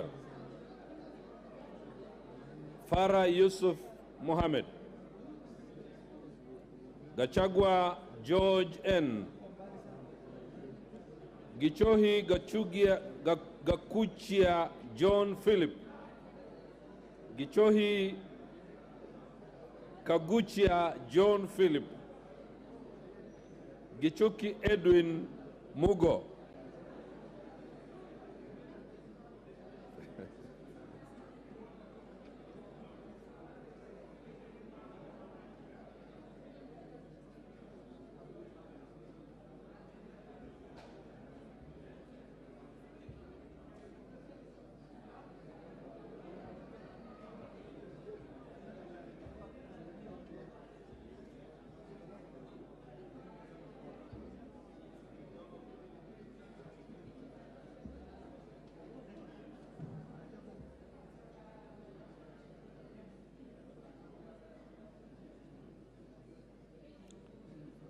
Gisairo Cleve Ombane,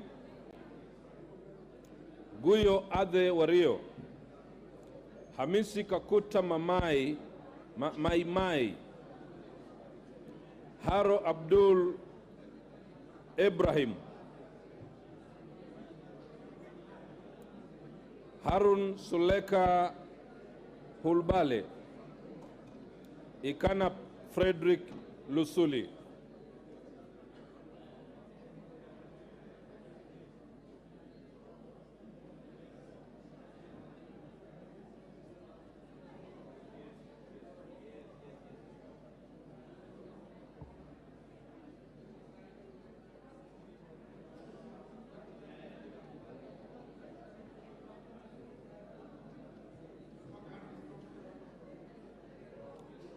Ikiara Dorothy Mudhoni,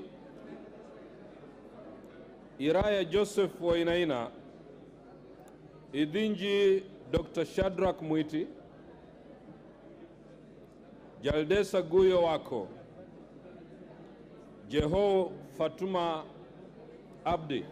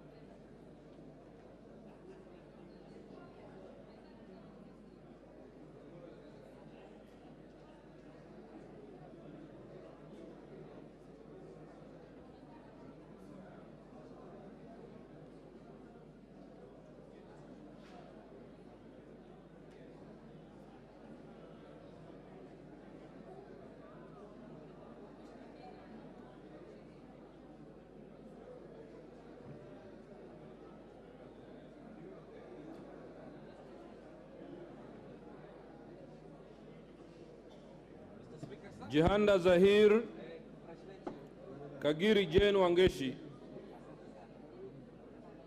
Kagombe Gabriel Gaduka, Kahugu Eric Mwangi, Kailemia Elizabeth Karambu, Karauri Ronald Kamwiko, Karidho Kiili Daniel, Kasiwai Rael Chepkemoi, Kemei Beatrice Chepngeno.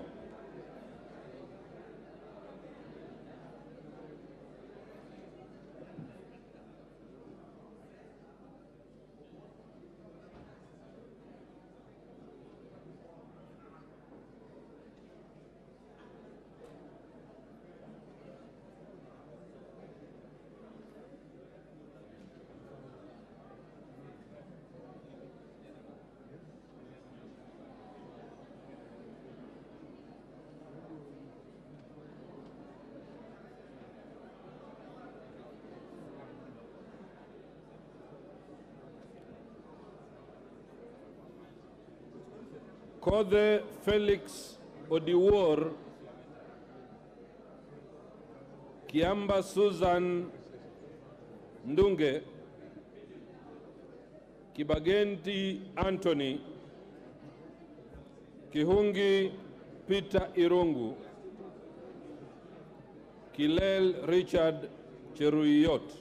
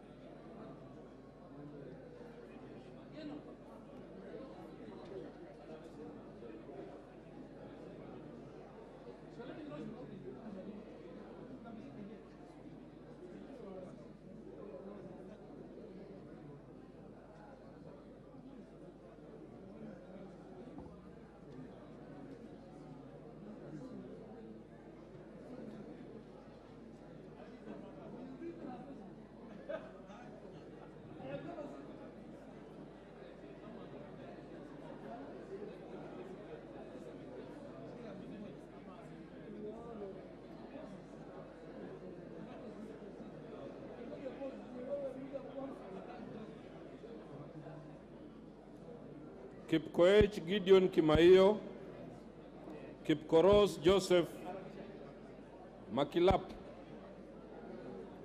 Kiplagat David, Kipngor Ruben Kiborek, Kiprono Mutai Alfred, Kirwa Abraham Kipsang, Kitany Mary Ann Jebet,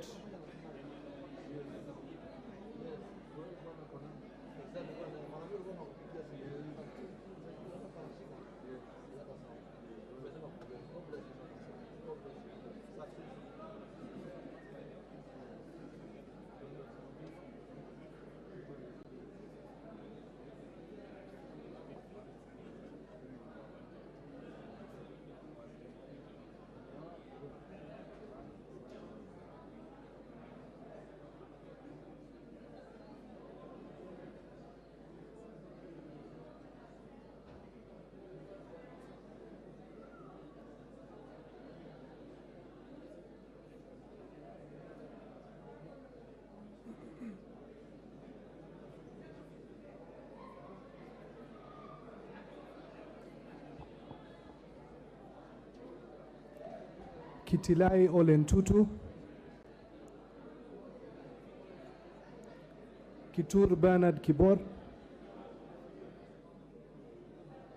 Koech Victor Kipngetich,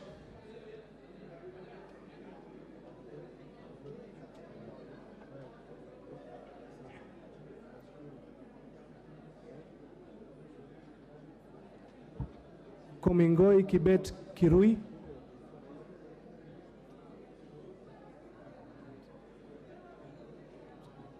Korir Adams Kipsanai,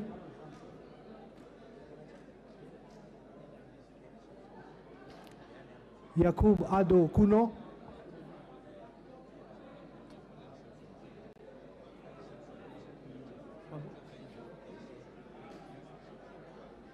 Kururia Elijah Njore Njoroge,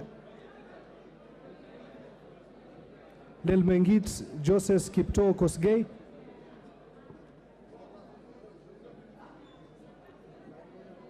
Lenguris Pauline,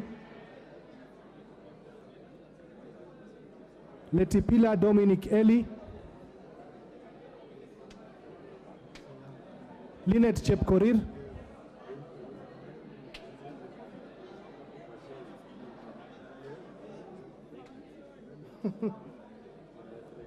Logova Sloya Clement,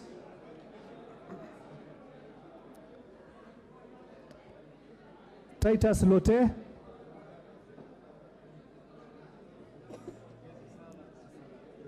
Manaiba Julius Taitumo,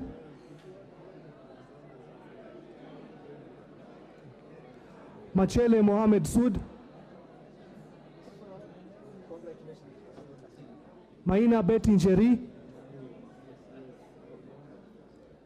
Maina Jane Njeri, Maina Mwago Amos,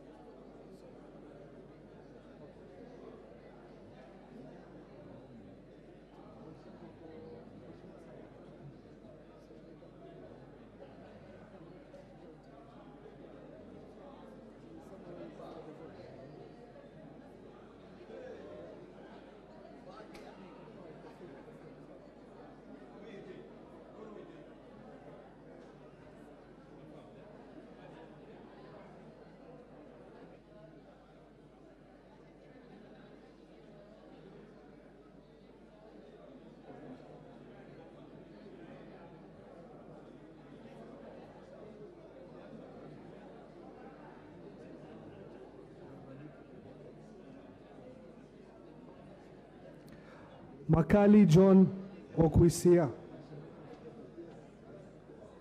Mamwacha Onchoke Charles,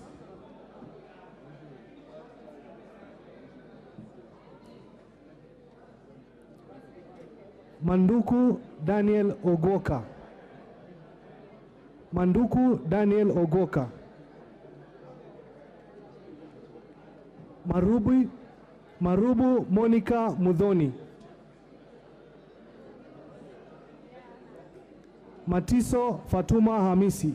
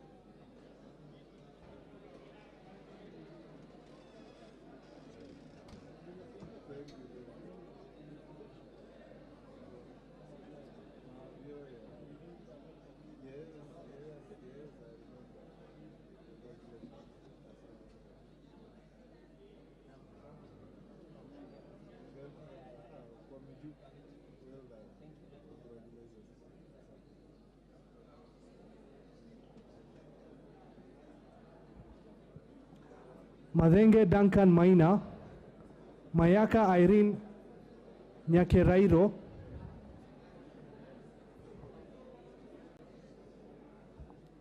Mnyazi Amina Laura, Mogaka Stephen, Mohamed Abdikadir Hussein,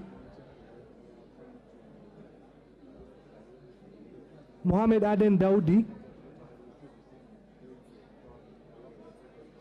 Mohamed Umul Khair Harun, Mohamed Fatuma Zainabu,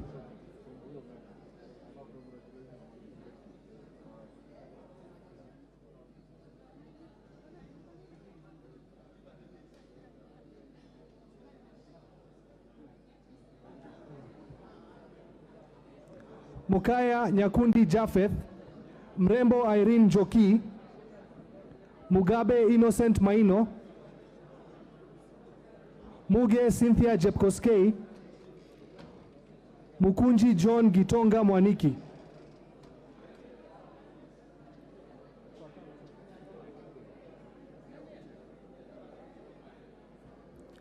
Mulanya Geoffrey Ekesa, Mule Caleb Mutiso, Munyore Joseph Kamau, Mupe Anthony Kenga.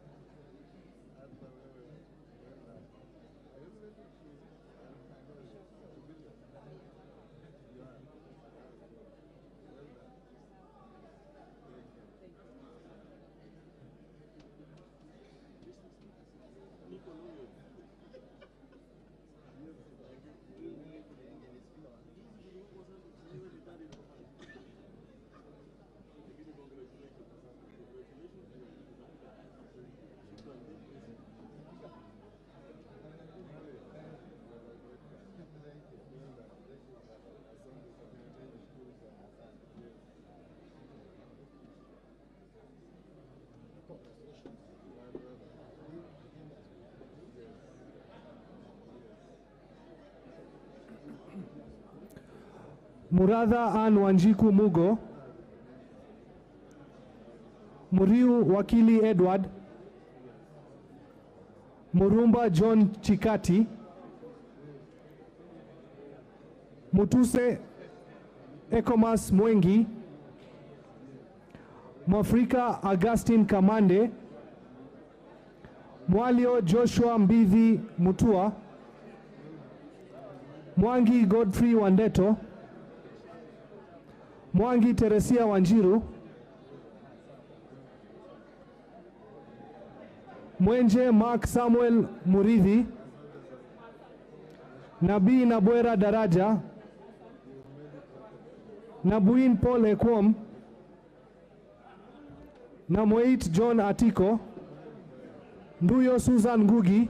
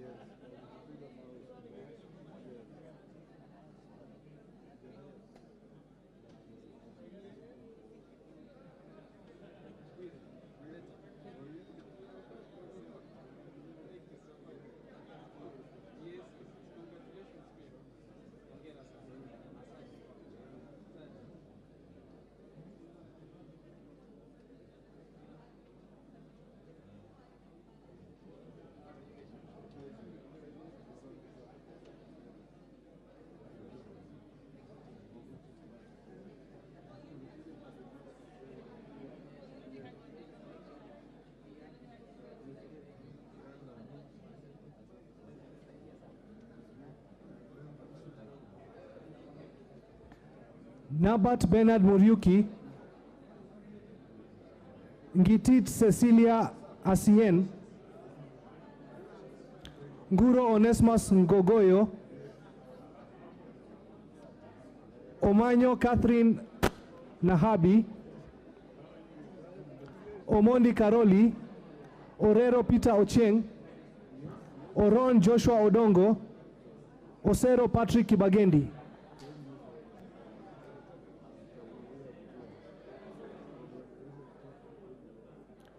Osoro Bensuda Joyce Atieno, Oyugi Dick Maungu, Pareio Agnes Mantaine, Ruku Godfrey Kariuki Kiringa, Ruto Julius Kipleting, Sakimba Parashina Samuel, Salasia Pitia Kalerwa, Sankaire Lea Sopiato, Shake Peter Mbogo, Sheikh Umulkhair Kasim,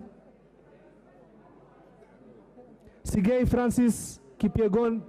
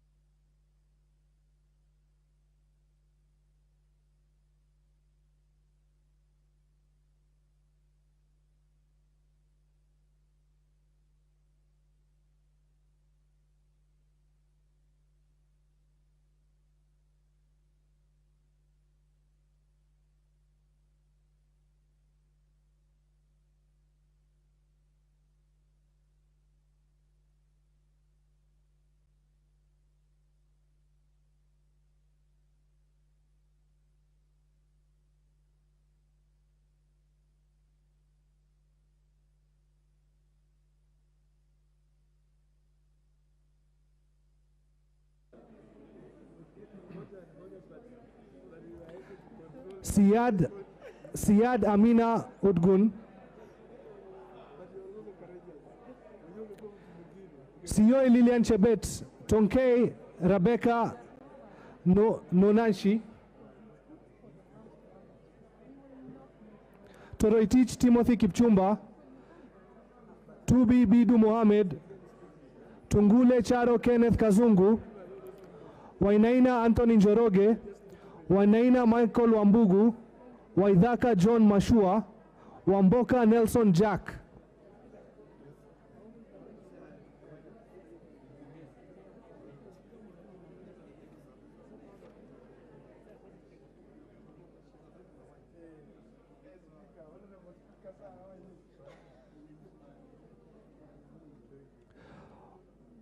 Wanyonyi Martin Pepela, Yakub Farah Salah, Yegon Richard Kipkemoi,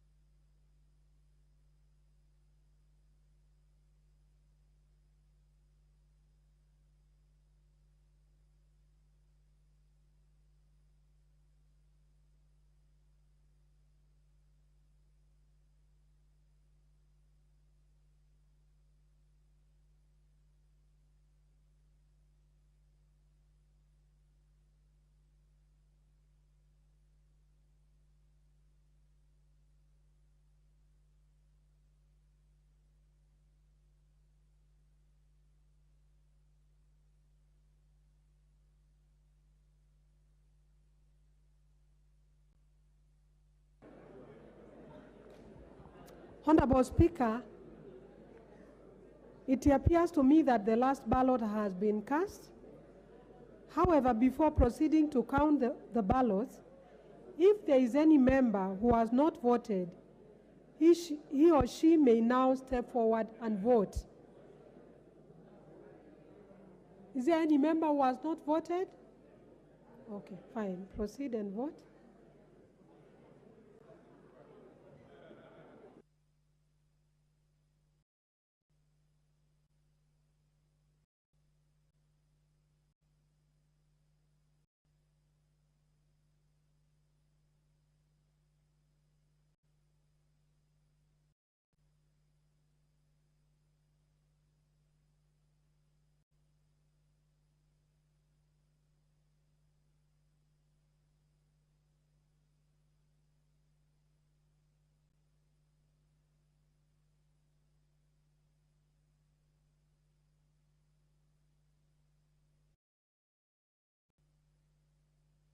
Yes.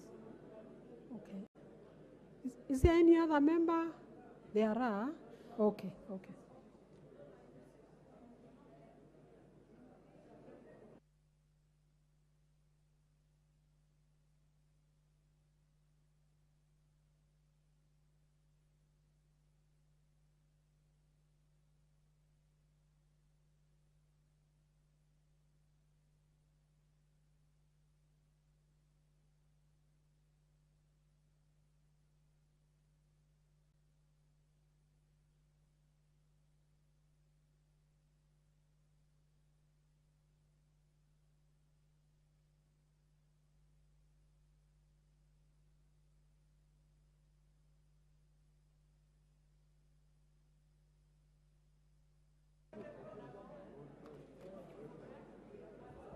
Honorable members, is there any other member who has not voted?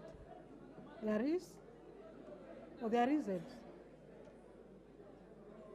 I see now that there is no other member who has not voted. I would like now to request the two agents for each of the candidates to come forward, and I can see one of the agents. Okay, they are there. So that you can witness the counting of the votes. And I now order that, with the permission of the Speaker, I now ask that the ballot boxes be unlocked for examination of the ballot papers. I also ask that each of the ballot papers be examined. Officers, please proceed to do that now and count and tally the votes.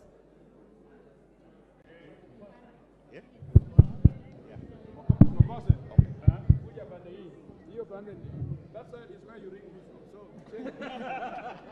Okay, so we should. You are. I am discovered. I've discovered here is where you ring me from.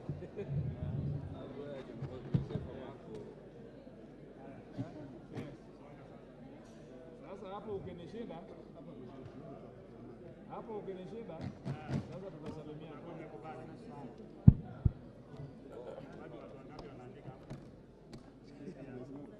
Ile grupu yangu ni nyinyi.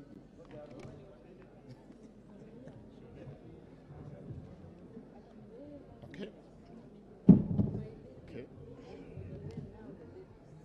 Okay, we shall proceed to take the count.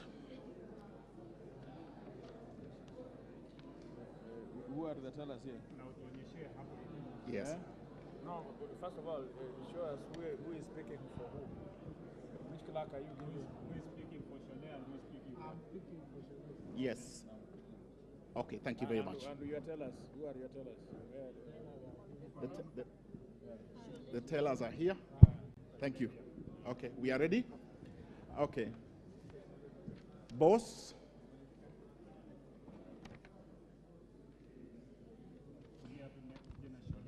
Okay. Cholet.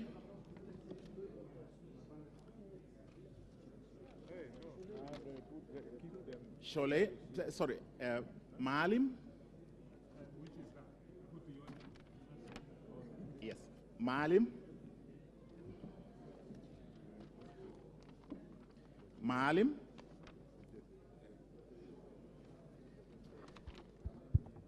Sholay.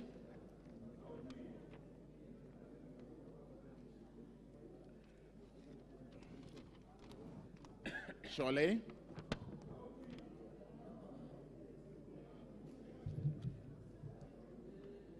Sholay.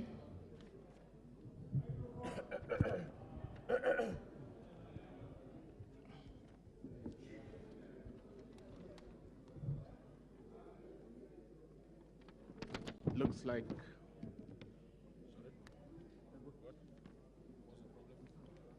okay. Maalim.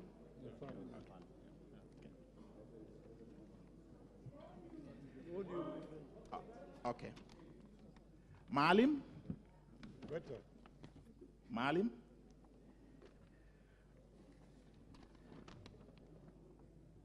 Sholay.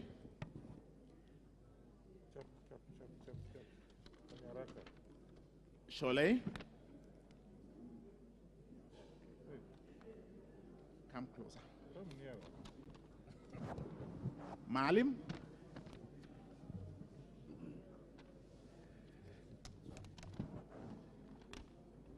Maalim.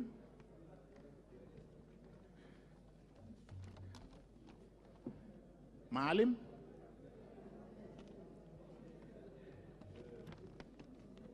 Maalim.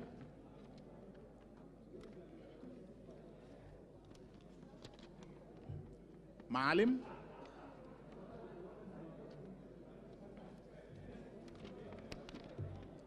Sholay.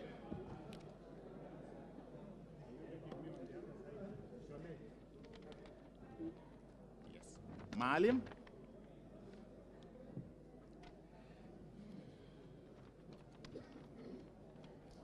Sholay.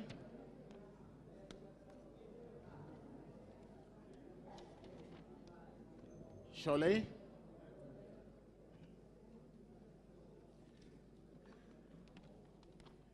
Maalim.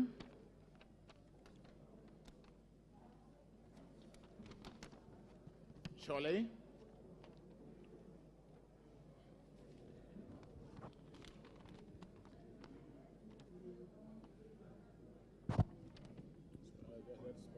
Yeah. No, it's rejected. What do you mean? No, the word is rejected. Okay. In the wrong box. Yeah. So this is rejected. Sholay.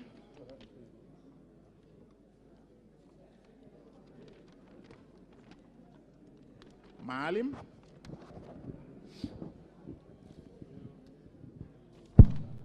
Sholay.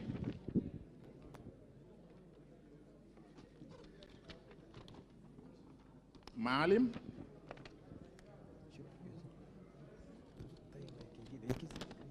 Maalim.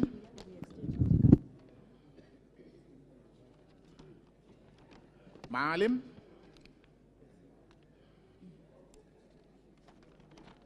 Maalim.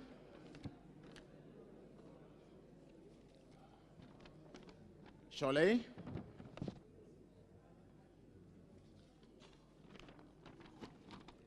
Maalim.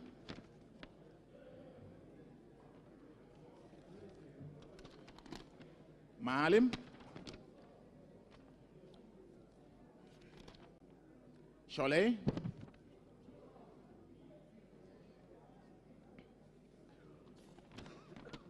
Sholay.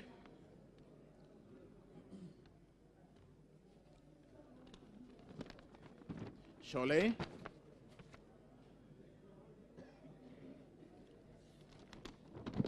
Sholay.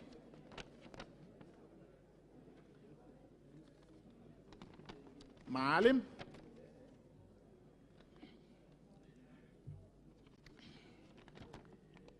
Maalim.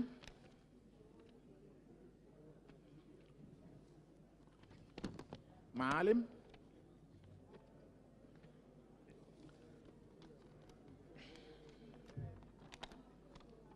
Sholay.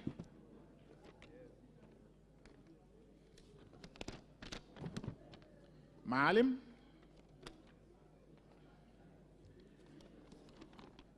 Sholay, Maalim,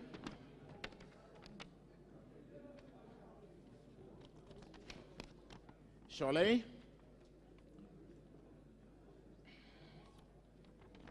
Sholay, Sholay,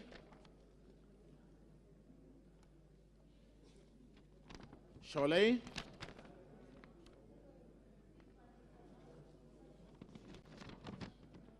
Sholay,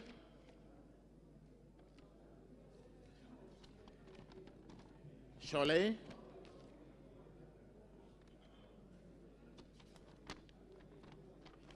Sholay, Sholay, Maalim, Sholay,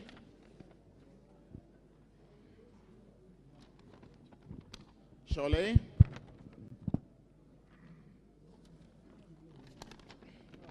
Sholay,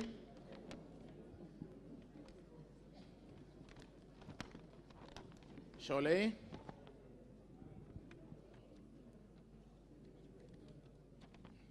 Maalim,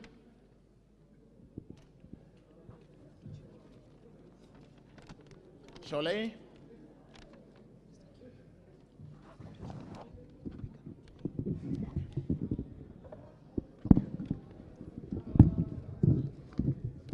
thank you. I think this is a better mic. Sholay,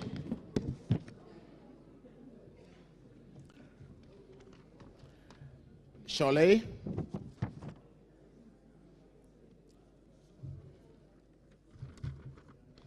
Maalim,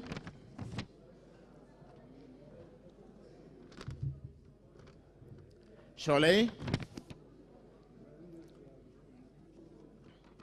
Sholay,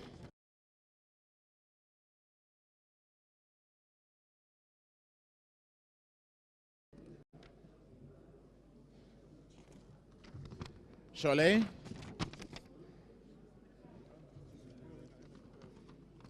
Sholay, Maalim, Maalim, Maalim, sorry, Maalim,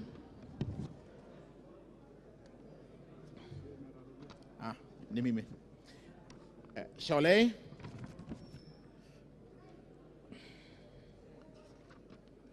Sholay,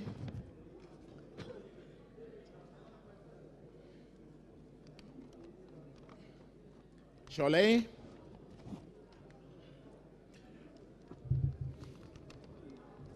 Maalim,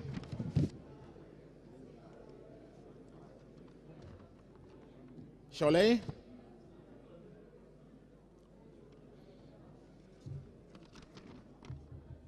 Maalim, Sholay,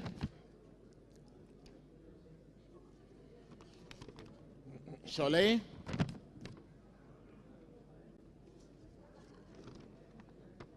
Maalim,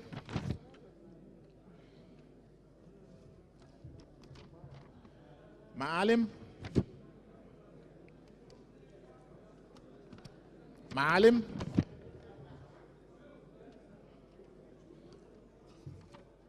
Maalim,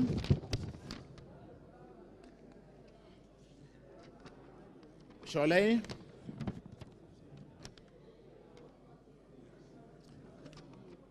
Maalim,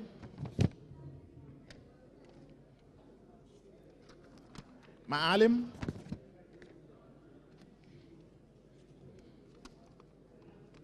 Maalim,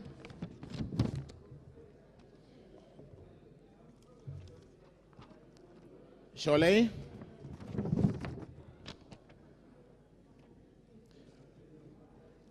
Sholay, Maalim,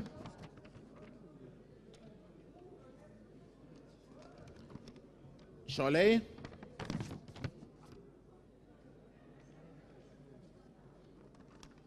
Maalim.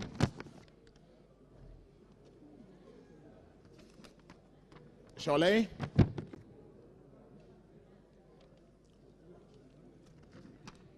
Sholay.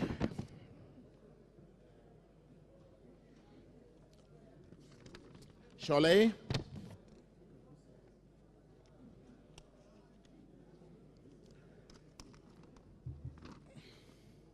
Sholay.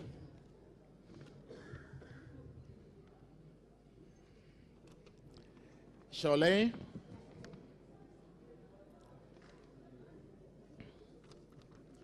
Sholay.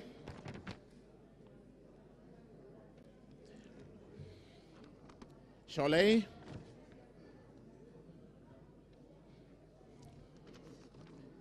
Sholay.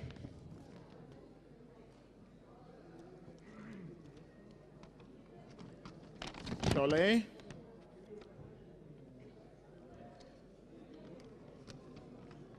Sholay.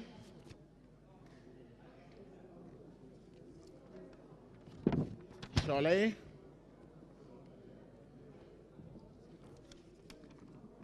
Maalim.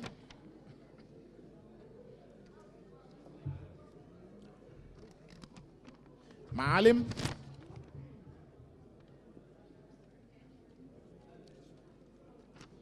Maalim.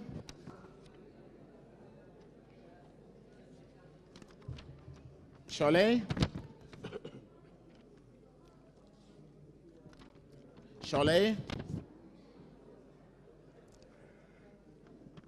Sholay.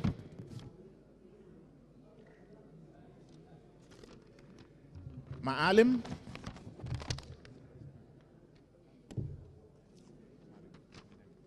Sholay.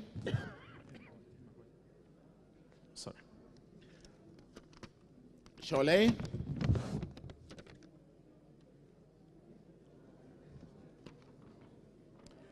Maalim.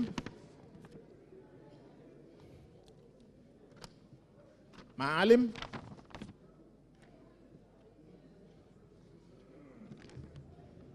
Maalim.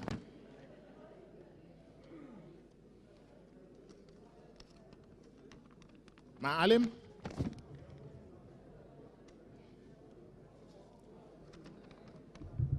Maalim.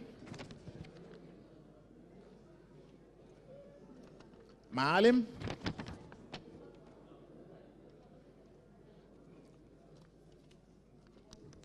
Sholay.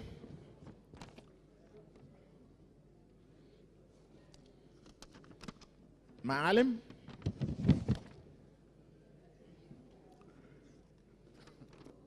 Sholay.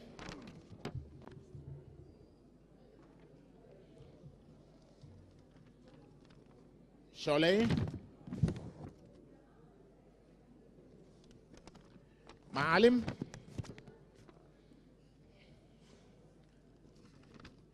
Sholay. Maalim.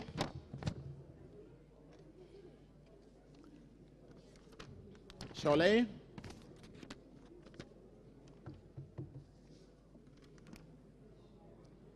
Maalim. Sholay.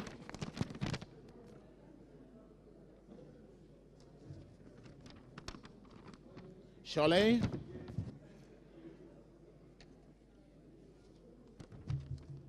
Maalim.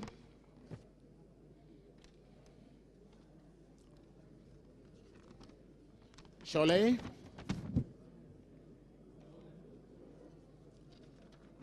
Sholay. Sholay.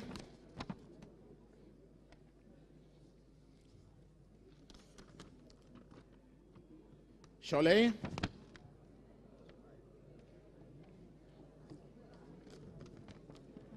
Sholay.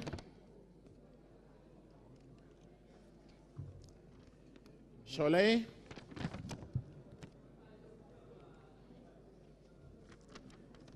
Sholay.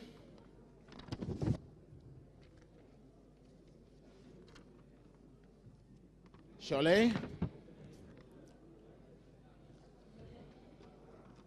Sholay.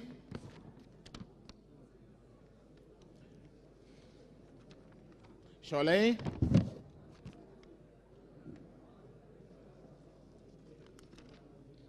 Maalim. Sholay.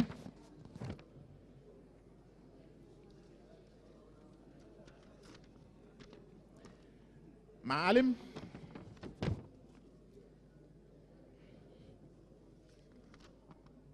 Maalim.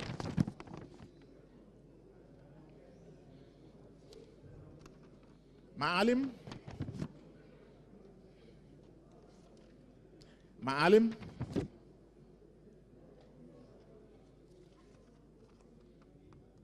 Maalim.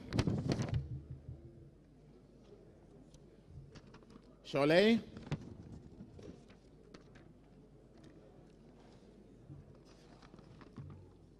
Sholay. Maalim.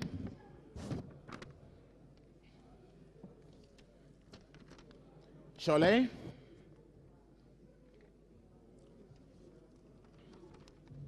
Maalim.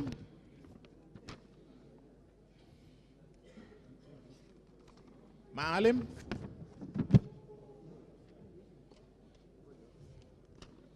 Sholay.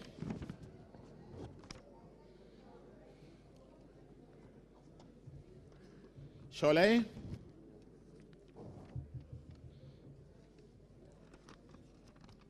Maalim.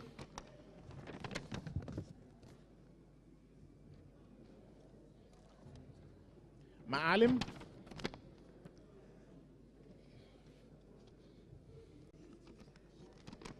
Maalim.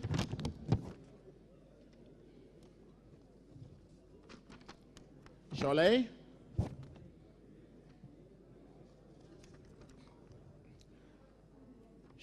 Sholay.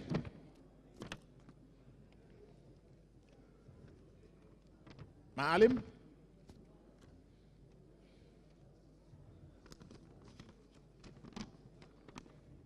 Maalim.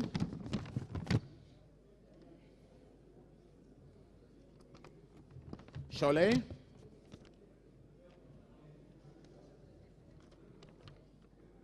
Maalim.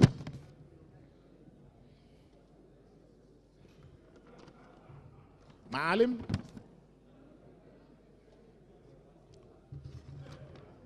Sholay.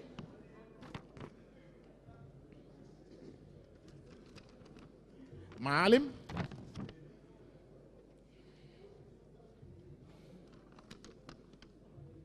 Maalim.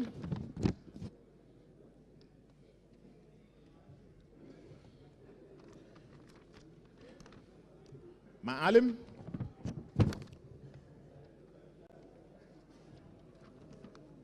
Sholay.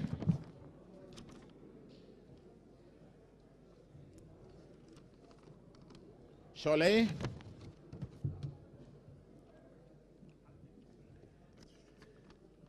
Sholay. Maalim.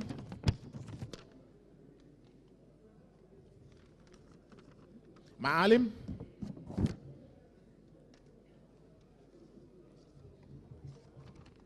Sholay.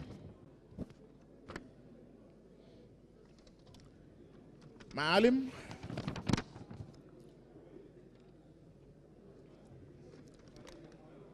Sholay.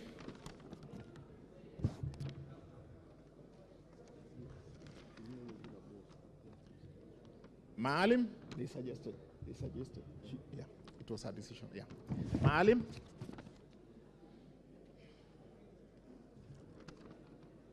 Maalim.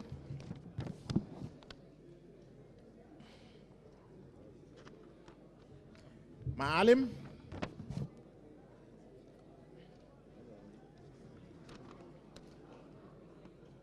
Sholay.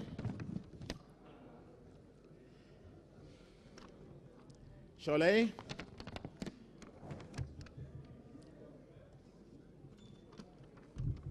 Sholay.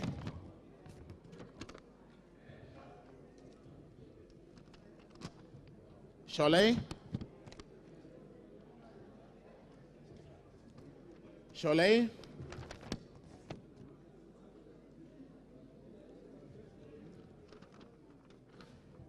Cholet.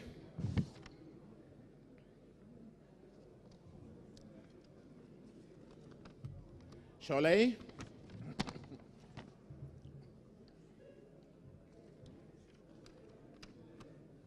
Maalim.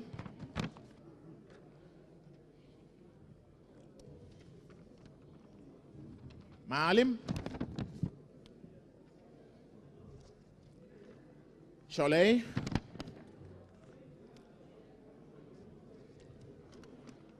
Cholet. Cholet.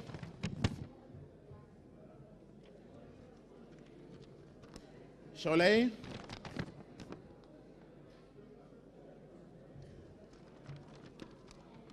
Cholet.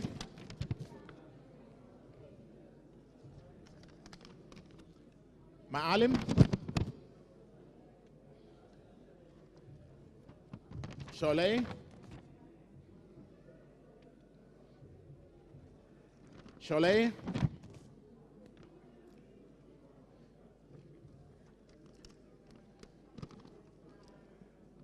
Cholet.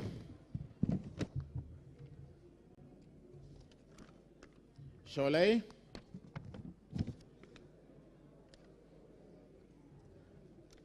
And Maalim.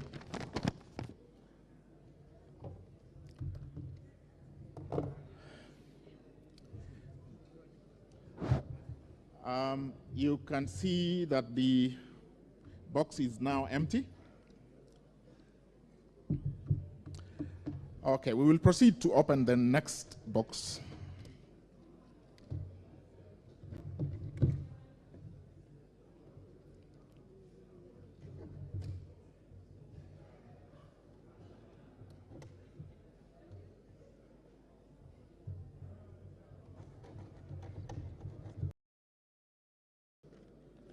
Cholet. Maalim.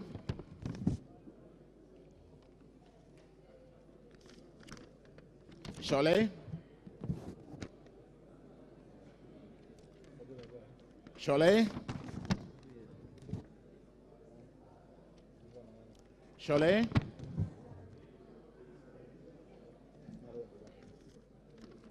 Cholet.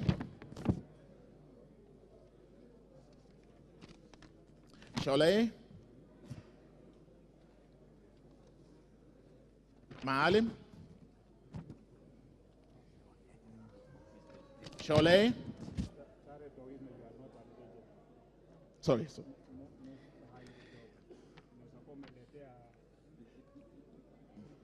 Yes. Please move behind, Honorable. Yes, thank you very much. Cholet. What would Jared bring to me? Cholet.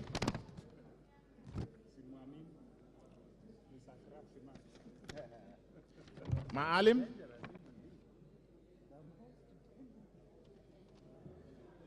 Maalim. Maalim. Cholet.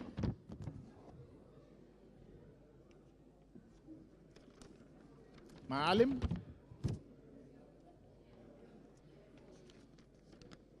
Cholet. Cholet.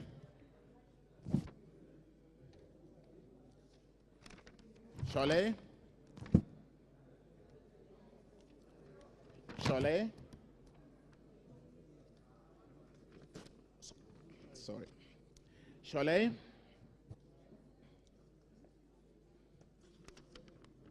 Cholet.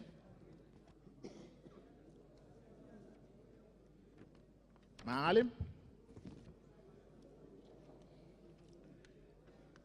Cholet.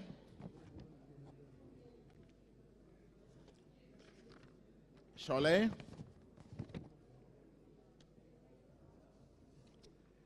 Cholet.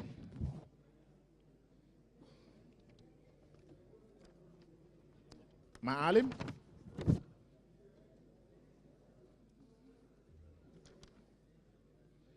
معالم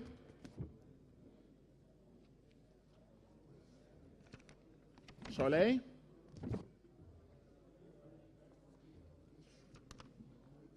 معالم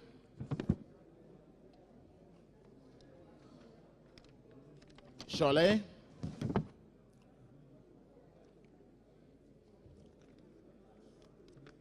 شعلي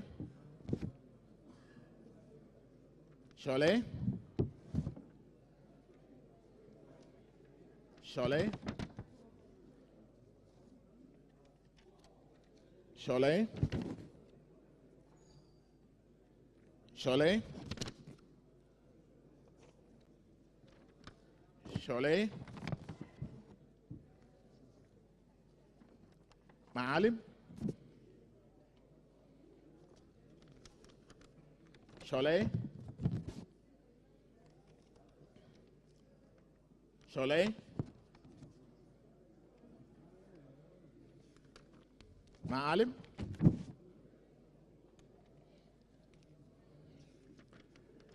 معالم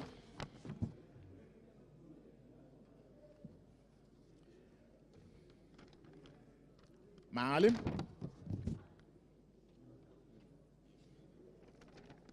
معالم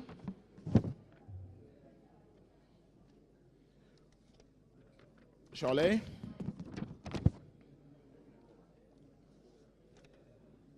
معالم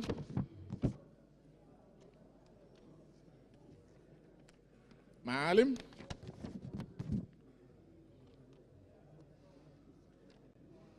معالم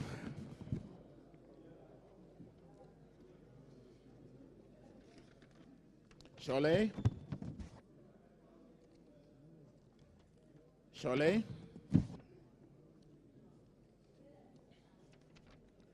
شعلي شعلي معالم معالم شعلي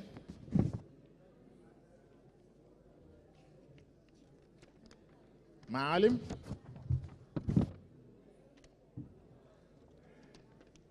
معالم معالم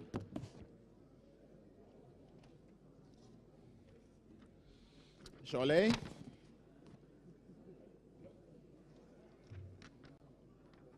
شعلي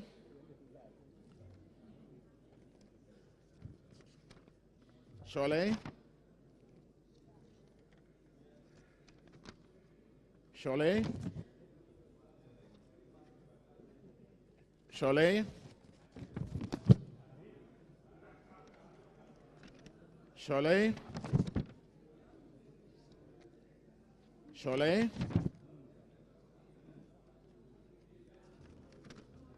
معالم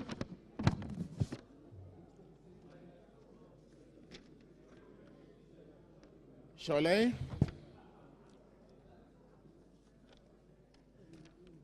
شعلي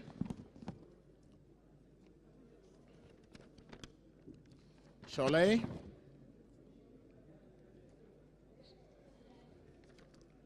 شعلي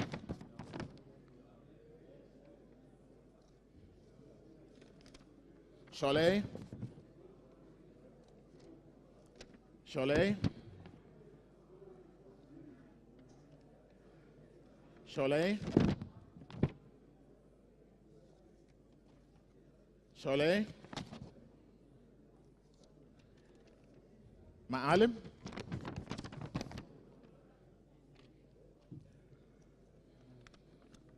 معالم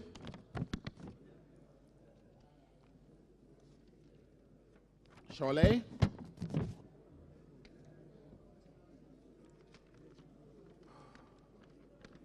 معالم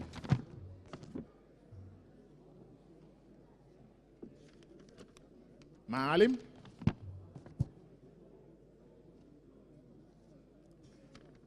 معالم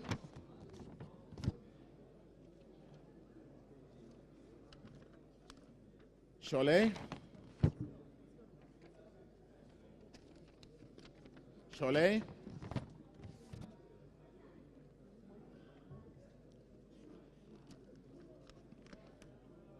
Maalim.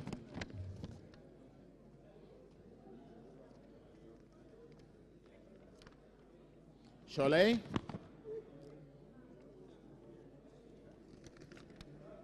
Maalim. Shole. Shole. Shole. Maalim. Shole. Maalim.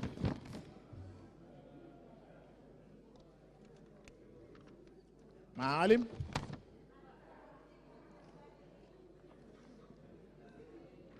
Shole. Maalim.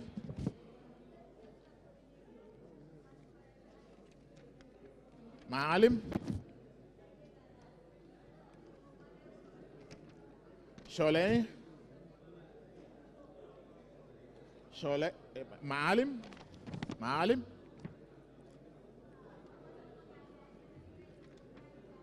Shole.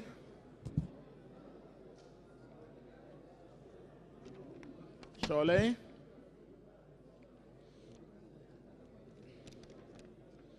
Shole.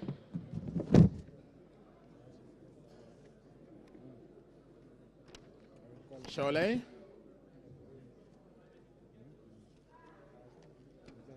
Shole. Shole.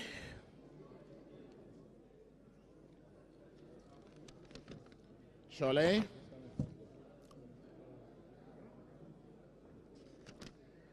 Maalim.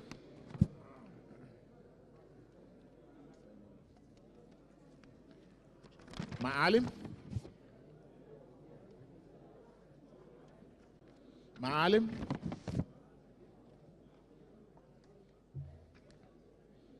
Shole. Maalim. Shole. Maalim. Maalim.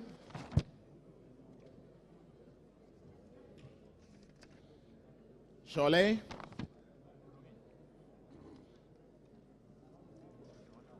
Shole.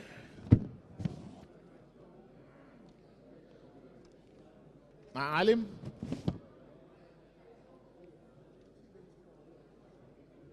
Shole.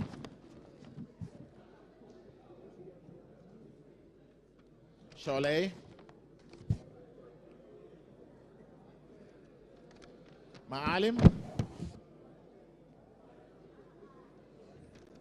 Maalim.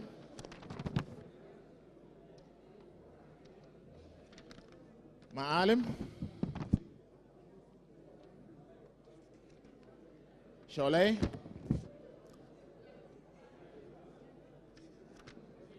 Shole.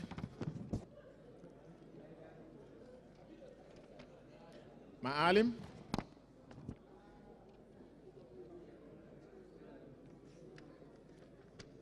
Maalim.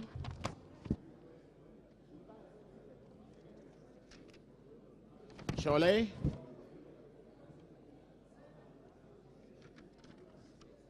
Maalim.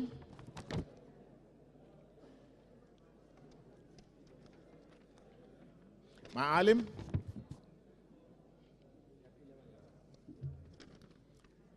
Shole. Shole.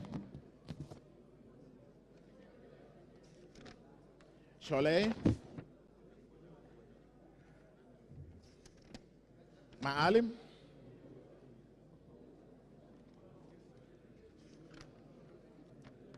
Shole.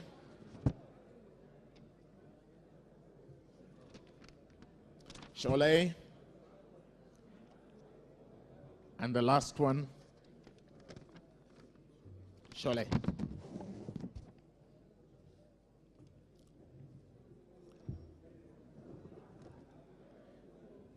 You can see that it is over and finished.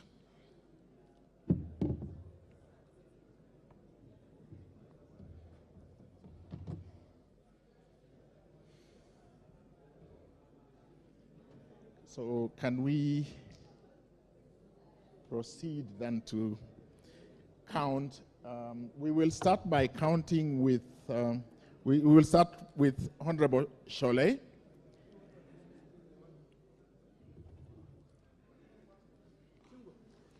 I will repeat. 1, 2, 3, 4, 5, 6, 7, 8, 9, 10, 11, 12, 13, 14, 15, 16,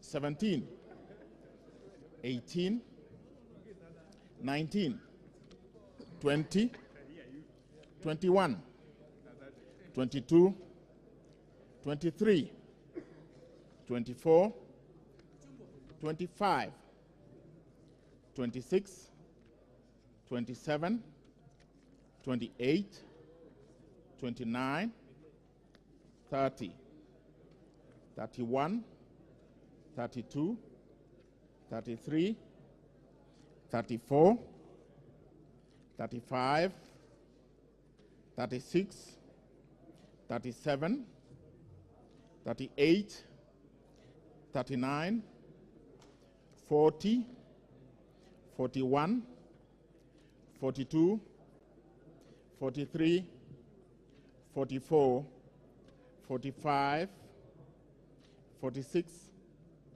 47, 48, 49, 50, 51, 52, 53, 54, 55, 56, 57, 58, 59, 60, 61, 62, 63, 64, 65, 66, 67, 68, 69, 70, 71, 72, 73, 74, 75, 76, 77, 78, 79, 80, 81, 82, 83, 84, 85, 86, 87, 88, 89, 90, 91, 92, 93, 94, 95, 96, 97, 98, 99, 100, 101, 102, 103, 104, 105, 106, 107, 108, 109, 110, 111, 112, 113, 114, 115, 116, 117, 118, 119, 120, 121, 122, 123, 124, 125, 126, 127, 128, 129, 130, 131, 132, 133, 134, 135, 136, 137, 138, 139, 140, 141, 142, 143, 144, 145, 146, 147, 148, 149, 150, 151, 152, 153, 154, 155, 156, 157, 158, 159, 160, 161, 162, 163, 164, 165, 167, 66, 167, 168, 169, 170, 171, 172, 173, 174, 175, 176, 177, 178, 179, 180, 181, 182, 183, 184, 185, 186, 187, 188, 189, 190, 191, 192, 193, 194, 195, 196, 197, 198. Okay?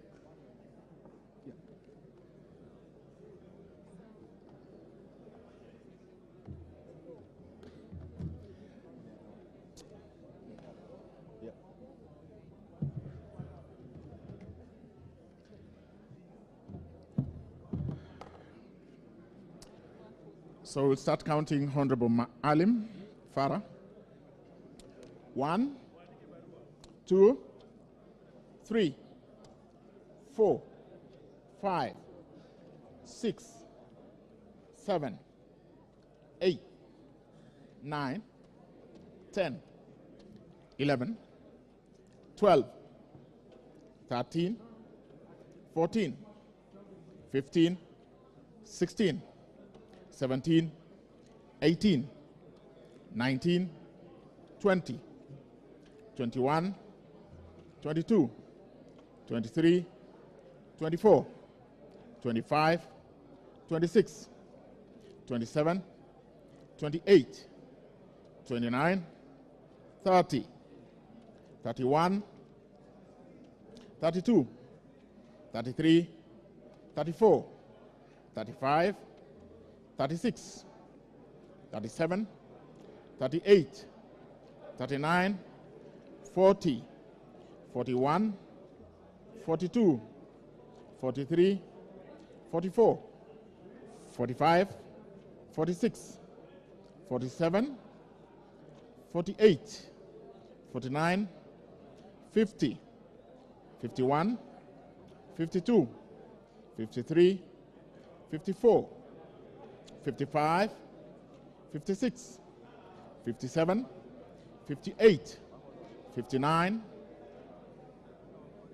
60, 61, 62, 63, 64, 65, 66, 67, 68, 69, 70, 71, 72, 73, 74, 75, 76, 77, 78, 79, 80, 81, 82, 83, 84, 85, 86, 87, 88, 89, 90, 91, 92, 93, 94, 95, 96, 97, 98, 99, 100, 101, 102, 103, 104, 105, 106, 107, 108, 109, 110, 111, 112, 113, 114, 115, 116, 117, 118, 119, 118, 119, 120, 121. Did you repeat 119? Yes, yes. Yeah, I corrected it. Did you? Yeah? Yeah? 101? Go on, we'll find it. We'll 20? find it. Just go on. Yeah? Just go on. We'll find it. Yeah. 19. Go Yeah. on. 122. Yeah, yeah. 123, thank you. 124, 125, 126, 127, 128, 129, 130, 131, 132, 133, 134, 135, 136, 137, 138, 139. Okay? It's exact. It's correct. Okay? Thank you. Correct. And one. And one rejected. Okay? Can you tell me?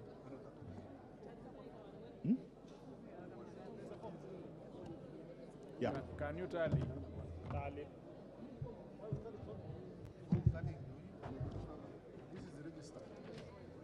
Okay. Thank you. No. Can you tally this page? This page is here. Yeah. You want which one? Oh, the pages. Eh? Yeah. Okay. Pages inakuja ndio hiyo.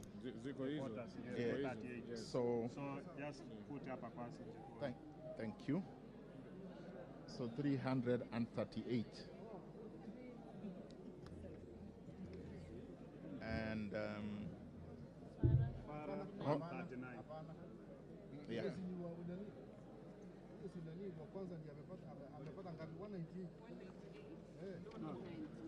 I'm saying number of votes. Yeah, sasa anaingiza hapo. No.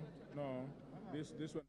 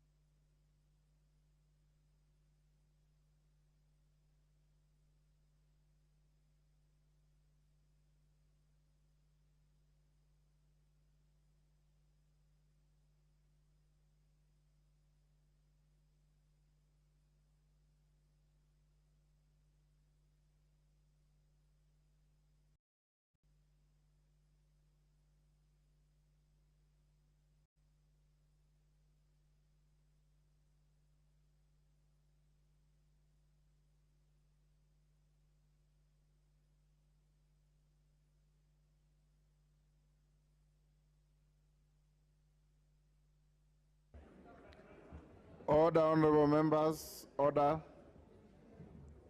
Order, honorable members, may you resume your seats, please. All those standing in the aisle, take your seats so that the clerk, who is the returning officer of this election, can announce the results. Honorable Speaker, having concluded the counting and tallying, I now wish to report the results of the ballot as follows. Honorable Farah Maalim, 139 votes. Honorable Gladys Jepkosgei Boss, 198 votes. Total number of valid votes cast, 337. Number of spoiled votes, 1. Abstentions, 0. Total number of votes cast, 338.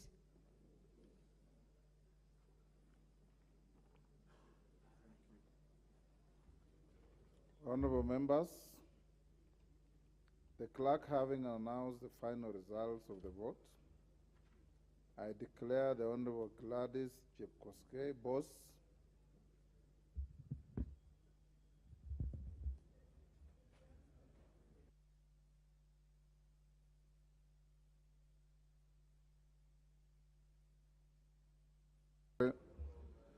sorry for the excessive enthusiasm.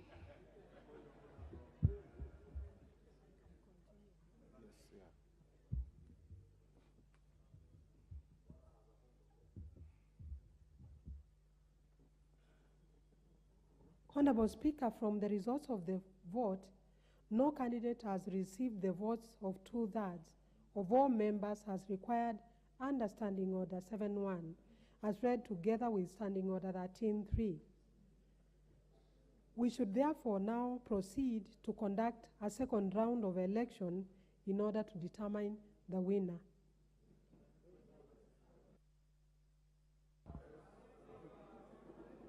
There's a point of order from the distinguished member, Honorable Farah. Mr. Speaker, to begin with, I want to congratulate you for having been elected as the Speaker of the 13th Parliament, National Assembly. Secondly, I want to thank all the members who have participated in this election and who have also had the honor and the trust of their own electorates and be members of this 13th National Assembly. Thirdly, I also want to congratulate my worthy opponent, Gladys Boss-Sholei, who is a very good friend. This reminds me exactly 15 years ago when in this parliament, where you also a member at the time, a similar situation happened, and I also had that time Gitowe Manyara as my opponent, and I'll do exactly what is noble and good. I have conceded the defeat in this case, and the loss, and the Speaker can proceed and declare Gladys Boss-Sholei as the duly elected Deputy Speaker of the 13th Parliament. Thank you, all of you. Thank you, honorable members. We must salute the magnanimity and sportsmanship spirit of the Honorable Farah Maalim. Congratulations, Honorable Farah. You have served this House before in the capacity that you are seeking to serve again. Honorable members, the clerk having announced the final results of the vote, I therefore declare the Honorable Gladys Jepkosgei Boss, woman representative for Uasin Gishu County, duly elected as the Deputy Speaker of the National Assembly in the 13th Parliament. I now request two honorable members of this House to locate, identify, escort, and introduce to me the Deputy Speaker-elect so that she may take and subscribe to the oath of office of a Deputy Speaker. Here before me in the assembled House in accordance with the Constitution.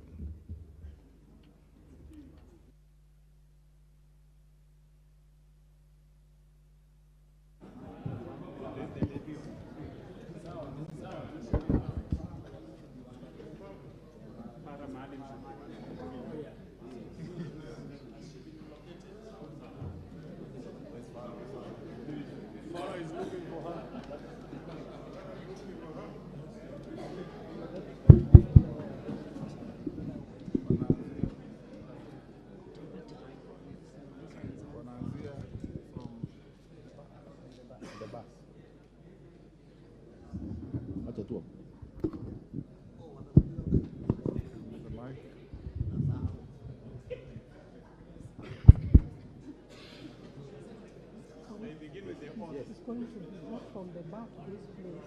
You begin with the oath.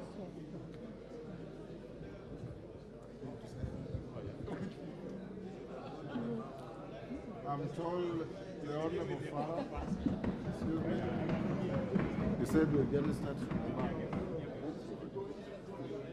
I am told, advised that your journey must start from the bar. Yes. So we may have to repeat that.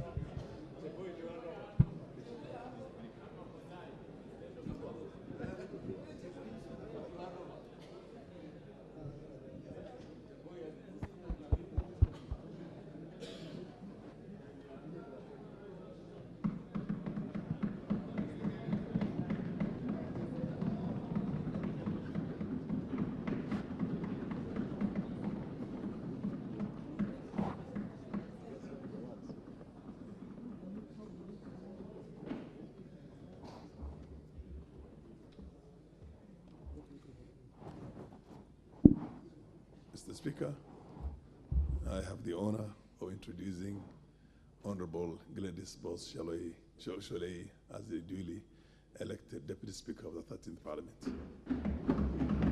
Congratulations. Do you affirm or you swear? For the Bible. Okay.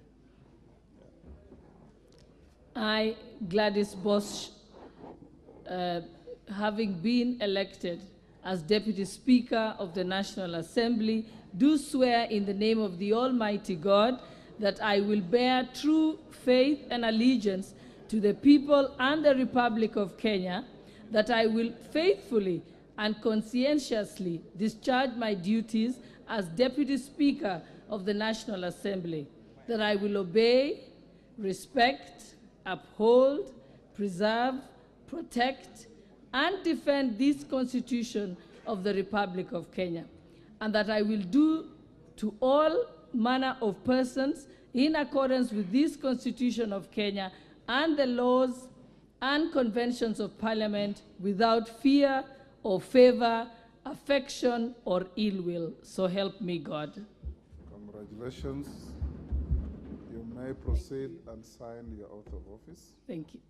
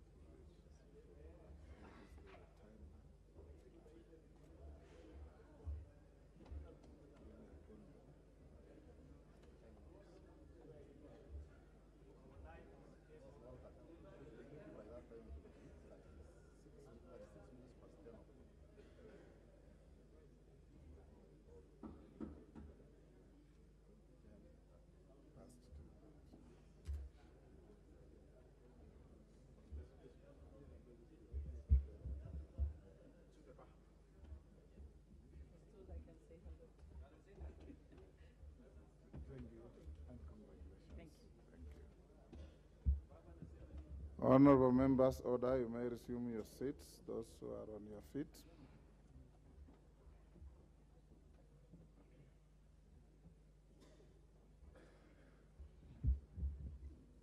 Honorable members, we have now concluded with the business of the day, and I wish to bring to your attention Standing Order number 14.1, which states, after taking and subscribing to the oath or affirmation of office, under Standing Order 12, in brackets, swearing in of the Speaker shall notify the members of the place, date, and time of the opening of Parliament. Further, Article 132(1)(a) of the Constitution states as follows: the President shall address the opening of each newly elected Parliament. Therefore, honorable members, I shall communicate the place, date, and time of the opening of Parliament in due course. In the meantime, I wish to reiterate that the induction of all members of this House, as announced earlier, shall be from Sunday, 18th September 2022 to 24th September 2022 at a hotel within Nairobi. Since today is an exceptional day for all of us, and in keeping with our customs, I invite all members to a modest speaker's cocktail at the rise of the House at the gardens adjacent to the parliamentary restaurant. Honorable members, the time being past 10:30, the House now stands adjourned until a date to be notified.